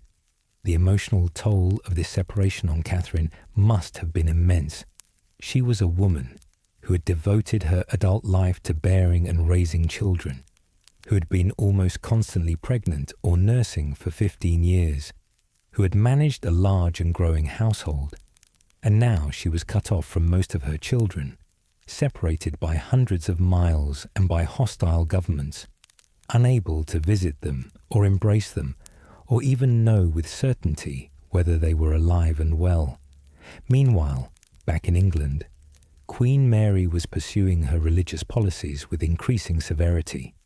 At first, she had tried persuasion and preaching to bring people back to Catholicism, using sermons and religious instruction to explain Catholic doctrine and to encourage people to renounce what she saw as Protestant errors. Cardinal Reginald Pole, who had been living in exile during Henry VIII's reign and who now returned to England as papal legate to oversee the reconciliation with Rome, led this effort to win hearts and minds through gentler means. But when persuasion and preaching proved insufficient to bring about the complete reconversion of England to Catholicism, when it became clear that many Protestants were holding firm to their beliefs and would not recant no matter how much preaching they heard, Queen Mary turned to harsher methods. She began to use the laws against heresy that had existed in medieval England. laws that prescribed burning at the stake as the punishment for those who refused to renounce heretical beliefs. The first Protestant martyrs were burned in February of 1555, less than 2 years into Mary's reign. John Rogers, a translator of the Bible, was the first to die, burned at Smithfield in London before a large crowd. His execution was followed by others: Lawrence Saunders, John Hooper, who had been Bishop of Gloucester, Rowland Taylor, all burned for their Protestant beliefs in the early months of 1555. As 1555 progressed into 1556, and then 1557 and 1558, the pace of executions increased. Nearly 300 people would die by burning during Mary's 5-year reign: men and women, clergy and lay people, nobles and commoners, young and old. Among the most famous victims were Thomas Cranmer, the former Archbishop of Canterbury, who had written the Book of Common Prayer, and who was burned at Oxford in March of 1556 after a complicated process in which he recanted his Protestant beliefs and then recanted his recantation, dying courageously by thrusting into the flames the hand that had signed the recantation. Hugh Latimer and Nicholas Ridley, both bishops who had been instrumental in the Protestant reforms under Edward II, were burned together at Oxford in October of 1555. Latimer's famous last words to Ridley: "Be of good comfort, Master Ridley, and play the man. We shall this day light such a candle, by God's grace, in England, as I trust shall never be put out," became one of the most famous quotes of the English Reformation, a statement of Protestant defiance and confidence that their cause would ultimately triumph despite the present persecution. But most of the victims were not famous bishops or scholars whose names have echoed through history. Most were ordinary people: tradesmen and farmers, servants and housewives, young men and women whose names are now largely forgotten, except by specialists who have studied the records of the martyrdoms. They died in towns and villages across England, in Smithfield and Newgate in London, in Canterbury and Lewes and Colchester and Norwich and countless other places. They were tied to stakes, faggots of wood were piled around them, and they were burned alive as crowds watched. A terrible and agonizing death that could last for many minutes as the flames consumed them. These burnings horrified Protestant Europe and turned many English people against their queen. Mary, who had hoped to save souls by eliminating heresy, instead found that she was creating martyrs and that her policies were making Protestantism more attractive rather than less attractive to many of her subjects. The courage with which many of the victims met their deaths, singing psalms as the flames rose around them, forgiving their persecutors, maintaining their faith to the very end, impressed even those who had not been strong Protestants before, and helped to create a narrative of Protestant heroism and Catholic cruelty that would shape English national identity for centuries to come. The burnings earned Mary a nickname that would follow her through history: Bloody Mary, though in her own eyes she was doing God's work, saving England from heresy, attempting to restore her people to what she believed was the one true church that could lead them to salvation. She died, believing she had failed, that God had not blessed her efforts, that England was still plagued by heresy and rebellion against true religion. Catherine and Francis, safe in Germany and Switzerland, heard news of these burnings and must have given thanks repeatedly that they had escaped England when they did. Had they stayed, had they refused to attend Mass as their consciences would have required, they might well have found themselves facing the same terrible fate as Cranmer and Latimer and the hundreds of others who died for their Protestant faith. Their exile, difficult and uncomfortable though it was infinitely preferable to being burned alive in the marketplace of some English town. And Catherine must have worried constantly about her children in England. Were they being forced to attend Mass?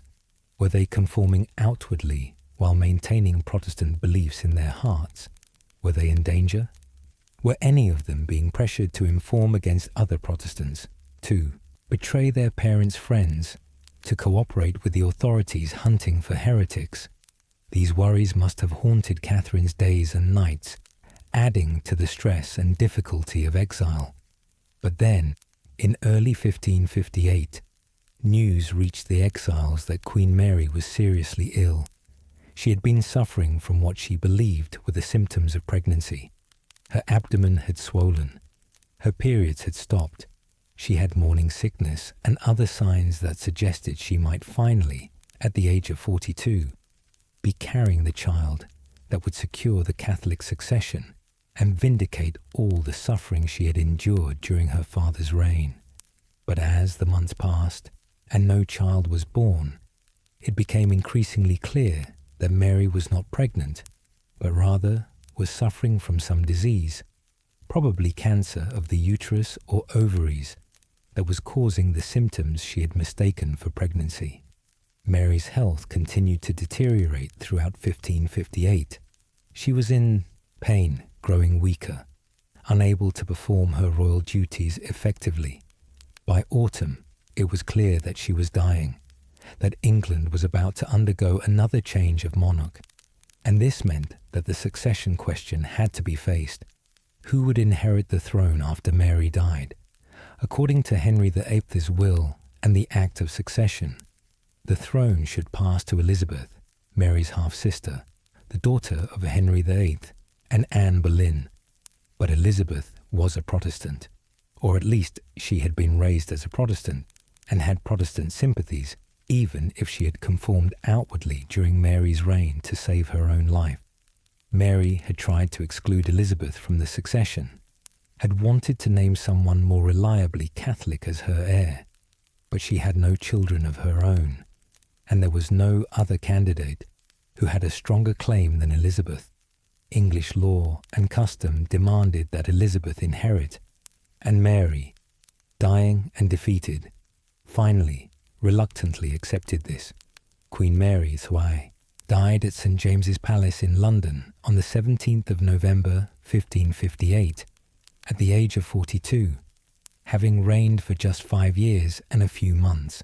She died believing that she had failed in her mission to return England permanently to Catholicism, failed to provide a Catholic heir, failed to reverse the Protestant Reformation that her father and brother had set in motion. Her last letters to her husband, Philip II of Spain, expressed her sorrow and disappointment, her sense that God had abandoned her, her grief that all her efforts had come to nothing. But for the Protestant exiles scattered across Germany and Switzerland and other parts of Protestant Europe, Mary's death meant liberation. Elizabeth was now queen, and Elizabeth, whatever she might have said or done to survive during Mary's reign, was known to have Protestant sympathies. She would restore Protestantism to England, would welcome back the exiles, would end the persecutions and the burnings. The refugees could go home. The news of Mary's death and Elizabeth's succession must have reached Frankfurt and Basel sometime in late November or early December of 1558, brought by travellers or by letters from England. The English refugee community erupted in celebration and thanksgiving. They had survived, their faith had sustained them through years of exile, and now they could return to their homeland, reclaim their properties, reunite with their families, worship openly as Protestants without fear of persecution. Catherine and Francis, along with their youngest children who had been with them in exile, began making preparations for the journey home. They probably left Frankfurt or Basel in December of 1558 or January of 1559, wanting to return as quickly as possible now that it was safe to do so, eager to reunite with the children they had left behind, excited to participate in the new Protestant England that Queen Elizabeth would create. The journey back to England must have been filled with anticipation and hope, so different from the fearful flight into exile 3 years earlier. Now they were going home, travelling toward family and security, and a future full of promise rather than away from danger and persecution. They would have travelled back through Germany toward the North Sea or the Channel, found passage on a ship back to England, and finally set foot again on English soil after 3 years of exile. They arrived back in England in January of 1559, just weeks after Elizabeth had become Queen. Elizabeth had been proclaimed Queen on November 17th, the day of Mary's death, and she had entered London in triumph shortly thereafter, greeted by crowds who cheered her as their new monarch, as the Protestant princess who would save them from Catholic persecution. She was crowned at Westminster Abbey on January 15, 1559, in a magnificent ceremony that celebrated both the restoration of Protestant monarchy and the accession of a young and intelligent woman who seemed to promise a new golden age for England. Catherine and Francis returned to find a kingdom transformed, or rather transformed back, returning to the Protestant practices that had flourished under Edward VI. Elizabeth, working with advisers like William Cecil, who would later become Lord Burghley, quickly began the process of restoring the Protestant settlement. An act of supremacy declared Elizabeth Supreme Governor of the Church of England.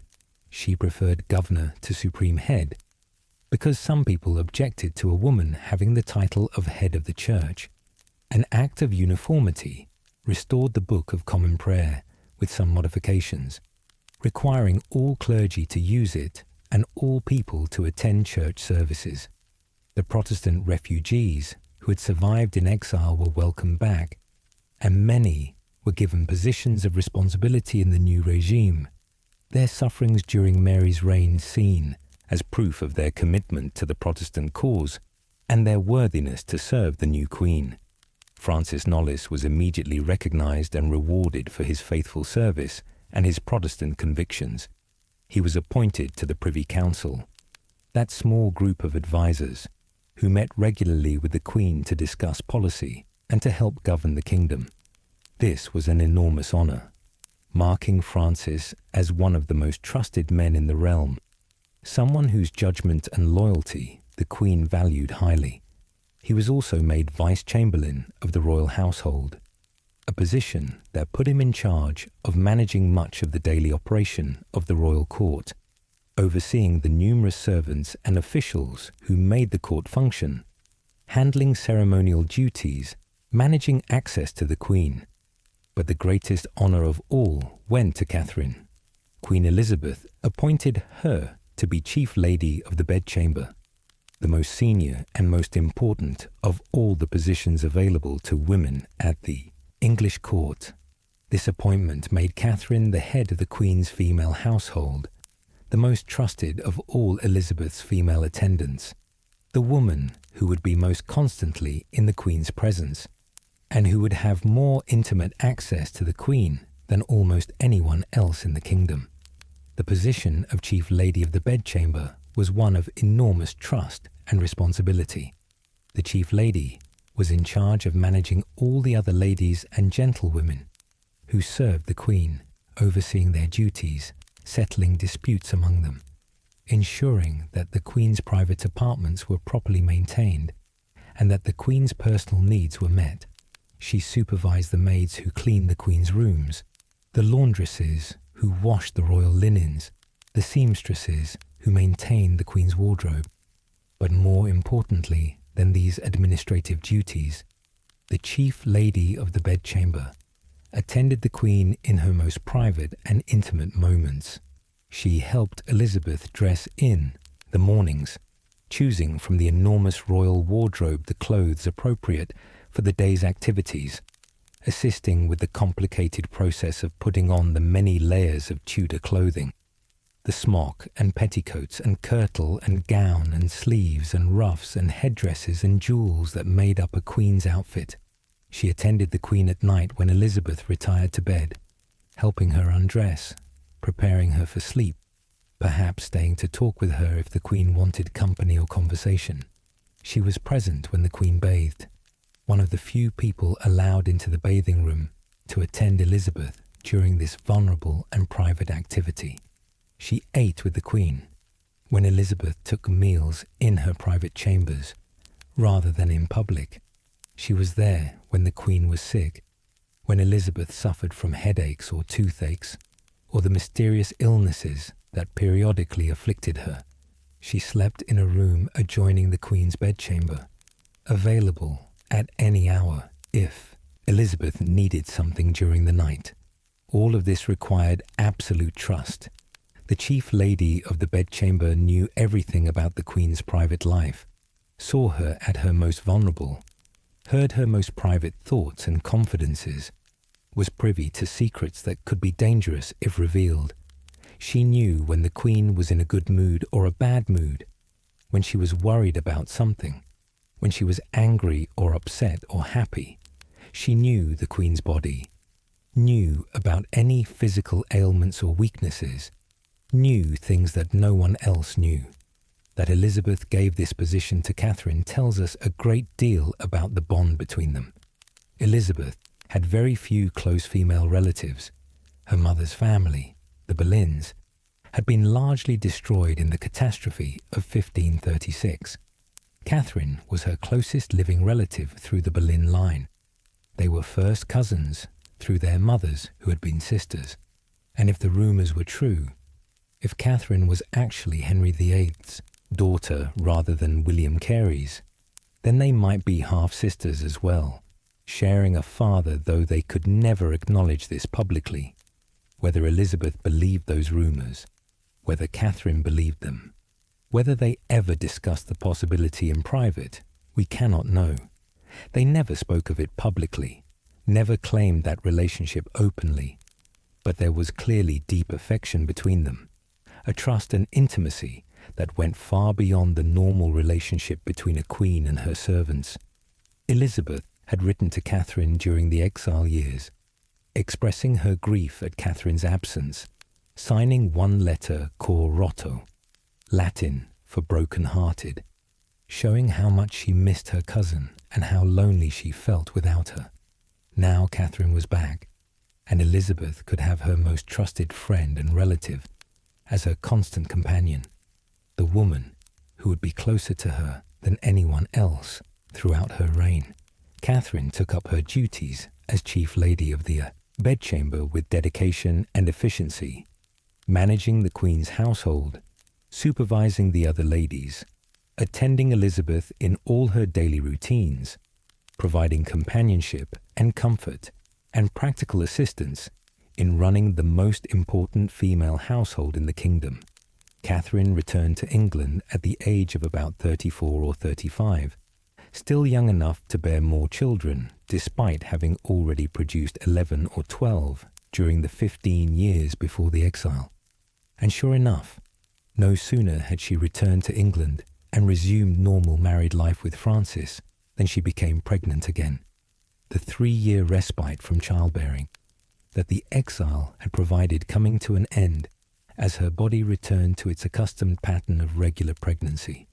In July of 1559, about 6 months after returning to England, Catherine gave birth to another daughter, named Anne. This child was probably named for Catherine's aunt Anne Boleyn, whose name could now be spoken again without shame, whose memory could be honoured now that her daughter Elizabeth was queen. Little Anne Knollys would grow up during the golden age of Elizabeth's reign, in a world very different from the dangerous and uncertain world that her older siblings had known. Then, in October of 1559, came another daughter, also named Catherine, the second daughter to bear her mother's name. The first Catherine had been born around 1555 or so. These two daughters, Anne and Catherine, born just months apart, suggest either that there might be some confusion in the records about dates, and one of them was actually born a year or more after the other than the records suggest, or that one was born prematurely, or possibly that there were some complications in the dating. But both daughters are recorded in the Knollys family records, and both appear to have survived childhood. Around 1560 came Cecily, another daughter, and then Margaret, whose exact birth date is not recorded, but who appears in various family records as one of Catherine's younger daughters. Catherine was now in her mid to late 30s, approaching the age when fertility naturally begins to decline, but she still had one more child to bear. In 1562, Catherine gave birth to her final child, a son named Dudley. The choice of this name is significant and interesting. It was not a common name, not a name that appeared in the Knollys or Carey or Boleyn family trees. It was chosen almost certainly in honour of Robert Dudley, Earl of Leicester, who was Queen Elizabeth's great favourite, quite possibly the man she loved most in the world, the man she would have married if political circumstances and her own complicated feelings about marriage had allowed it. Robert Dudley was the son of John Dudley, Duke of Northumberland, who had been executed in 1553 for his role in trying to place Lady Jane Grey on the throne. Despite his father's disgrace, Robert had survived and had quickly won Queen Elizabeth's favour after her accession. He was handsome, charming, athletic, sophisticated, everything that appealed to Elizabeth. She had known him since childhood. They had both been raised at court during Edward VI's reign, had studied together, had been friends since they were children. Elizabeth showered Robert with honours and attention, making him Earl of Leicester, giving him lands and offices, spending hours every day in his company, dancing with him at court revels, riding with him in the countryside, consulting with him on matters of state despite his not being officially part of the government. The court watched this relationship with fascination and speculation. Would the Queen marry Leicester? Were they lovers already? How far did the relationship actually go? The fact that Catherine and Francis named a son after Robert Dudley in 1562 suggests that they were part of Leicester's circle of supporters and friends, that they admired him and wanted to honour him. It shows the Knollys family's closeness to the very centre of Elizabeth's court, their position within the inner circle of the Queen's most trusted companions. Leicester would later become the godfather to some of Catherine's grandchildren, and would develop a relationship with Catherine's daughter Lettice that would cause one of the greatest scandals of Elizabeth's reign, though that was still in the future. But this final child, this son Dudley, did not survive long. He died in infancy, probably within his first year, succumbing to one of the many diseases that carried off so many Tudor babies before they reached their first birthdays. The infant mortality rate in 16th century England was extraordinarily high. Perhaps 1/3 or even as many as half of all babies born did not survive to see their 5th birthday, dying from measles, smallpox, whooping cough, diphtheria, dysentery, and countless other ailments that modern medicine can prevent or treat, but that were often fatal in that age before vaccines and antibiotics. Catherine would have mourned this baby, would have buried him with the appropriate prayers and ceremonies, would have felt the grief that any mother feels at the loss of a child. But she had also lost children before. Her daughter Maud had apparently died young, and there may have been other children who died in infancy and whose births and deaths were never recorded in documents that have survived to reach us. Infant death was a common experience for Tudor women, something that almost every mother faced at least once, and Catherine had learned to bear it as women of her time did, with faith that the child was now with God, with acceptance that death was part of life, with gratitude for the children who survived. After Dudley's death in 1562, Catherine was apparently not pregnant again. Whether this was because she had reached an age when fertility naturally declined, she would have been about 37 or 38 when Dudley died, approaching the end of the typical childbearing years, or whether she and Francis made a conscious decision to have no more children after losing this last baby, or whether there was simply no additional pregnancy by chance? We cannot know. But after more than 20 years of nearly constant pregnancy and childbearing, after producing 16 children in approximately 22 years, Catherine's body was finally given a permanent rest from the exhausting cycle of conception, pregnancy, birth, nursing, and recovery. A portrait of Catherine survives from this period, painted probably in the early 1560s when she was in her late 30s, showing her pregnant, likely carrying Dudley, who would be her last child. It is one of the very few visual records we have of her, a precious glimpse across the centuries of what she actually looked like as she approached the end of her childbearing years and settled into her role as the Queen's most trusted companion. In the portrait, Catherine is dressed in the elaborate formal clothing of an Elizabethan lady of high rank, the kind of expensive and complicated outfit that showed her status and position. She wears a gown of rich fabric, probably silk or velvet, in the dark colours that were fashionable at Elizabeth's court, black or very dark red or blue. The gown is elaborately decorated, possibly with embroidery or with jewel trim, showing the kind of craftsmanship and expense that was expected for someone in her position. On her head, Catherine wears a French hood, that distinctive headdress that had been popularised by Anne Boleyn, and that remained fashionable throughout the mid-16th century. The French hood sits back on the head, revealing the hair at the front, and has a curved shape that frames the face. Catherine's hood is black, made of expensive fabric, possibly velvet, and decorated with jewellery or pearls. Around her neck, Catherine wears a ruff, that elaborate collar made of many layers of fine white linen or cambric, pleated and starched to stand up around the neck in elaborate folds. Ruffs were one of the most distinctive features of Elizabethan fashion, requiring considerable skill to make and maintain. They had to be starched, pleated, and set, arranged, each time they were worn, and they were so delicate that they had to be detached from the dress and washed and restarched regularly. The fact that Catherine wears an elaborate ruff shows her status and the resources available to her household. She also wears jewellery, probably a necklace of some kind, perhaps pearls or gold, and rings on her fingers. Jewellery was both ornament and portable wealth in Tudor England, a way of displaying status and prosperity, and also a form of investment that could be pawned or sold in times of financial need, as Mary Boleyn had been forced to do after her husband's death. Catherine's face in the portrait is calm and dignified, showing a woman in her middle years who has lived through much, who has borne and raised many children, who has survived exile and separation, who has achieved a position of great trust and responsibility. She does not smile in the portrait.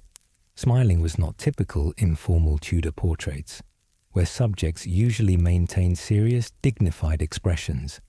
Her eyes look directly at the viewer, steady and composed, neither warm nor cold, simply presenting herself as she was, a respectable and important lady of Queen Elizabeth's court. The visible pregnancy in the portrait reminds us that even while serving as Chief Lady of the Bedchamber, even while attending the Queen daily and managing the royal household, Catherine was also still a wife and mother, still bearing children, still managing her own family and household, alongside her duties to the Queen. It must have been exhausting, this double life of public service and private domesticity, but Catherine managed it successfully for 10 years, from 1559 when she was appointed until 1569 when she died. Catherine's life during the 1560s was busy, demanding, and multifaceted. She had her duties to Queen Elizabeth, which required her to be at court regularly, sometimes for extended periods when the Queen was in residence at one of the major palaces, Whitehall in London, Hampton Court on the Thames, Greenwich downriver from London. Richmond further upriver, Windsor Castle, and occasionally other properties.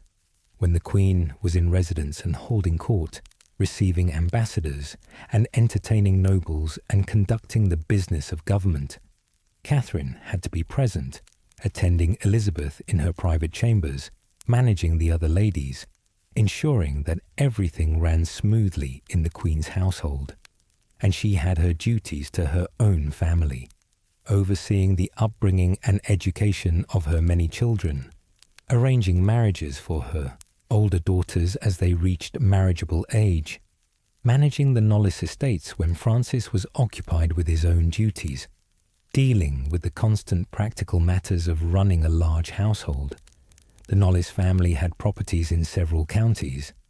Their principal seat was at Rotherfield Grays in Oxfordshire, but they also had properties in Berkshire and probably in other locations as well.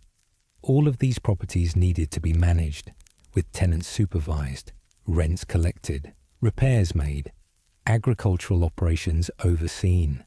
Some of Catherine's children were beginning to make their marks on the world during the 1560s.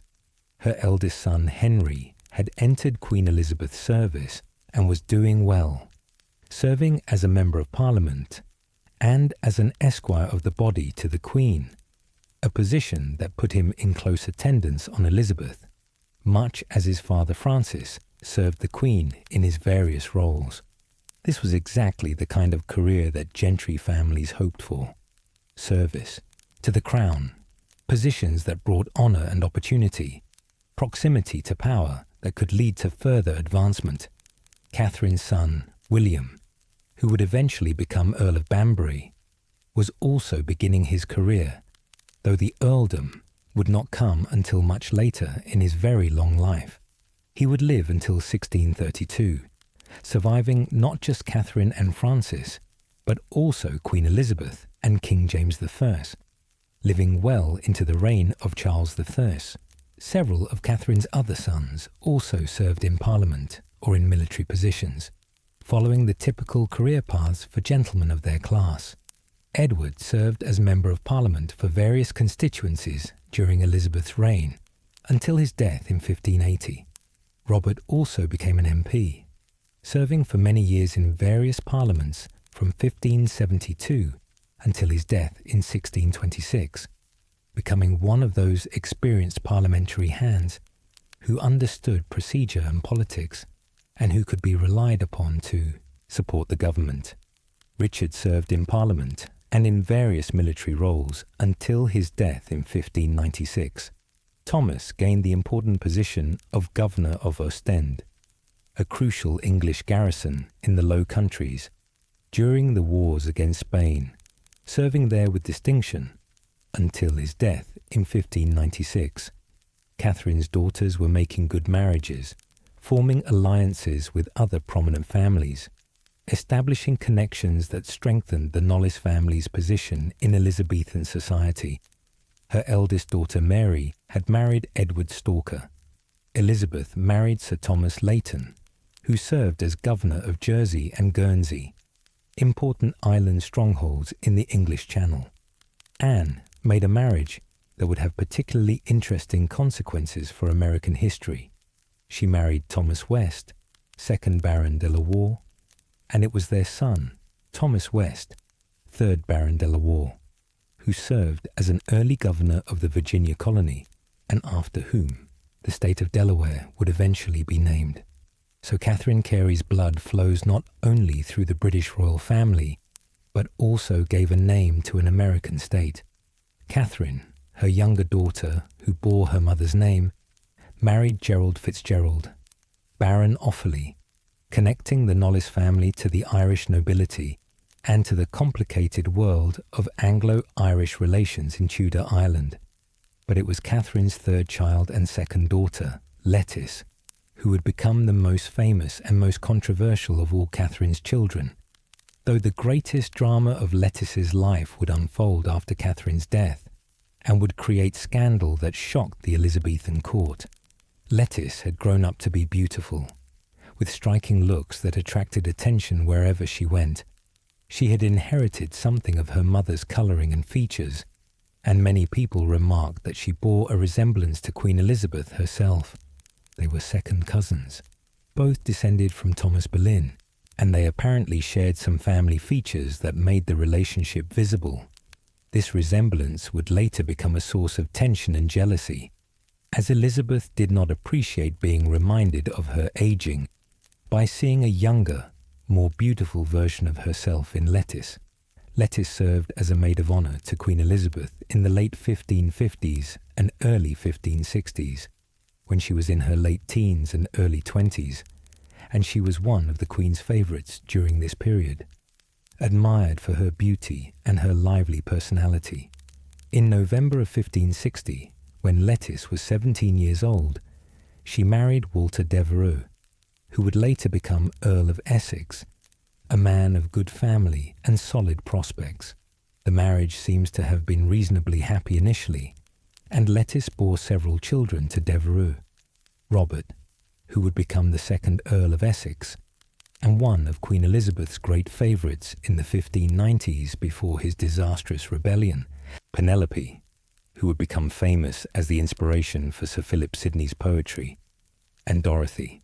But in the spring of 1565, when Lettice was pregnant with her third child, she apparently flirted with Robert Dudley, Earl of Leicester, the Queen's great favourite, and quite possibly the love of Elizabeth's life. Whether the flirtation was serious or just playful, whether Leicester encouraged it or was simply polite to a beautiful young woman at court, we cannot know. But Queen Elizabeth, who was intensely jealous of any woman who caught Leicester's attention, who considered Leicester to be her own personal property even though she would not marry him, found out about the flirtation and was absolutely furious. Elizabeth's rage when she believed another woman was trying to take Leicester's attention was legendary and terrifying. She could not bear the thought of Leicester with another woman, could not tolerate any rivalry for his affections, even though she herself would not commit to marrying him. And so, when she learned that Lettice, her own cousin, and the daughter of her most trusted lady-in-waiting, had been flirting with Leicester, Elizabeth exploded with anger. Lettice was immediately sent away from court in disgrace, banished back to her husband's estates, forbidden to appear in the Queen's presence. This must have been mortifying for both Lettice and for her mother Catherine, who would have felt responsible for her daughter's behaviour and would have had to deal with the Queen's anger and disappointment. The banishment showed clearly that blood relationship and family connection would not protect anyone from Elizabeth's wrath if they crossed her, particularly when it came to Robert Dudley. But the worst of Lettice's story was still far in the future, and it would unfold after Catherine was gone and could not see it or try to manage the consequences. For now, in the mid-1560s, Lettice was simply a banished courtier, living in the country with her husband, raising her children away from the excitement and danger of court life. Catherine continued her devoted service to Queen Elizabeth throughout the 1560s, those crucial early years of Elizabeth's reign when the Queen was establishing her authority, managing the religious settlement, dealing with the challenge posed by Mary, Queen of Scots, navigating the dangerous waters of international relations with Catholic Spain and France, who saw Protestant England as heretical and who might at any moment decide to invade and attempt to restore Catholicism by force. These were challenging years for Elizabeth, full of difficult decisions and constant pressure.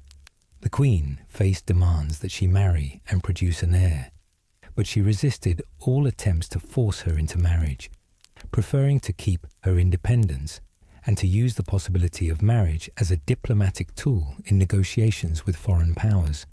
She faced threats from abroad, particularly from Catholic Europe, which saw her as an illegitimate heretic with no right to the English throne. And most seriously, she faced the threat from her cousin Mary, Queen of Scots, who arrived in England in May of 1568 as a refugee. Mary Stuart had been forced to abdicate the Scottish throne After a series of scandals and rebellions, including her marriage to the Earl of Bothwell, who was widely suspected of having murdered Mary's second husband, Lord Darnley, Mary had fled south to England, expecting that Elizabeth would help her regain her kingdom. But Mary posed an impossible problem for Elizabeth. Mary was a Catholic queen with a strong claim to the English throne. By some calculations, particularly Catholic ones that viewed Elizabeth as illegitimate because her parents' marriage had been contrary to Catholic canon law, Mary actually had a better claim to the English throne than Elizabeth herself. Elizabeth could not let Mary go free, where she might become a focus for Catholic plots and rebellions, but nor could she send Mary back to Scotland where her enemies waited to imprison or execute her. And so Mary became a prisoner, though a royal prisoner kept in relatively comfortable circumstances, moved from one secure location to another, a constant source of worry and danger for Elizabeth's government. The responsibility for guarding Mary fell to various noblemen over the years, and in August of 1568, it fell to Francis Knollys. He was appointed to take custody of Mary Queen of Scots and to guard her at Tutbury Castle in Staffordshire, a strong fortress that could serve as a secure prison, while still providing reasonably comfortable accommodation for a queen, even a captive one. This was a position of great trust and great responsibility, showing how much Elizabeth valued Francis, how much confidence she had in his loyalty and capability. Guarding Mary was not a simple matter of just keeping her locked up. Mary had to be treated with the respect due to her royal status, had to be provided with appropriate accommodation and service, had to be allowed certain privileges and dignities, but she also had to be kept secure, prevented from communicating with supporters outside, watched constantly to ensure she was not plotting escape or rebellion. Francis took up this duty in August of 1568, travelling to Tutbury Castle to take charge of the captive Scottish queen. But this meant that Francis had to be away from court, away from London, separated from his wife Catherine, who remained in London attending Queen Elizabeth. The couple, who had been together through nearly 30 years of marriage, who had shared exile and return, who had built a large family together, were now separated by duty and by the demands of royal service. Catherine, meanwhile, continued her daily attendance on Elizabeth in London and at the various palaces where the court spent its time. Greenwich in the summer when the heat and stink of London became unbearable. Hampton Court for much of the year with its comfortable apartments and extensive gardens. Whitehall when business demanded presence in the capital. Richmond for its pleasant location on the Thames. Windsor for its strength and its association with the Order of the Garter. Wherever Elizabeth went, Catherine had to go as well, as the chief lady of the Bedchamber, who could not be spared from the Queen's side. As the Christmas season of 1568 approached, as the old year drew toward its close and the new year of 1569 waited to begin, Catherine fell ill. The nature of her illness is not recorded in the surviving documents. We do not know whether she had contracted some disease, whether she suffered from some medical condition, or whether her body, worn out by decades of constant childbearing, by the stresses of exile and return, by the demands of her position, and the emotional labour of managing a large family while serving as the Queen's closest companion, was simply beginning to fail. Tudor medicine had no understanding of many of the conditions that might have afflicted Catherine. They did not know about cancer, about heart disease, about kidney failure, about the many ways that bodies can break down. They understood some infectious diseases, knew about fevers and sweating sicknesses and plagues, but chronic degenerative conditions were mysterious to them, often simply attributed to old age or to God's will.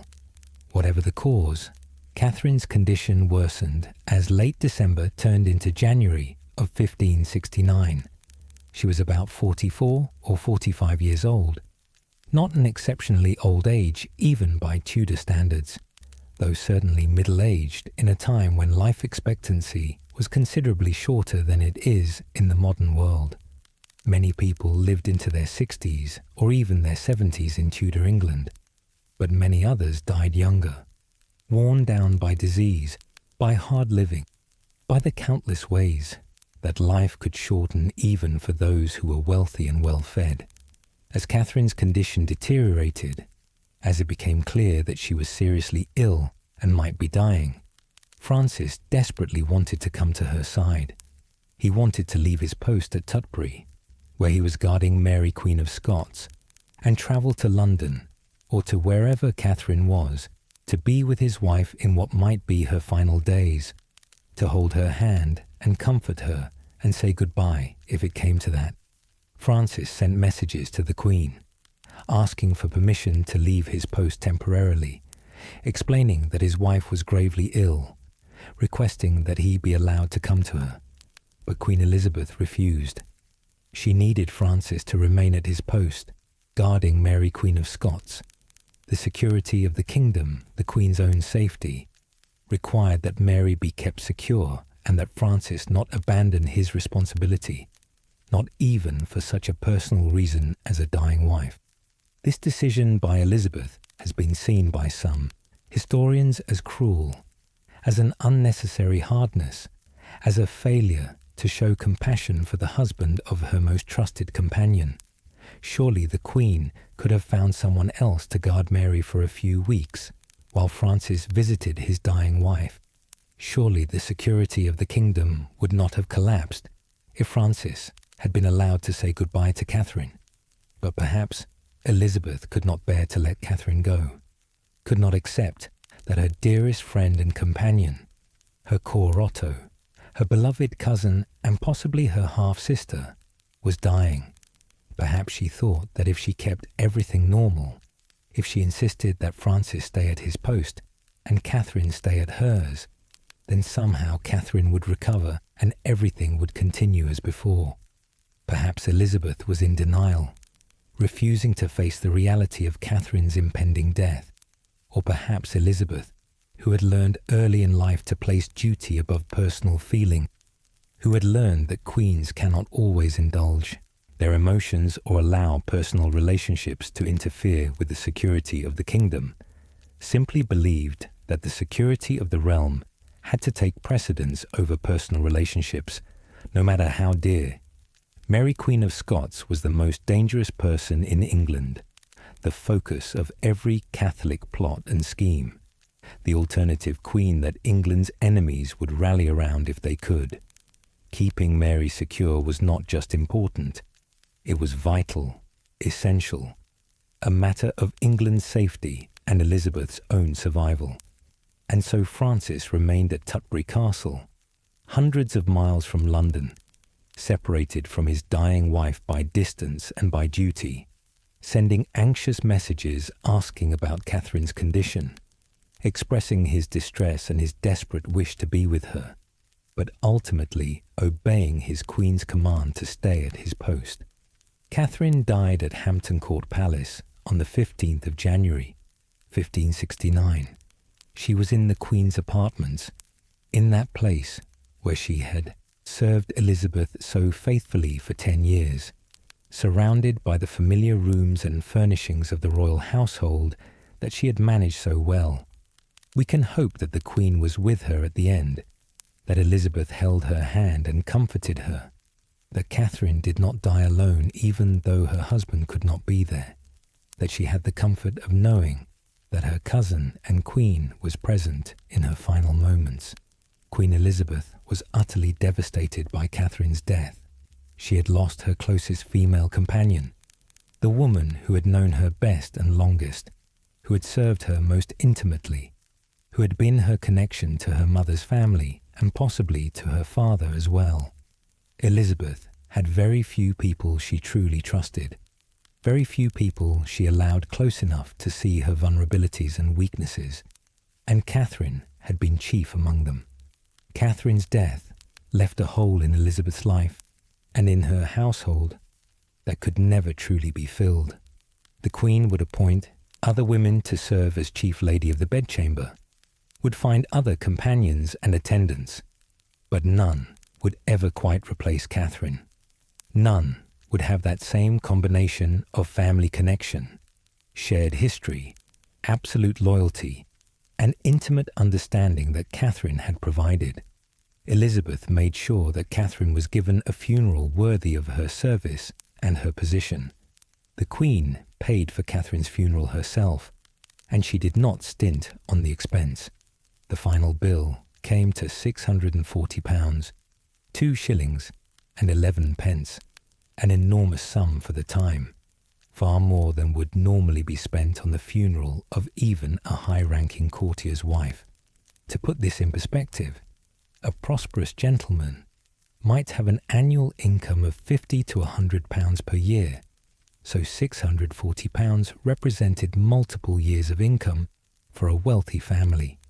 This was a royal funeral in all but name, a recognition of Catherine's importance and of Elizabeth's love for her. The funeral would have included elaborate ceremonies with clergy and choirs, with hundreds of yards of black cloth draped throughout the chapel, with candles burning by the hundreds, with a magnificent funeral feast afterward, with appropriate gifts and remembrances for those who attended, with all the pomp and ceremony that marked the passing of someone important. Catherine was not buried immediately after her death. Her body was held for several months, while elaborate preparations were made for the funeral ceremony, which was common practice for people of rank in Tudor England. Bodies were embalmed or preserved as well as possible, though Tudor embalming techniques were not as effective as those of ancient Egypt or modern times, and funeral arrangements could take weeks or even months to organize properly, especially when they were as elaborate as the funeral Elizabeth was planning for Catherine. Finally, in April of 1569, nearly 3 months after her death, Catherine was laid to rest. She was buried in St. Edmund's Chapel at Westminster Abbey, that great church where the kings and queens of England were crowned and where so many of the great figures of English history lie buried. To be buried in Westminster Abbey was an enormous honour, reserved for royalty, for the highest nobility, for those who had served the crown with particular distinction. A commemorative plaque was placed in the chapel, though interestingly, the main monument to Catherine would later be erected at Rotherfield Grays in Oxfordshire, at the Knollys family seat, where Francis would eventually be buried beside her after his own death, 27 years later. The inscription on the Westminster plaque carefully laid out Catherine's family connections, making absolutely clear her relationship to the Boleyn family, and thus to Queen Elizabeth. The Right Honourable Lady Catherine Knollys, Chief Lady of the Queen's Majesty's Bedchamber, and wife to Sir Francis Knollys, Knight, Treasurer of Her Highness's household, departed this life the 15th of January, 1568, at Hampton Court, and was honourably buried in the floor of this chapel. This Lady Knollys, and the Lord Hunsdon her brother, were the children of William Carey, Esquus, and of the Lady Mary his wife, one of the daughters and heirs to Thomas Boleyn, Earl of Wiltshire and Ormond, which Lady Mary was sister to Anne, Queen of England, wife to King Henry VIII, father and mother to Elizabeth, Queen of England.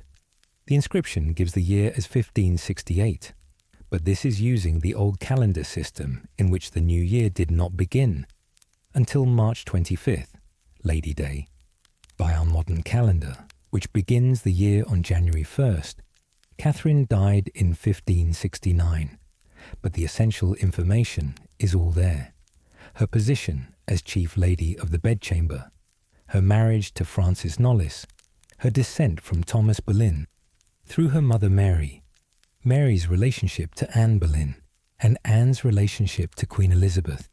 By making sure that these relationships were clearly spelled out in the memorial inscription, Elizabeth was publicly claiming and honouring that family connection, making sure everyone understood that Catherine was of the Boleyn blood, that she was family, that her service and her life mattered, not just because she was a faithful servant, but because she was a relative, a cousin, possibly something even closer, though that could never be officially acknowledged.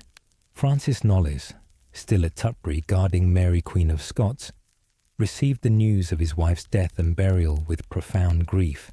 He had been married to Catherine for nearly 30 years, had fathered 16 children with her, had shared with her the joys and sorrows of building a family, the dangers of exile, the triumph of return, the satisfaction of seeing their children grow and prosper, and he had not been allowed to be with her at the end, had not been able to hold her hand, or say goodbye, or comfort her in her final hours. The grief and perhaps the guilt of this must have weighed heavily on him, but Francis was a man of duty, a loyal servant of the crown, who understood that service to the Queen sometimes required personal sacrifice. He remained at his post, continuing to guard Mary Queen of Scots, continuing to serve Elizabeth faithfully despite his personal loss. He would eventually be relieved of the responsibility for guarding Mary, and he would return to court and to his other duties, but he never remarried.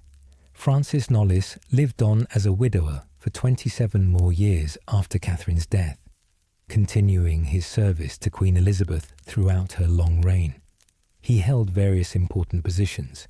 He was treasurer of the royal household, a member of the Privy Council, a trusted advisor whose judgment Elizabeth valued. He served in Parliament, representing various constituencies over the years, becoming one of those experienced parliamentary hands who understood procedure and politics, and who could be relied upon to support the Queen's government. He helped to guide England through the challenges of Elizabeth's reign, the Catholic plots against the Queen's life, the threat from Spain that culminated in the attempted invasion by the Spanish Armada in 1588, the wars in the Netherlands and Ireland, the religious conflicts between Protestant and Catholic that threatened to tear England apart. Through it all, Francis remained loyal, capable, trustworthy, a steady presence in a turbulent age. Francis finally died on the 19th of July, 1596, at the remarkable age of about 82 or 84 years old. Records of his exact birth date are unclear, but he was probably born around 1515 or 1514. This was an extraordinary age for Tudor England, far beyond the average life expectancy, showing that Francis had remarkable constitution and health despite his service throughout the dangerous Tudor period. He was buried with Catherine at Rotherfield Grays, the two of them finally reunited after nearly 3 decades of separation by death. One hopes that in death they found the peace and togetherness that death had denied them at the end, that Francis was able at last to hold Catherine close, that they rest together in that Oxfordshire church, their long marriage and their many children standing as testimony to their love and partnership. The children that Catherine and Francis had raised went on to have distinguished careers and to raise families of their own, spreading the Carey Knollys bloodline through the English aristocracy, and eventually through the royal families of Europe. Of the 16 children that Catherine bore, at least 12 survived to adulthood, which was actually a quite good survival rate by Tudor standards, where childhood mortality was so high. The sons, as we have mentioned, pursued careers in Parliament, in military, service, in administration. Henry died in 1582. William lived an extraordinarily long life, dying in 1632 at a very advanced age. Edward died in 1580.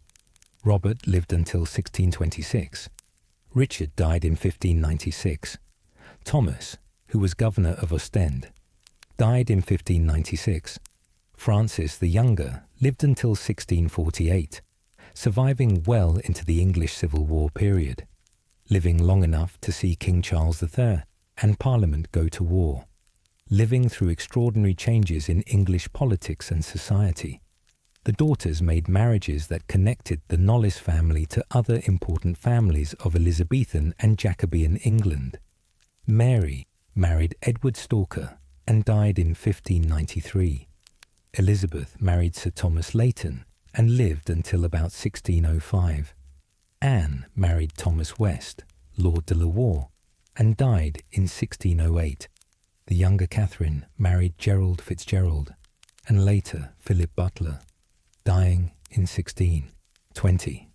But it was Lettice, Catherine's third child and second daughter, who had the most remarkable life and who lived longer than all her siblings, outlasting almost everyone she had ever known and bridging from the Tudor world into the very different world of the 17th century.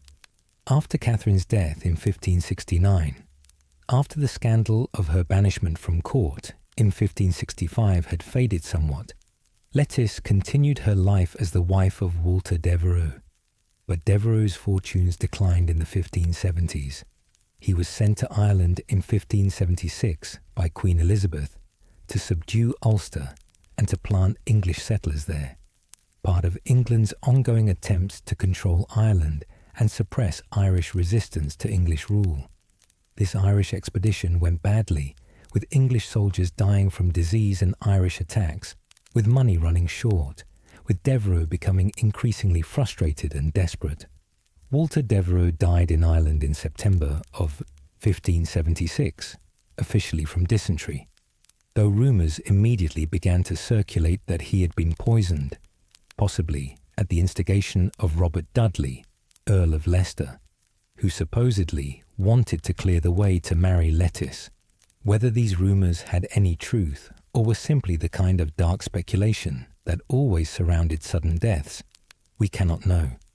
But Devereux died, and Lettice, at the age of 32 or 33, was a widow with 3 young children. Less than 2 years after Devereux's death, on the 21st of September in 1578, Lettice married Robert Dudley, Earl of Leicester, in a secret ceremony at his country house at Wanstead in Essex.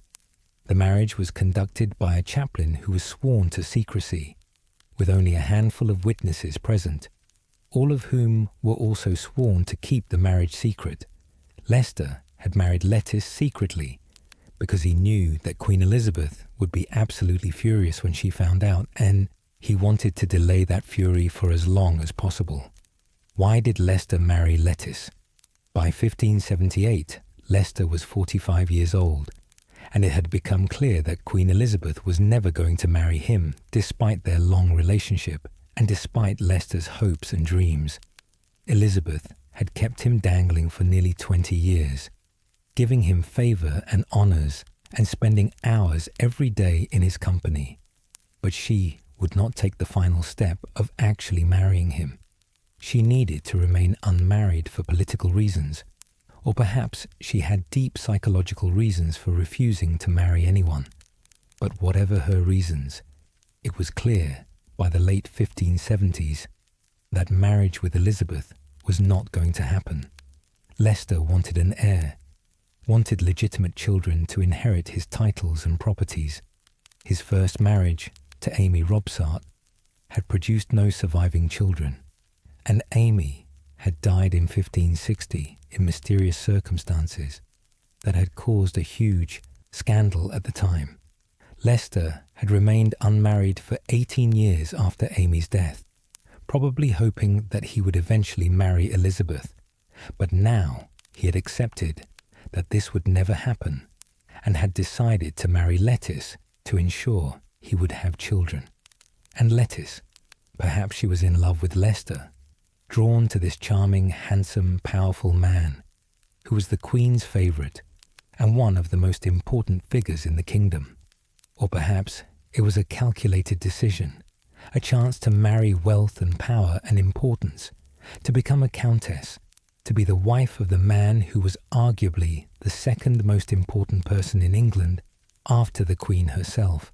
Probably it was a mixture of both, affection and attraction, combined with practical considerations about status and security. The marriage remained secret for about 9 months, until the summer of 1579, when somehow word of it leaked out and reached Queen Elizabeth. The Queen's reaction was exactly as volcanic and terrifying as Leicester had feared. Elizabeth was absolutely enraged, turning all her fury primarily on Lettice, whom she blamed for stealing Leicester away from her, for daring to marry the man that Elizabeth considered to be her own personal property, even though she would not marry him herself. Elizabeth could not bring herself to punish Leicester too severely. She loved him too much, needed him too much, had built too much of her emotional life around him, but she never truly forgave him for the betrayal, and their relationship was never quite the same afterward. There was always a shadow over it, a sense of hurt and betrayal that never completely went away. But Lettice received the full force of Elizabeth's rage. She was banished from court permanently, forbidden ever to appear in the Queen's presence, excluded from all court functions and ceremonies. Elizabeth refused to see her, refused to acknowledge her, referred to her in venomous terms, calling her she-wolf, and worse, treating her as a hated enemy rather than as her own cousin. This banishment lasted for the rest of Elizabeth's life, for nearly 25 years, from 1579 until Elizabeth's death in 1603. Lettice was forbidden to come to court, forbidden to see the Queen, excluded from the centre of power and society. It was a terrible punishment for a woman who had grown up at court, who loved the excitement and glamour of court life, who wanted to be at the centre of things. And it showed that Elizabeth's jealousy regarding Leicester was absolute and unforgiving, that crossing the Queen in this area meant permanent exile and disgrace. Lettice bore Leicester a son in July of 1581, a boy they named Robert, called Lord Denbigh. This child was Leicester's great hope, his heir, the son who would continue his line and inherit his titles. But in a cruel twist of fate, little Lord Denbigh died in July of 1584, not yet 3 years old, probably from some childhood illness. Leicester and Lettice were heartbroken, their hopes for establishing a dynasty destroyed by the death of this one precious child. Leicester himself died in September of 1588, shortly after the defeat of the Spanish Armada, that great naval battle in which England had defeated Spain's attempt to invade and conquer the kingdom. Leicester had been one of the commanders of England's forces during the Armada crisis, had helped to organise the defence, had been present at Tilbury when Queen Elizabeth gave her famous speech to the troops, but he died just weeks after the victory, probably from stomach cancer or some other illness that had been growing in him for months, dying at the age of about 55, leaving Lettice a widow for the second time. Lettice married for a third time to Christopher Blount, a younger man who had been Leicester's gentleman of horse and who was considerably younger than Lettice.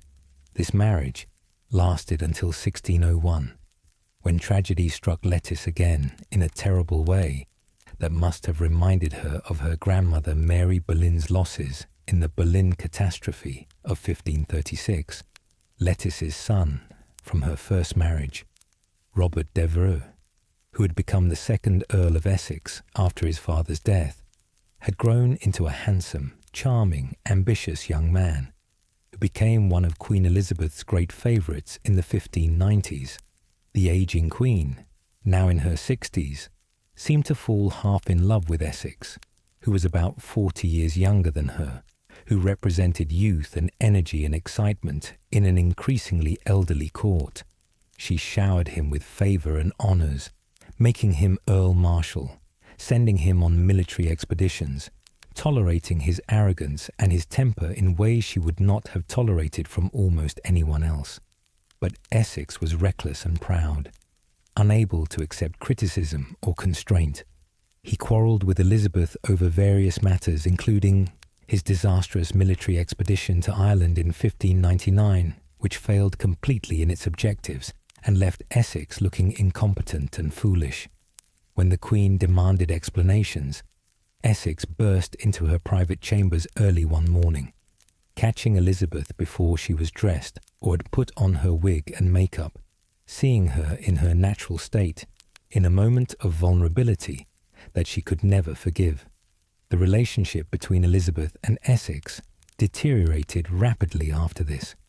Essex, feeling himself losing favour, feeling his enemies gaining the upper hand, decided on a desperate and foolish course of action.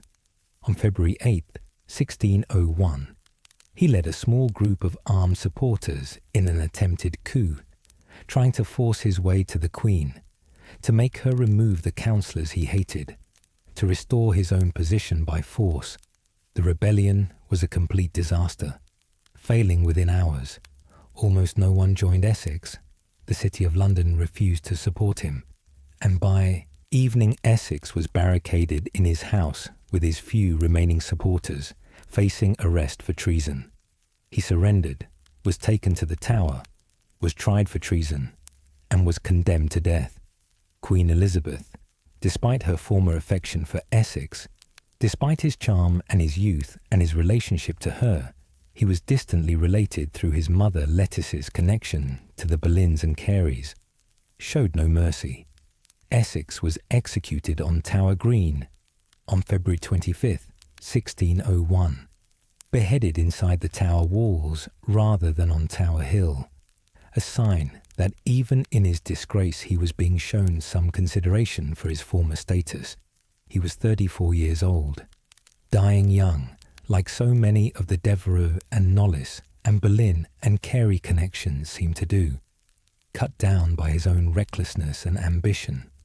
Lettice's third husband, Christopher Blount, had been involved in Essex's rebellion, probably dragged into it by loyalty to Lettice's son, even though he knew it was foolish and dangerous.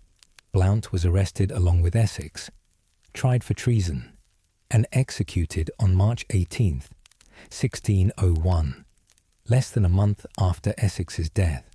So Lettice, Catherine Carey's daughter, who had seen her grandmother Mary Boleyn's siblings executed for treason in 1536, though Mary herself had already removed herself from court by that time, now saw her own son and her third husband executed for treason 65 years later.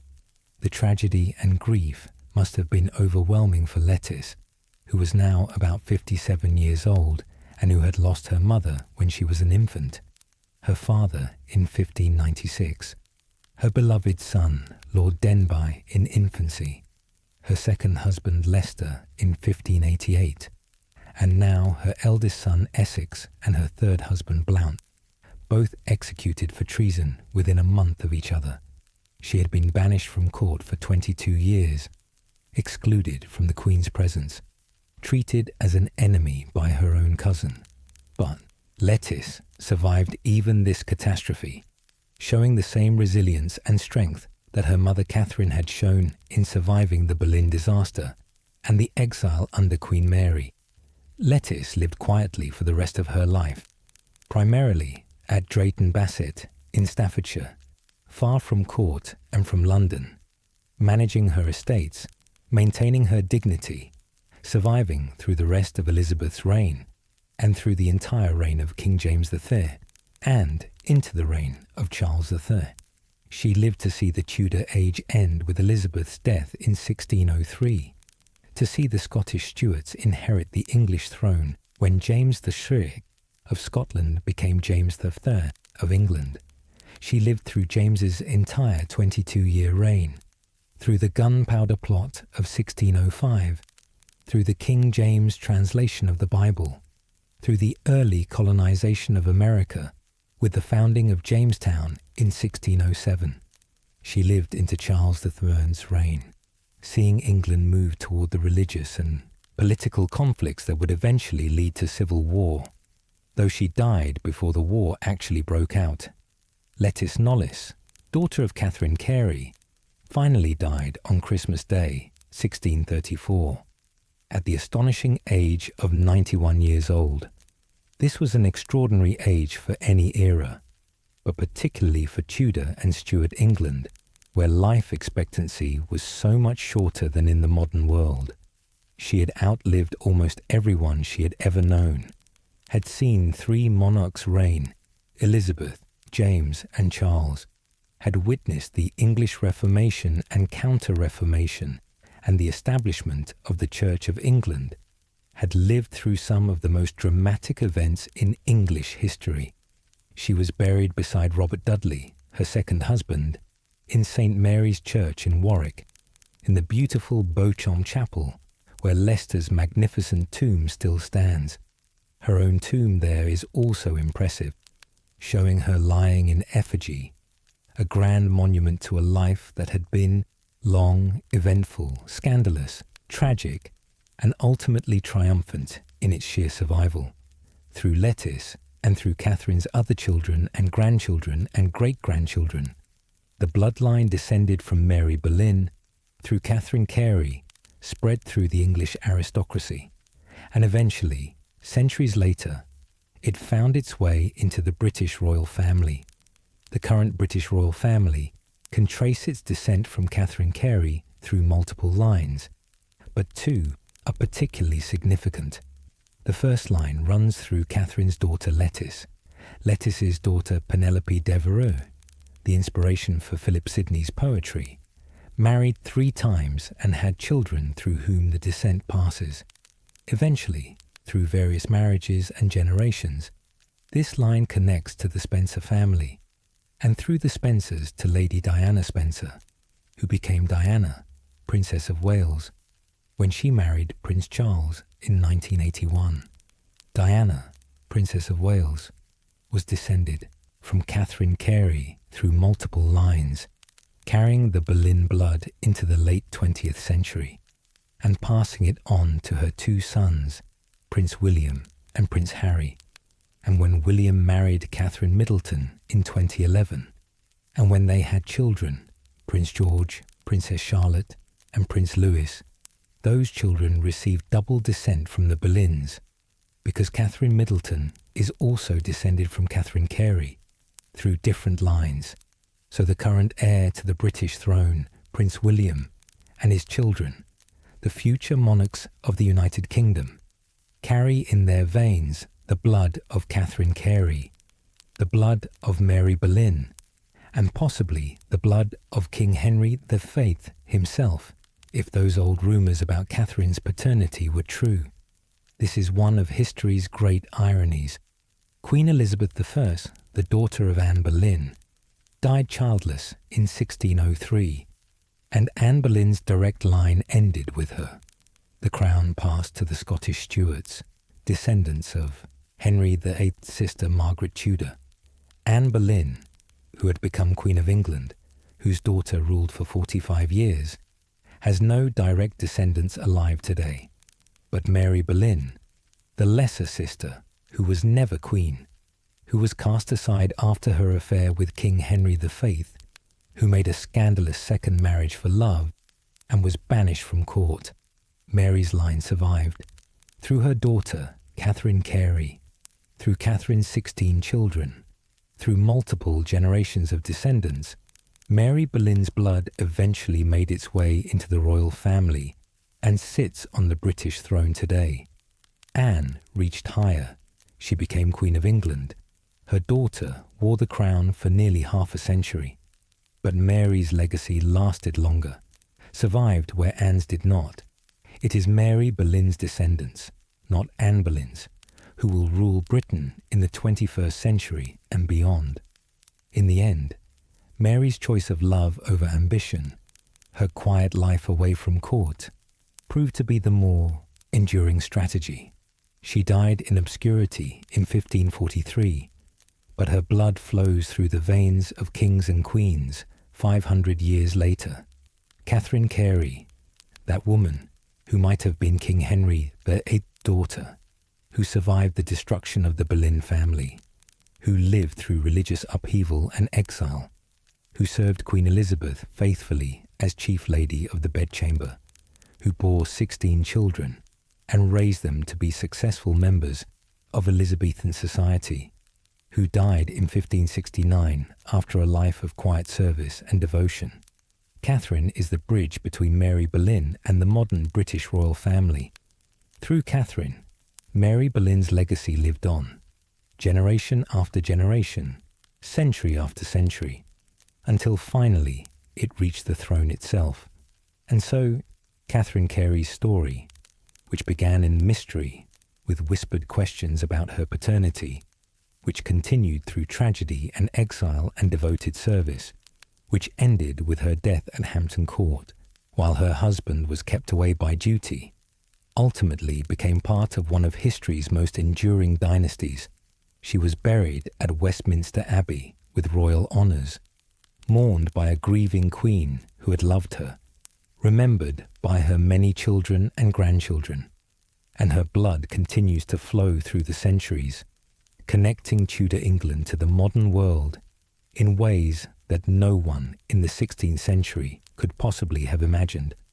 And so, dear listener, we come to the end of our journey through Catherine Carey's remarkable life, from her mysterious birth around 1524, possibly at Hever Castle, or perhaps at Chiltern Foliot, through the tragedy of her father's death from the sweating sickness when she was only 4 years old, through the devastating execution of her Aunt Anne Boleyn when Catherine was 12, through her service to queens and her marriage to Francis Knollys, through the birth of her 16 children, through exile in Germany and triumphant return, through 10 years of devoted service as Chief Lady of the Bedchamber to Queen Elizabeth III, and finally to her death at Hampton Court in January of 1569. We have walked with Catherine through 45 years of Tudor history. We have seen the world she lived in, that dangerous, glittering, complicated world of Tudor courts where favour could turn to disgrace in an instant, where royal blood might be a blessing or a curse, where religious conviction could mean the difference between safety and exile, or even death. We have met the people she knew, kings and queens, her Boleyn relatives who rose so high and fell so hard, her devoted husband Francis, who outlived her by 27 years, her 16 children who carried on her legacy, Queen Elizabeth, who trusted her above almost all others, and we have contemplated the mystery that surrounded her from birth. Was she really the daughter of William Carey, as the law declared her to be? Or was she the unacknowledged daughter of King Henry VIII, the secret royal bastard whose blood carried the Tudor dynasty forward in hidden ways until it finally emerged onto the throne itself 500 years after her birth? We can never know the answer to that question with certainty. No DNA test can reach back across 5 centuries to resolve the mystery. No letter from Mary Boleyn confessing the truth has survived, if such a letter ever existed. No contemporary document gives us definitive proof one way or the other.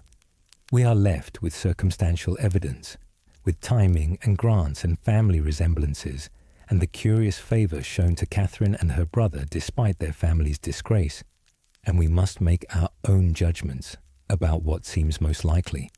But perhaps the mystery itself is fitting.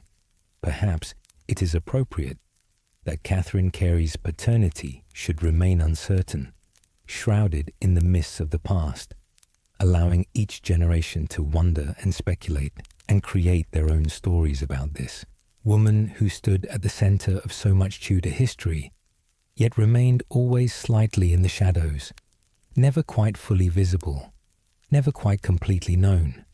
What we do know, what we can say with certainty, is that Catherine Carey lived a life of remarkable resilience, devotion, and quiet strength. She survived catastrophes that destroyed others. She built a large and successful family. She served her queen faithfully for 10 years in the most intimate and trusted position at court. And she left behind a legacy that continues to this day through the royal blood that flows in the veins of Britain's current monarchy. She was, by any measure, a remarkable woman, worthy of being remembered and honoured even if she never sought fame or glory for herself, even if she lived quietly and died without fanfare beyond the elaborate funeral that her grieving queen provided. She played her part in the great drama of Tudor England, and she played it well, with dignity and devotion and that quiet strength that so often goes unrecognised, but that makes the world possible for those who occupy the centre stage. And so, we leave Catherine now, resting in her tomb at Westminster Abbey, reunited eventually with her beloved Francis at Rotherfield Grays, her 16 children spreading out across England and carrying her blood and her legacy forward through the generations. May her story, told here in these quiet hours, have carried you gently towards sleep. May you dream of Tudor courts and moated castles, of exile and return, of devoted service and quiet love, of mysteries unsolved and legacies that endure across the centuries. Thank you for joining us on this journey through Catherine Carey's life. Thank you for letting these whispers from the 16th century accompany you into sleep. May your rest be peaceful, may your dreams be pleasant, and may you wake refreshed, carrying with you the memory of this remarkable Tudor woman, who might have been a king's daughter and whose blood flows through royal veins to this very day. Sleep well, dear listener. Sleep well.